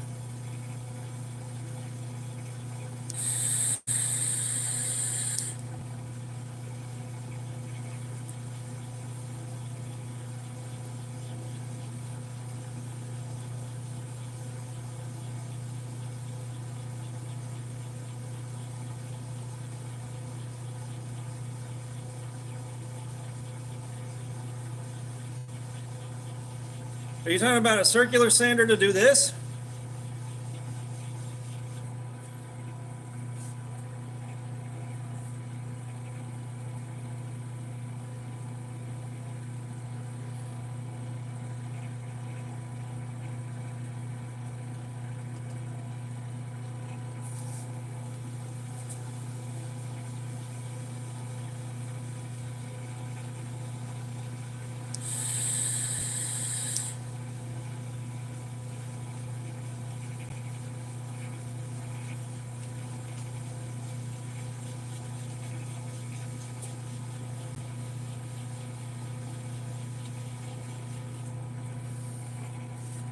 Okay, okay.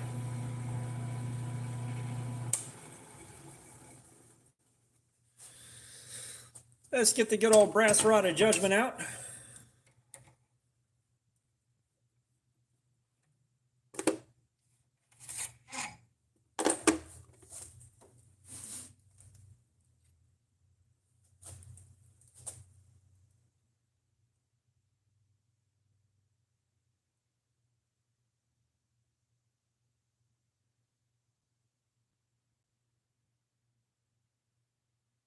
Now, I got a buddy of mine that was on Forged in Fire, and he was trying to make a full-time living doing that, and he gave up on it.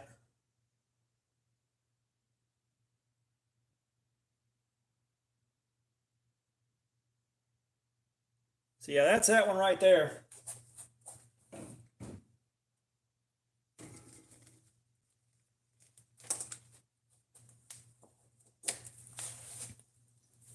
Now, I've got another friend of mine. He is doing that full time, and he seems to be enjoying himself quite a bit.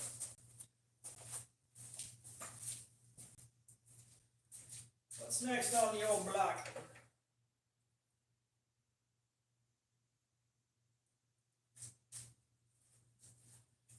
Ooh, I got another alien egg that I can do.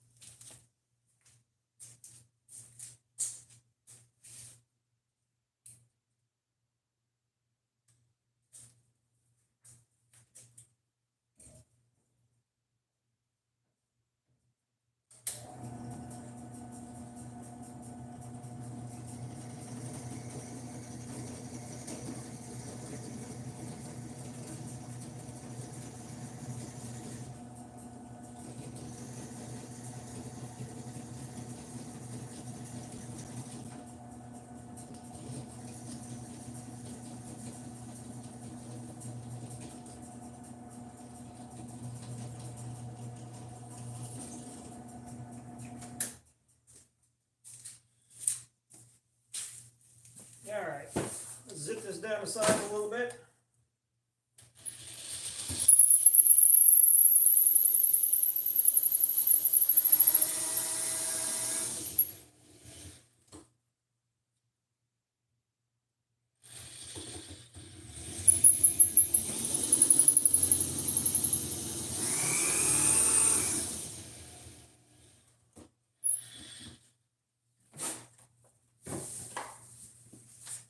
Get a little super glue on here.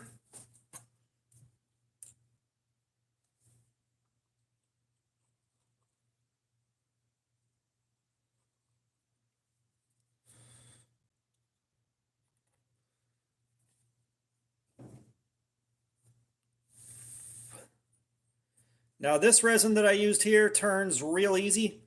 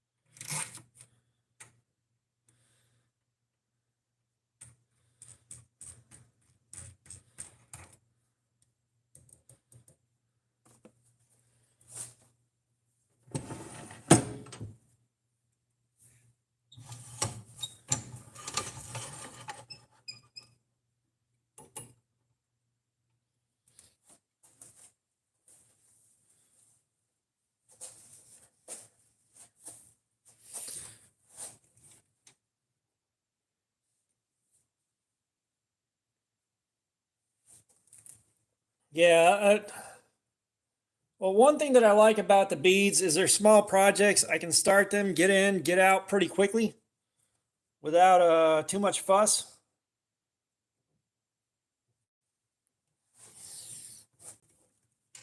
So like if I want to do 2 beads, I can be in here for 45 minutes or so and have fun with it. If I want to do 10, I can be in here for a few hours doing this and, have fun with it until I'm tired of it and go upstairs.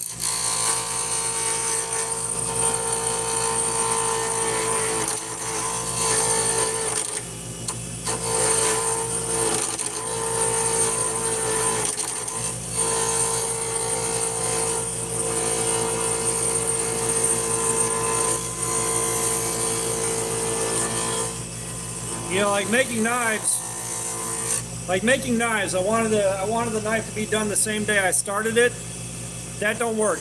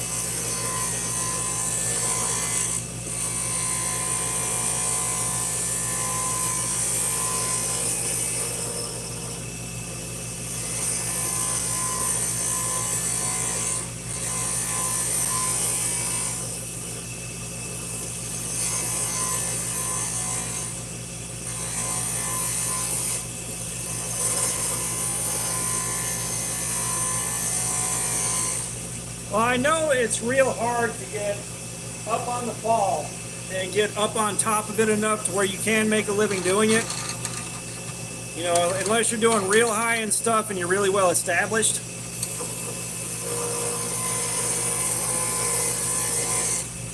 Like my buddy Josh that does it full time. He had the center spread in the magazine that they have at Blade Show, that Blade magazine. His knife was the centerfold last year.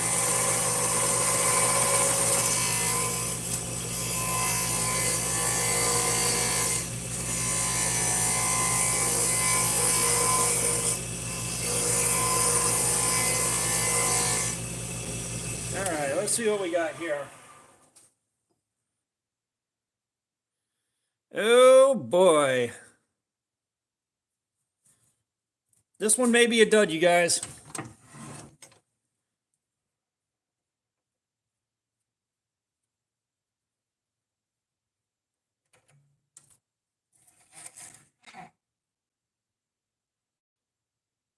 No, I think we can save it.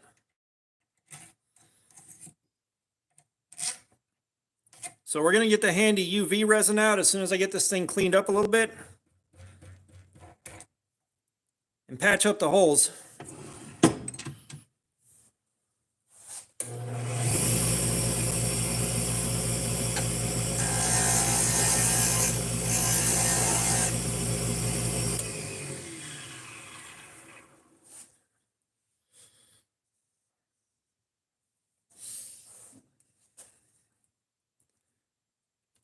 So I don't sell these for a living, but a buddy of mine does put them up on his whatnot when he's doing live streams, so that me and him get a couple bucks off them.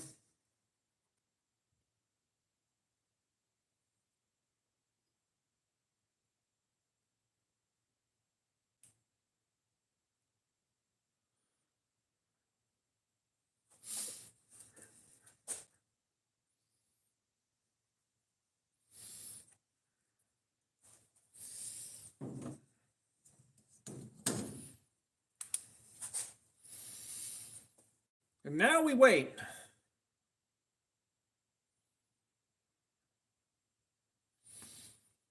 This UV resin cure is kind of slow.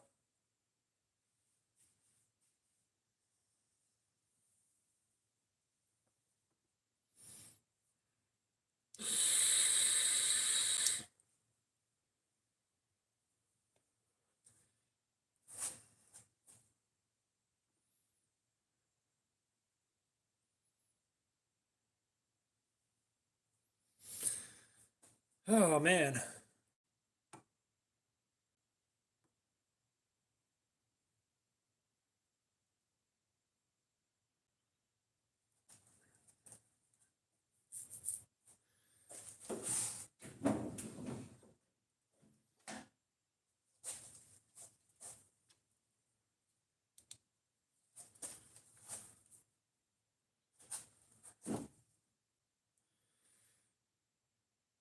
Amanda, guess what's up? How you doing?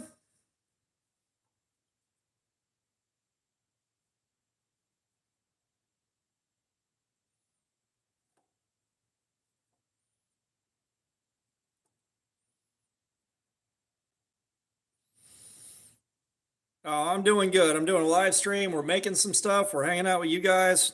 I'm doing good.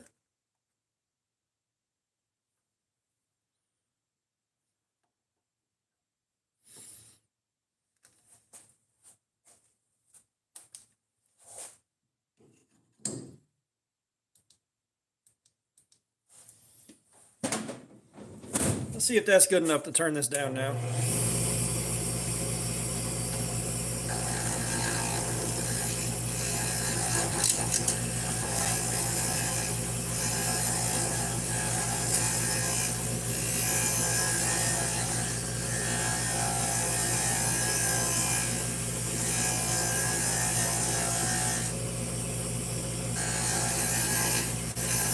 Amanda, we are making beads. We're making beads for lanyards, whatever you want to hang a bead off of.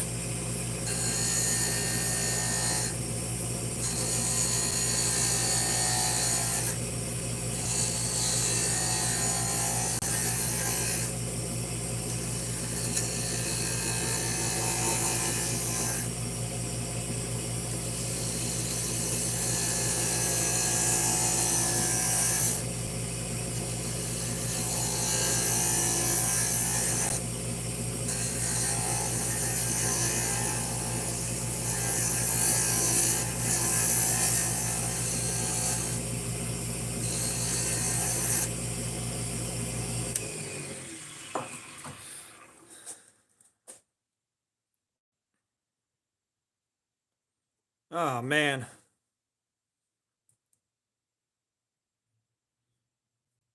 This one may have to be chalked up as a loss, you guys. We're going to try it one more time. Yeah, I've made my own Damascus before, and let me tell you, with no power hammer and doing it all by hand, it sucks.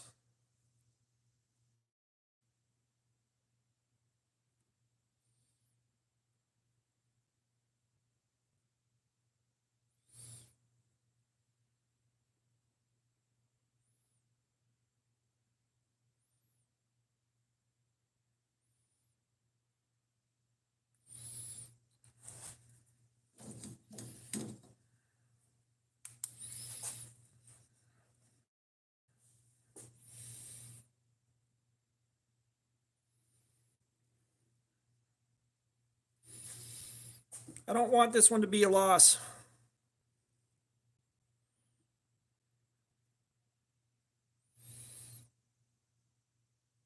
Oh, that's nice, Amanda. That's real nice. Like, it's a shame we can't share pictures on here while we're doing this, but also it's a good thing because of the kind of stuff people that are trying to ruin things for everyone else will be sharing.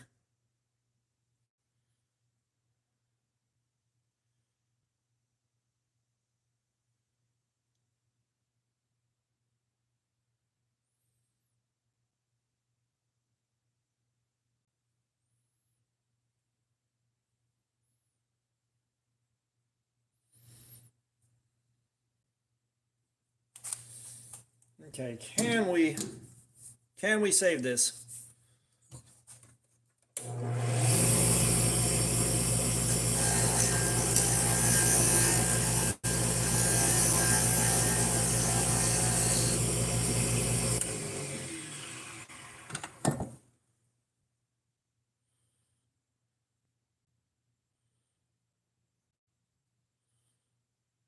I don't know, you guys. More and more holes keep showing up.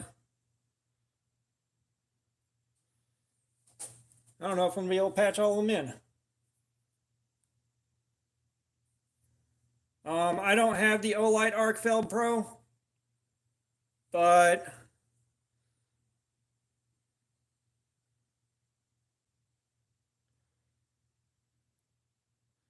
the issue here isn't necessarily the UV light.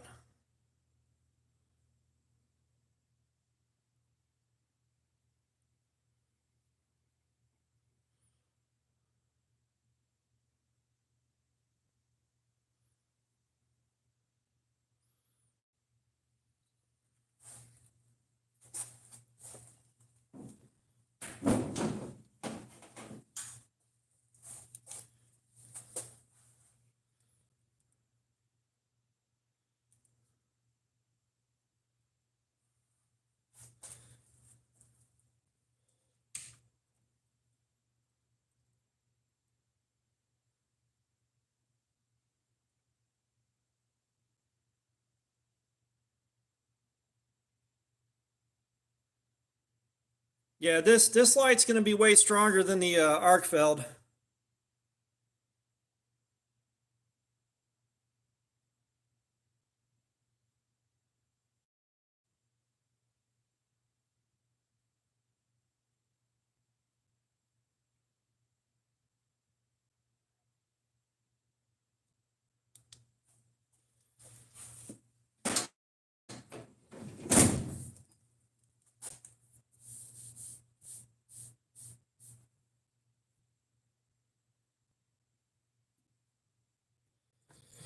All right, last chance.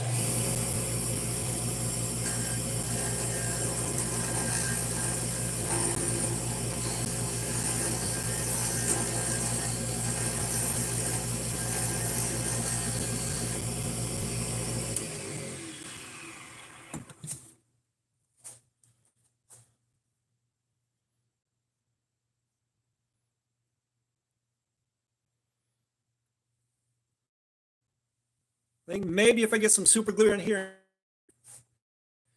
Yeah, it's just Vincent, I'm on an incredibly tight budget. I don't have money to throw around.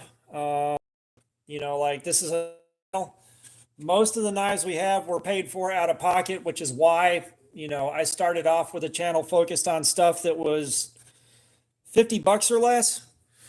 And right now I don't have money to buy more stuff, so I'm coasting on everything that I bought at Blade Show at a discount.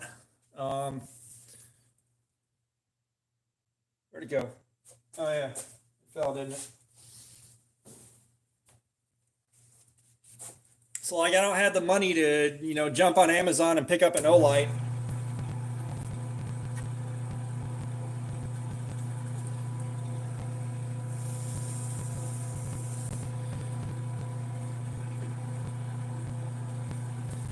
So we're gonna put us a good few layers of super glue on here and see if we can't fill in the last little bit that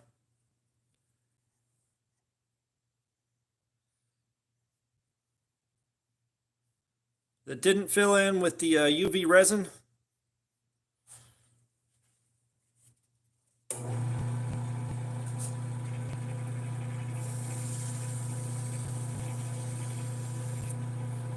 And this one will probably be a blend that I just keep for myself.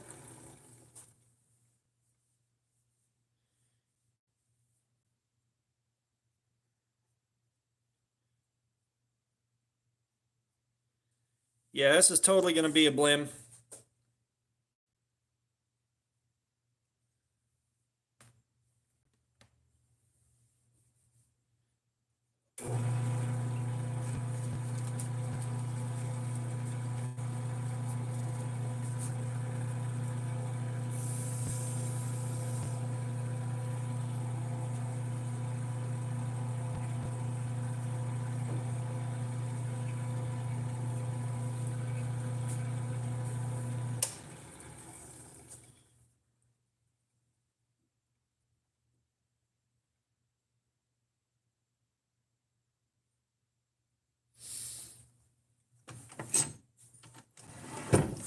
Yeah, there's definitely too many things wrong with this one, but I'll let you take a look at the close-up and see what it could have been.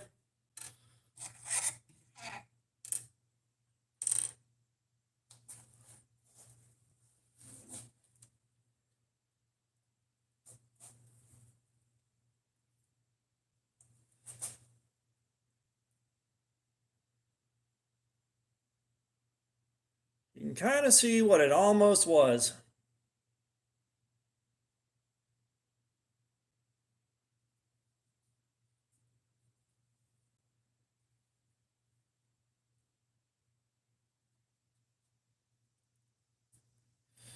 Oh, you're kidding me. We're going to sand this down and get rid of this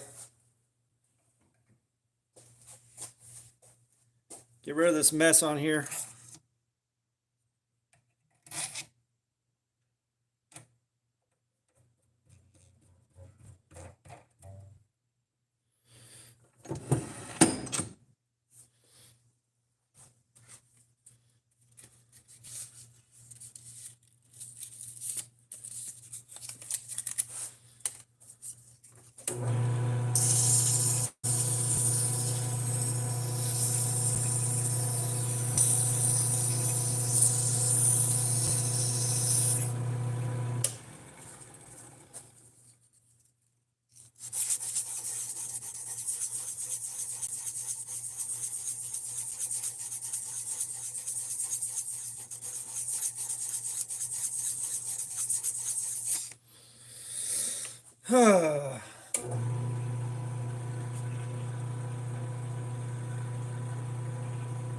Ruth Tagwam, what's going on? How you doing? Probably pronounced that wrong, but at least I tried.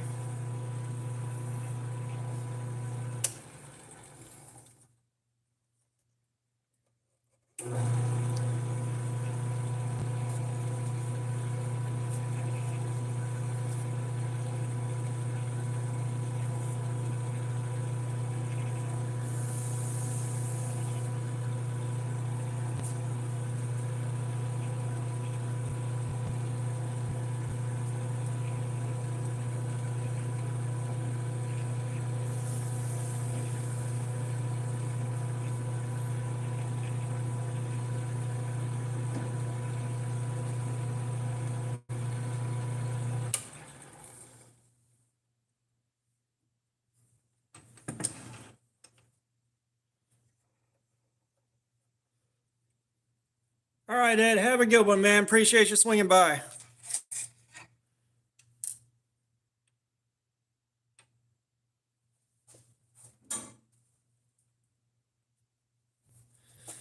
Okay, now we got a close-up of what this could have been.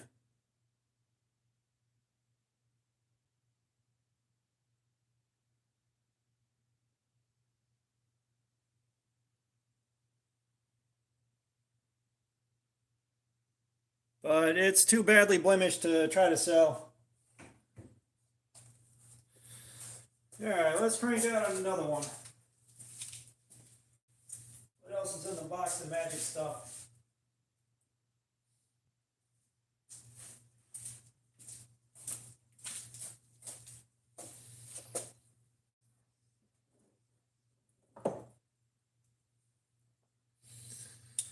Or, let's see. I don't want to make any more beads right now. I have made enough for the time being. I'm kind of disappointed by that one going south on me.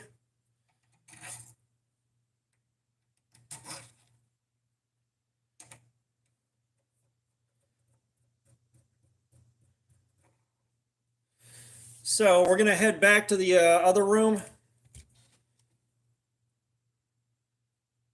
Medicated, what's up? How you doing? We've been doing some beads. We've been doing some edge retention testing. Been a little over a little everywhere, but we can go back to the main room and hang out and talk about the knives that I have yet to carry. Is what we're gonna do. All right.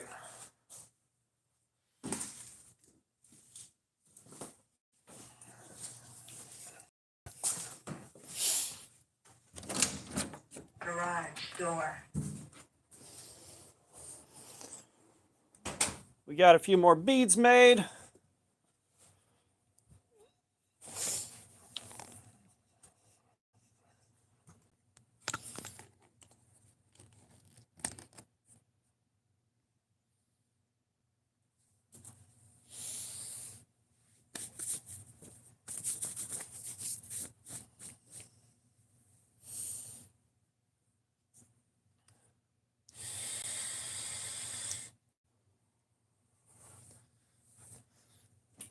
All right. So let's go get the big box.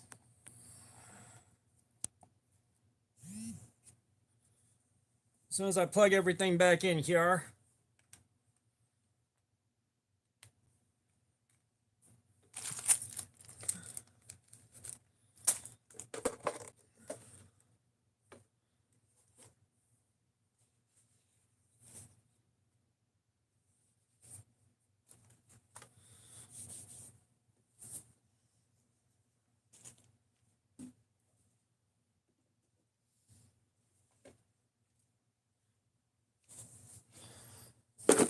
So we can take a look at everything in this box real quick.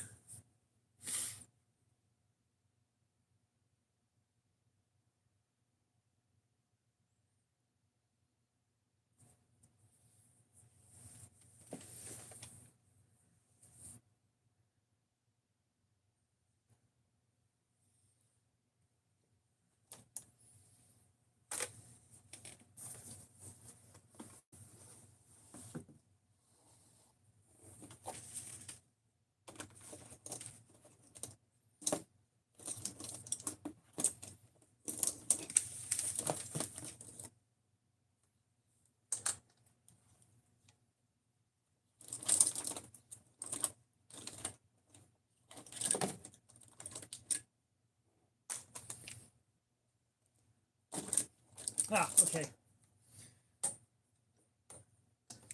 Aiden, yeah, we did Cardboard Slayer. We went and made some beads. We're taking a look at the knives that I haven't carried yet. You know, kind of a bit of a variety show today.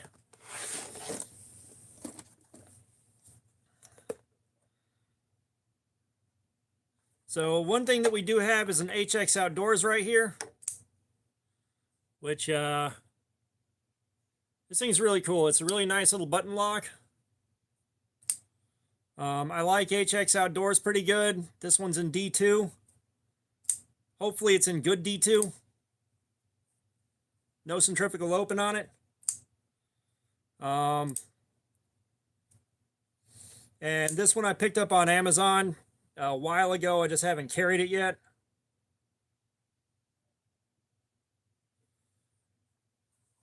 Yeah, I'm doing pretty good, man. We had a good live stream. So far, we're just kind of hanging out now. Here is a Kershaw leak that I picked up from KO Knives, which I could use a sharpening. But like, I wanted to pick up a leak for a long time and finally got around to picking one up. I got this one used, so we can sharpen that one and play with it.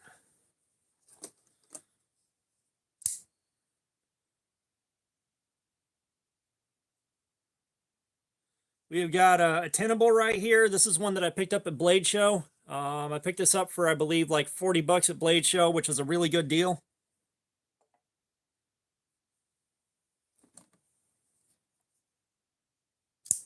And then, of course, we got one of the newest Ozark Trails right here, the new Ozark Trail Axis Lock, which I'm hoping winds up being good. As a matter of fact, while we're sitting here doing nothing,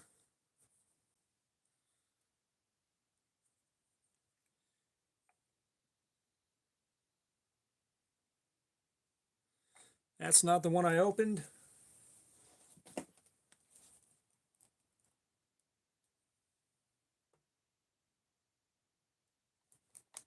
I find.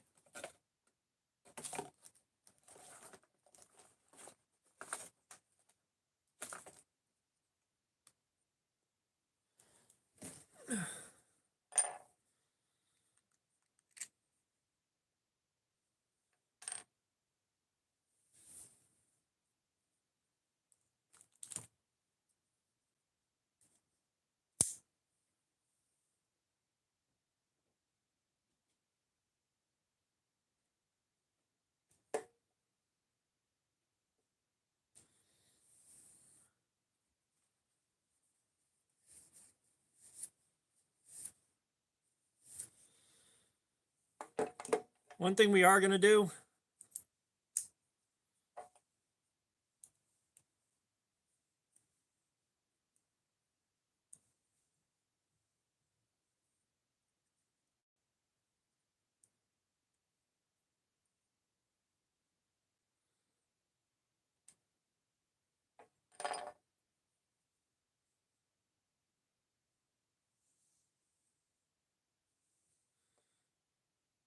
put a glob of thread locker in there.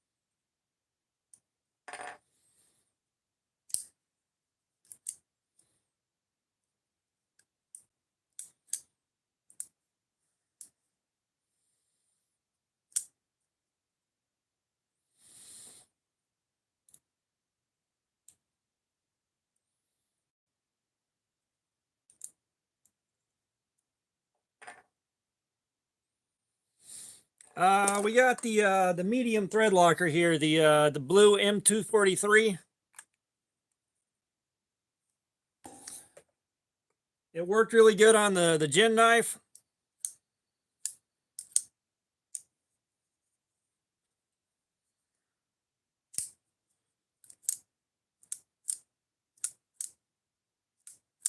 Fook, what's up? How you doing, man?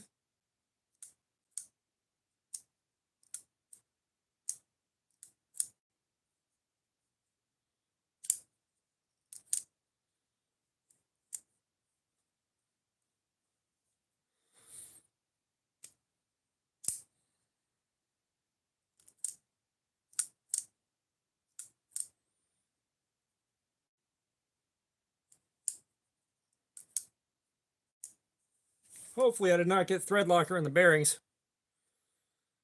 Fook, we finished off the concept.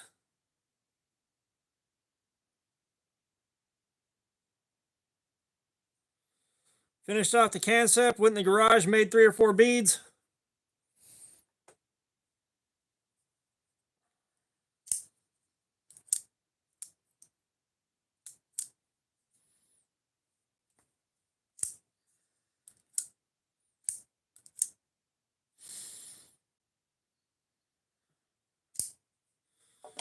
Yeah, we got the Ozark Trail right there. We got the new Ozark Trail button lock right here.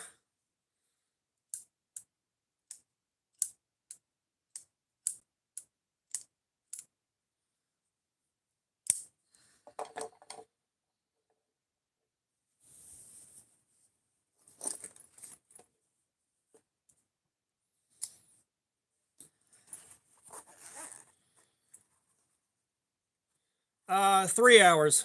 3 hours on the concept. It's just like the S35VN on the Lander 2 that we did. Another one that we haven't carried yet. We haven't carried the Shanzhou Peafowl, which I'm looking forward to that one. That big old leaf design with the full flat grind. That looks like it's going to be good.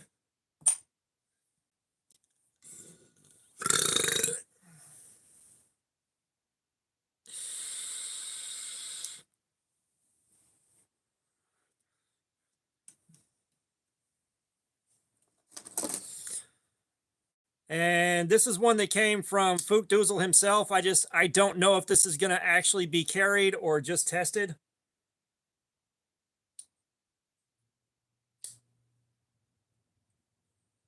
Just because this thing is very difficult to open and close one-handed. This may just be a cardboard slayer knife for just digging around. No offense, Fook.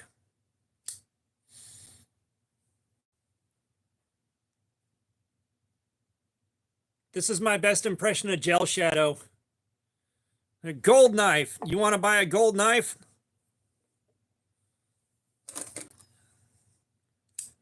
And then we got a random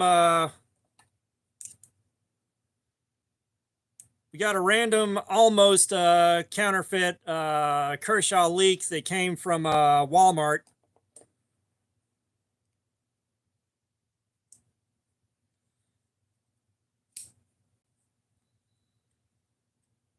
That apparently won't take too much of an edge, but we're going to have to try to sharpen.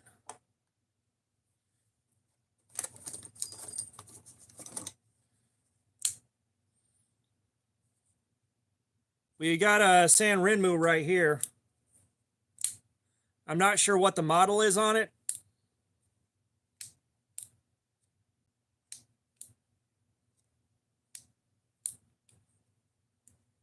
But the action on it's real stiff, which means this will have to be broken in.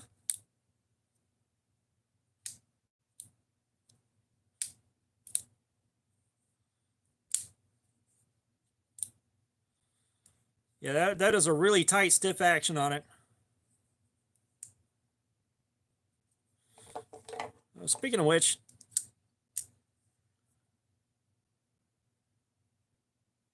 you got the blade centered pretty well.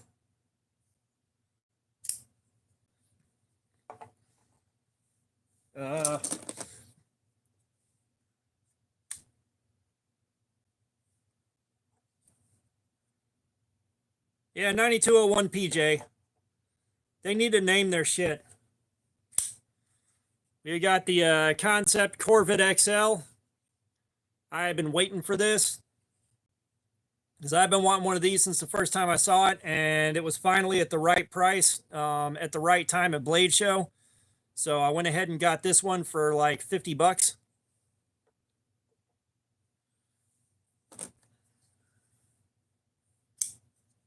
And of course, we got the Naps Lander one with the lunar surface scales on it, which I absolutely adore.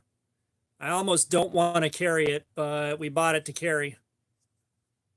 I may swap the scales back out to the originals if I can find them and just run those.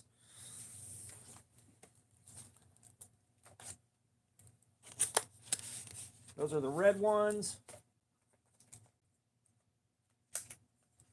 Okay. So yeah, I probably will swap it out to the original scales to carry it, and then put the lunar scales back on there.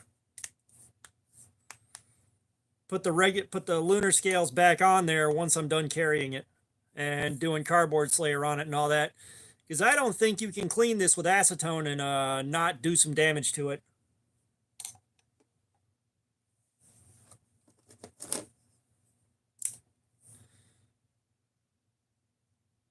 Then we got the Best Techman Cicadas wing right here, which I am looking forward to that.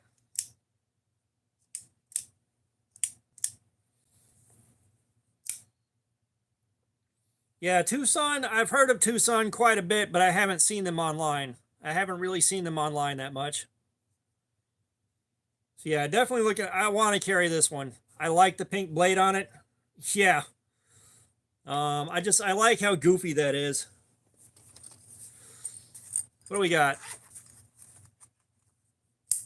This is one that a lot of people are excited about, the 704 gear Urban Ranger Light,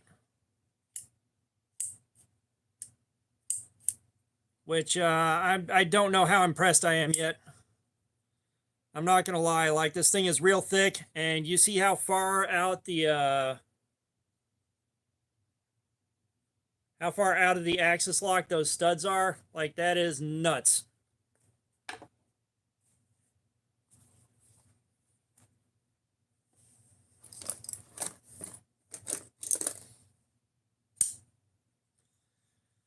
The Syncut Hyrax, that's one that I wanted for a while and finally picked one up at Blade Show for the right price at the right time. And I was also running low on things in the $40 range to buy, so I just went ahead and picked this up as a, well, might as well get another week of content out of it.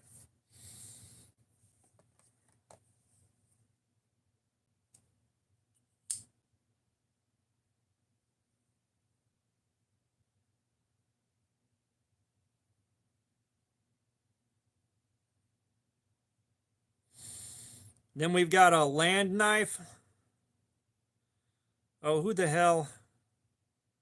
Land San Renmu. There we are. $10 Land San Renmu with a chisel grind on the edge bevel. Like, I know a lot of guys are like, that edge bevel is this one doesn't centrifugal, no. Everyone's like, that edge bevel's not a chisel grind. It's like, bro, the edge bevel's only on one side of this. I don't know what you're talking about.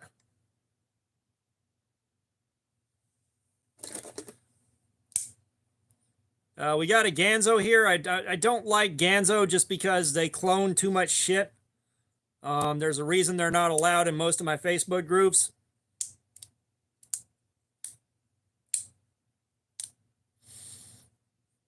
But a lot of guys wanted to see me carry a Ganzo, so I got one that I'm pretty sure isn't a clone of something else. I probably will find out it's a clone of something after I've done a video on it, though, because someone always catches me on that.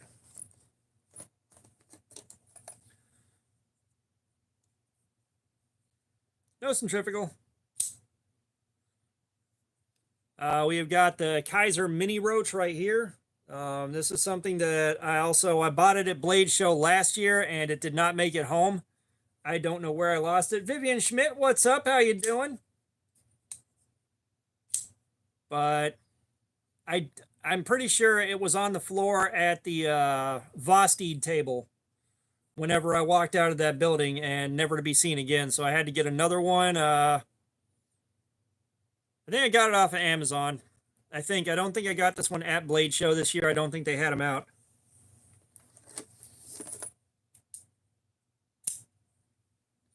And of course, the Civivi Savant. That one is a new one to the collection that just came in not too long ago from KO Knives. Actually, I bought this off of KO Knives.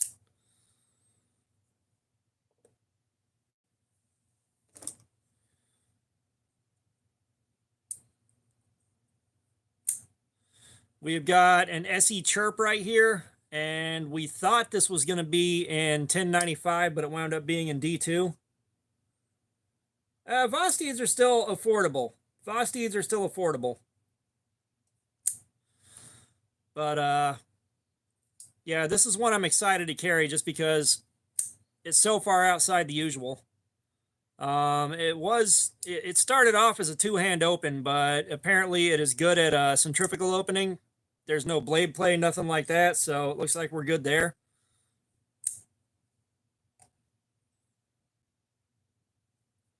The Chirp does look a bit Swiss Army knife-esque. We got a Civivi Bull Tusk right here. This one I was definitely interested in the first time I saw it. It was a blade show at the right time, so I went ahead and grabbed that.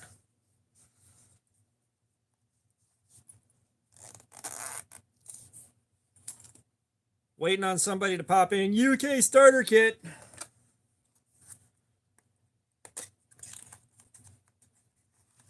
Rake. This is another one where they're real bad about not naming their models.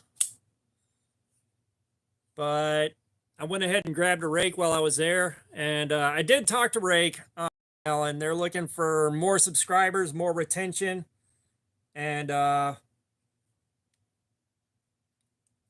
more channel than I've got to collaborate and send stuff in for review, which I understand. At least they're honest about it. Oh, yeah. The Sin Cut Slashkin. We've had this for fucking ever. The thinness on this is an absolute brick. The blade steel is pretty thin for something this tall, but the body on it's an absolute brick. But we have had this Sin Cut Slashkin forever and haven't gotten around to carrying it just because too many cool things have shown up a little bit too quickly. The Tenable Raven, apparently these things are just dropping now, or they're just now getting traction online, which this will be something that I want to carry soon. I do want to carry this soon.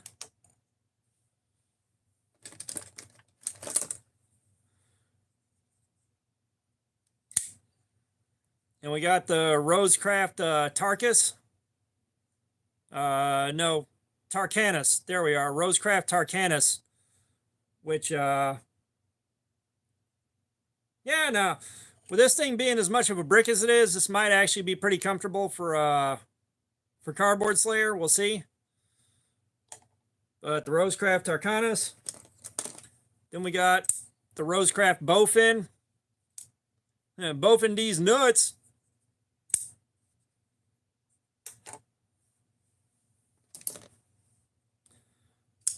We got this random ass GVDV. I would have to go online and look around to see what the model on this is. I've had this thing since before the channel started and haven't really carried it.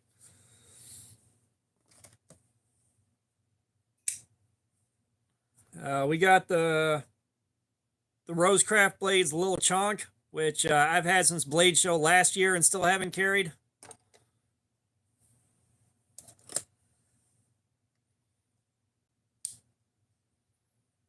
We have got a bird right here that came from Punisher that it should be an interesting carry and use knife. I don't want to have to sharpen it. Not going to lie.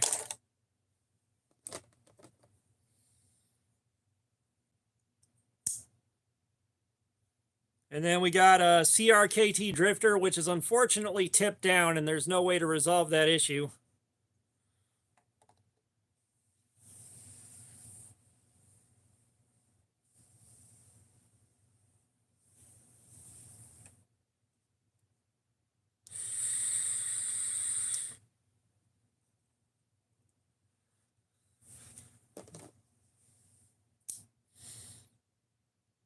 And we got this, I think it was a $10 Albatross.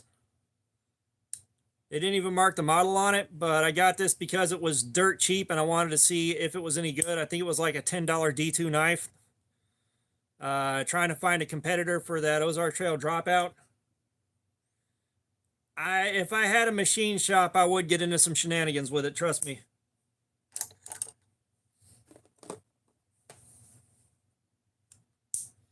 I think the cold steel Kudu Light is just going to be for edge retention testing on the 5CR15. With the lack of a pocket clip, it makes it a bit hard for me to carry day in and day out, but I may try it. I may try it just to see if there's a good way to get a traditional carry.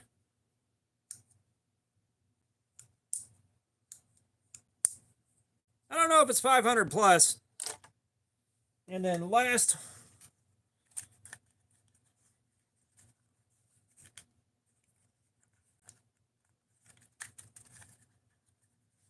come on.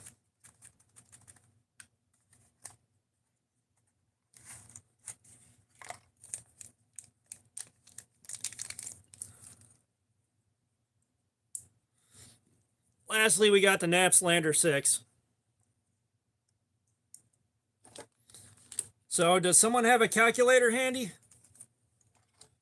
Does someone have a calculator handy? Let's tally up how much everything is.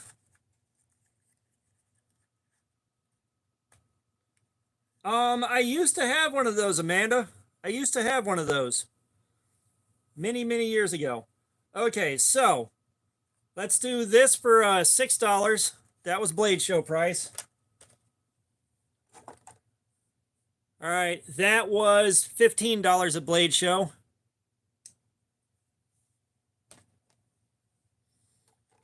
The GVDV, I believe, was $14. So we got 14. We'll call this $10. I don't know how much the drifter was.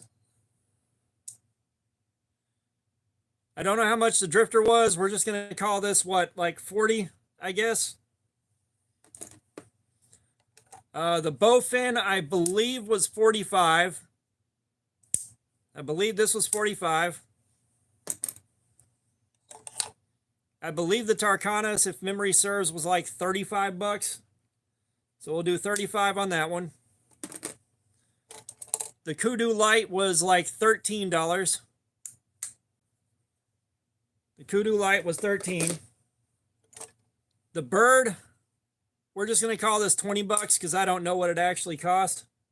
Lucas J. Font, what's going on? How you doing, man? The Tenable Raven, I spent 40 on, so that's a 40 bucks right there.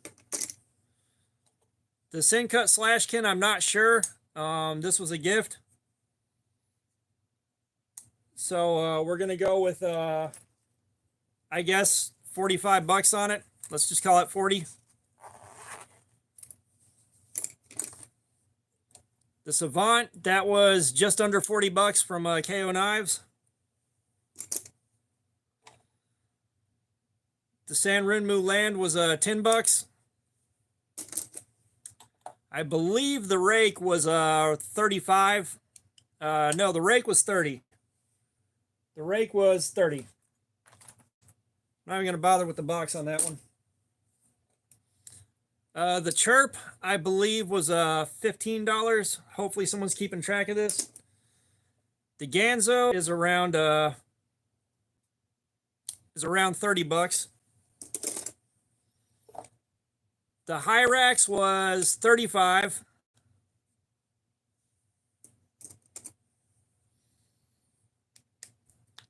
Oh, nice. Yeah, I'm still waiting on one of those to show up. The HX Outdoors was, I believe, 33 bucks.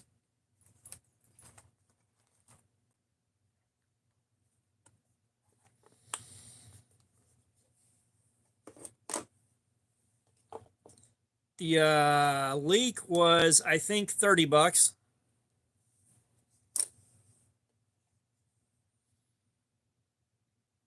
The Tenable Cryo was 40.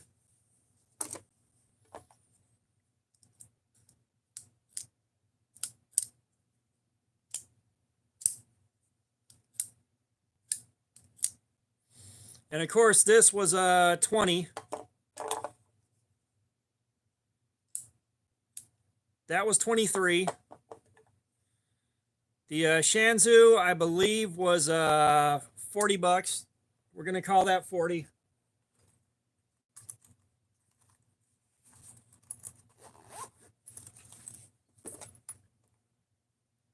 Fook, you know how much the Mall Ninja Dragon cost? I don't know.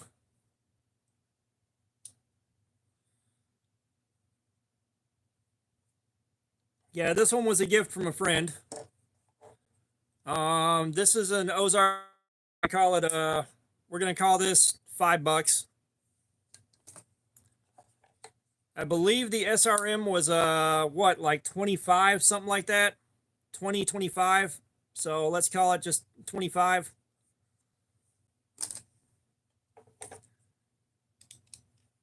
The Corvette XL was $50 at Blade Show. I think they retail for like 80. The Lander 1 with the lunar scales is about 65 bucks.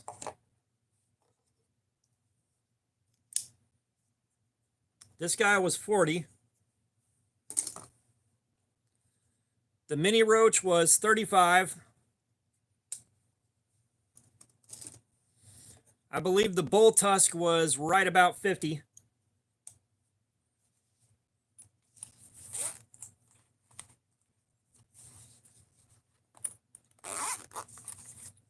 And if memory serves, the 704 gear was about 25 bucks.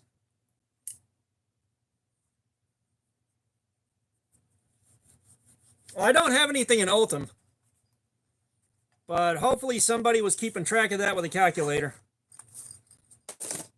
because I didn't.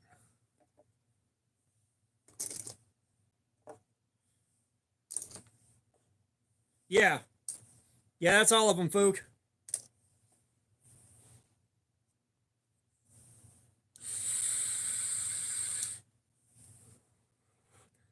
$939. God, that added up.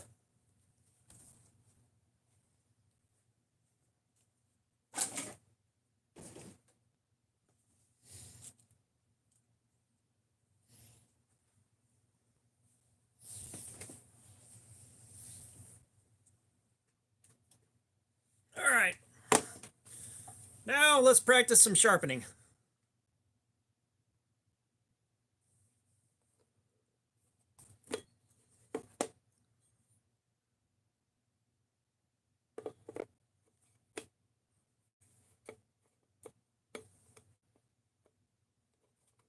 Yeah, a lot of those were sale price, especially the Blade Show stuff. Cause I think like the Tenable Raven is selling for 60 retail. I think the Cryo is also selling for like 60 retail. I believe the Corvette XL is like 80, something like that.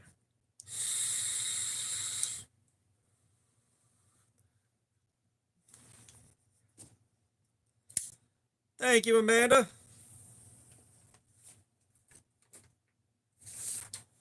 Now, let's see here.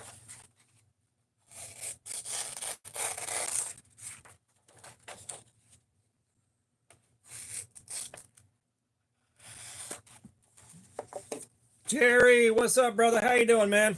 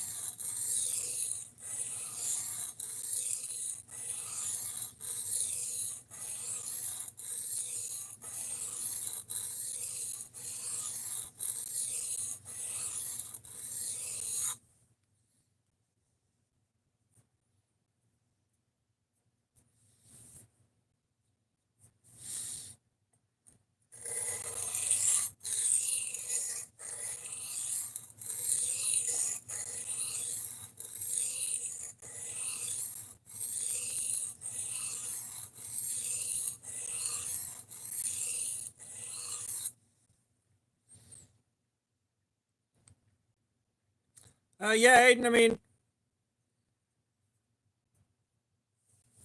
that's a pretty decent looking bevel.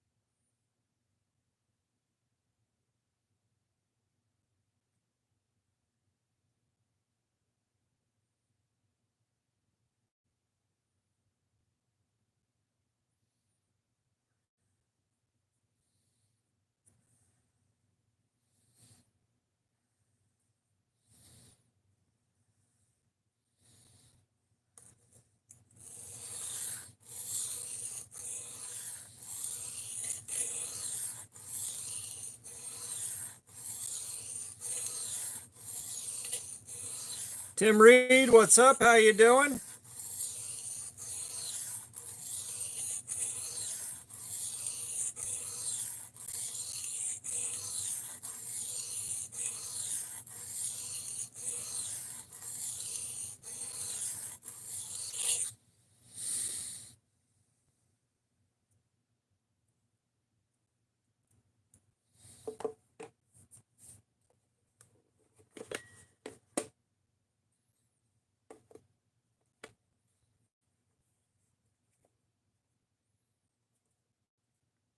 Luke, I did live next to one. I did live next to one when I was a kid.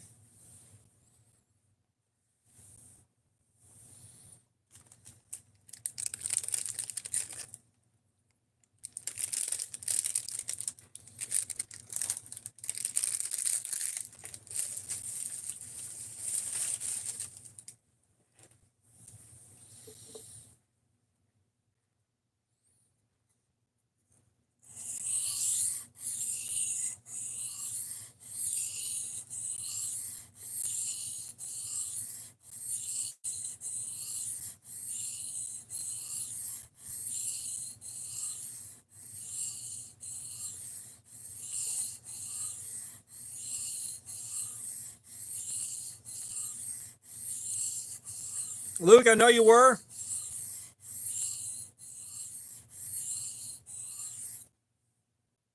I'm just saying, when I was a kid, I lived off the end of the runway.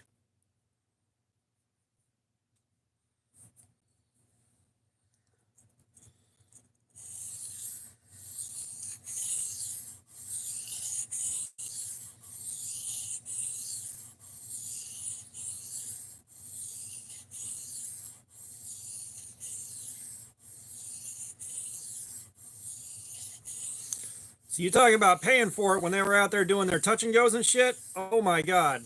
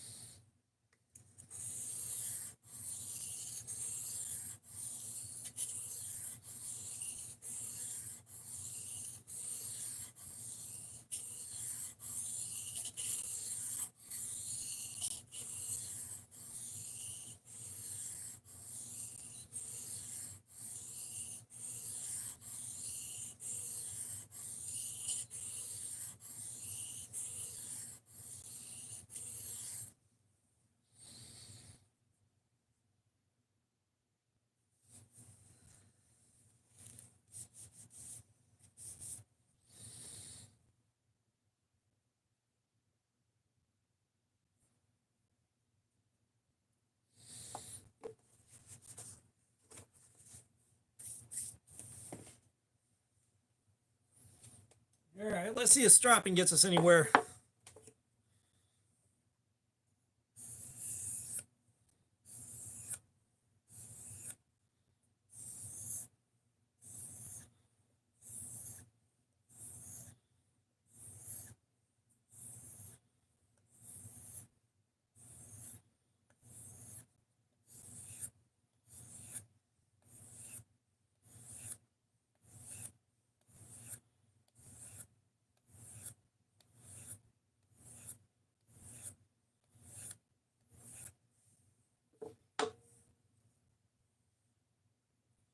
Oh yeah, Aiden, trust me, I am very grateful.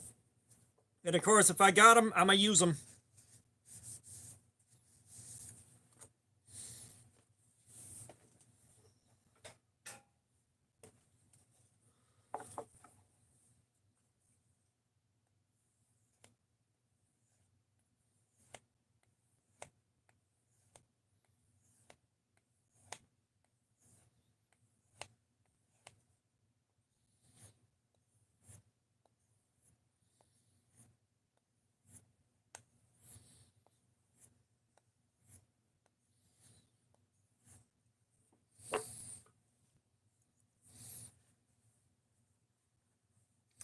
Yeah, so Cutting Lace EDC on Blade Binge sells the diamond emulsion that I'm using.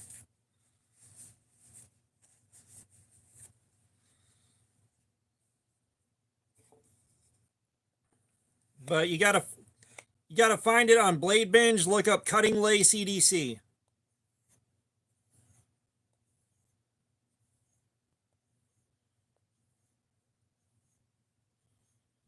The cool thing with Cutting Lace is you can have it customized to whatever you want. You want a 6.5 micron, you can get it.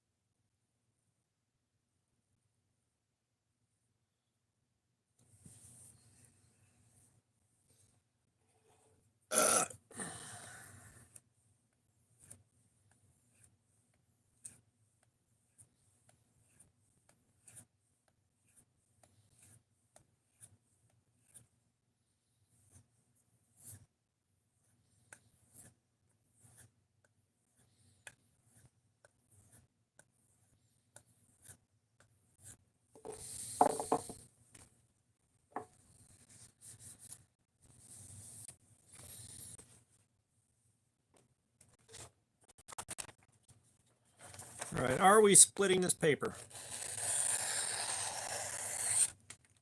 Yeah, yeah.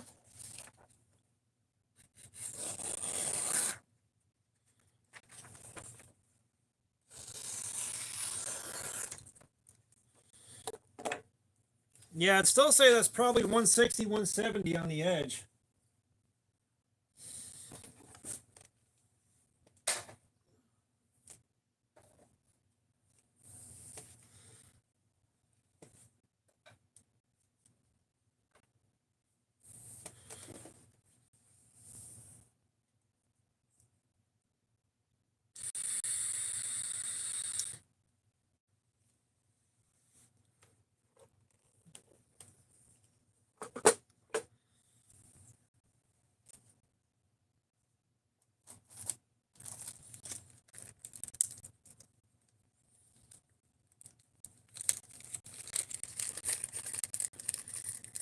Tell you what, we'll give this a few more minutes and then we'll wrap it up. Because we've been streaming for 5 hours now. And I want to go upstairs. Me with knives, what's going on? Well, like I said, we're on for a few more minutes, man. We done finished off the concept we were working on. We done went in the garage and made some beads.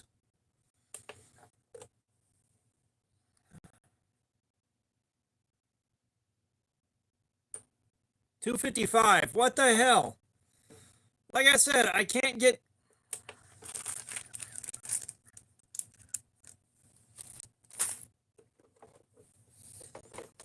try the old way.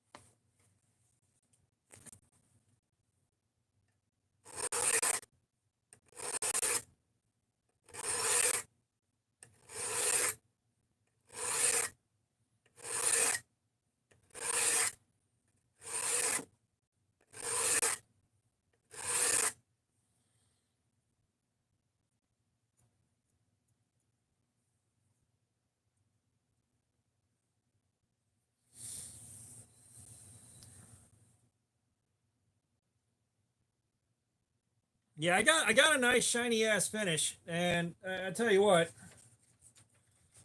I'm just done right now.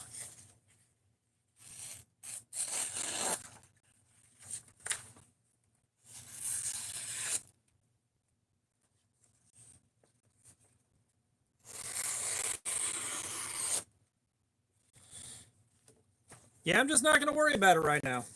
I'm just not.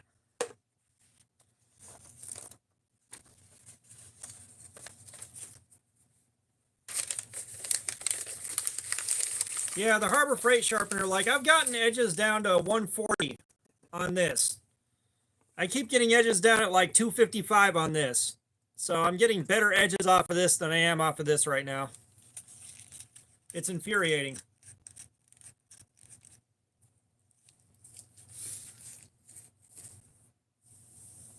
Yeah, I still can't get that microscope to really cooperate with me. Sometimes I can get a clear view of an edge, and then most of the time I cannot get the picture clear on it.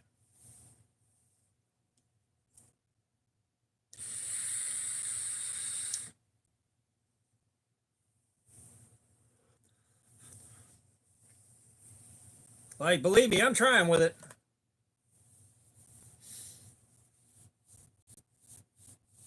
Yeah, we'll give it about 8 more minutes here. Maybe as long as 8 minutes, maybe not so long. Oh, I'm tired.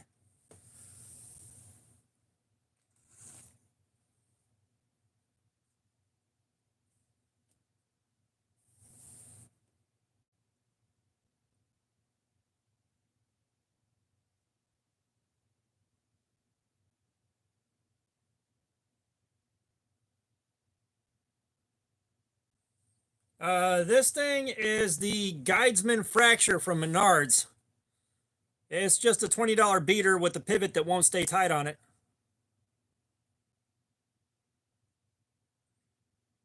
Aiden, yes, I've tried taking glasses off. I've tried doing it with glasses on. I've tried everything that I can to get it to cooperate, and it just ain't doing it.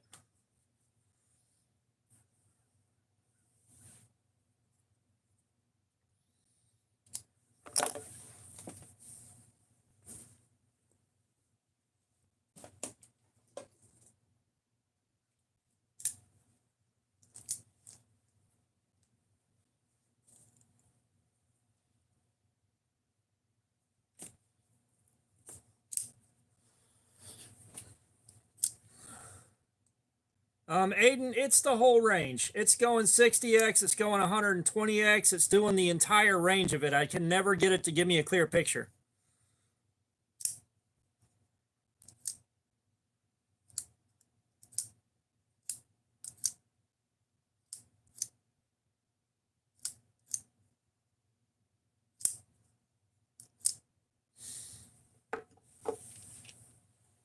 Oh man. I said, Aiden, I'm trying everything I can when I use that thing, and it fights me.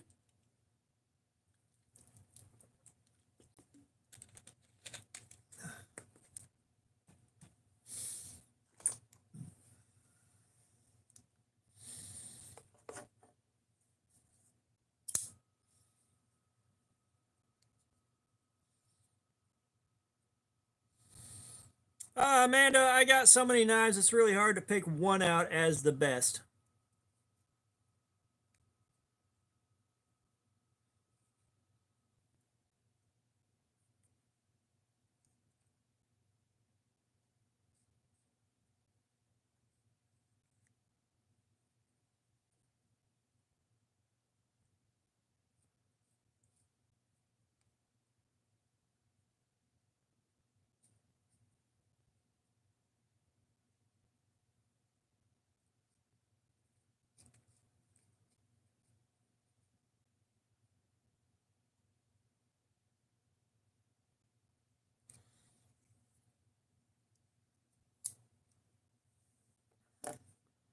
Well, I'm pretty sure if I broke out the precision adjust, I could probably get it a lot sharper. It's just, yeah, Jerry, the streams have been starting early because I'm on the opening schedule at work, so I got to be awake at 2 a.m. to go to work, so I can't stream and be up until midnight, 1 in the morning, and then go into work and be okay. Right now, I got some time off of work, which is why the stream is gone. See you later, Amanda. But you know, the stream is on and it's run longer because I'm taking some time off work, but like we're a couple minutes away from wrapping it up. I am tired of sitting in this chair and I'm ready to go upstairs. So we've been on for about 5 hours now.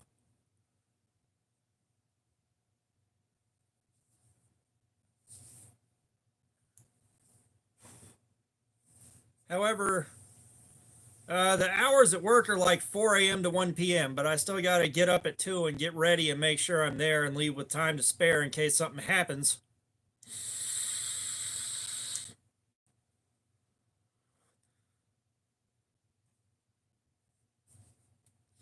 Because I'm the one that holds the keys, I'm the one that opens the door for everybody. So if I'm not there, the door doesn't get opened. And nobody goes inside.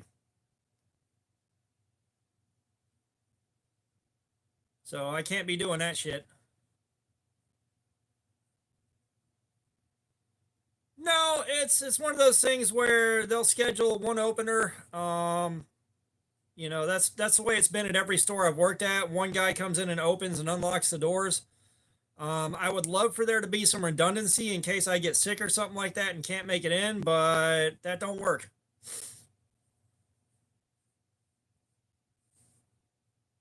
And it's okay. But yeah, I think we're going to wrap this up here. I've got to go upstairs, hit the bathroom, and separate the art from the artist. So I'm going to wrap it up here, but you guys have a great day. And a little bit later this week, we should be doing another stream. I got some videos I got to make before we do another stream, but we'll hit another stream. So yeah, y'all have a good one. I will see you next time.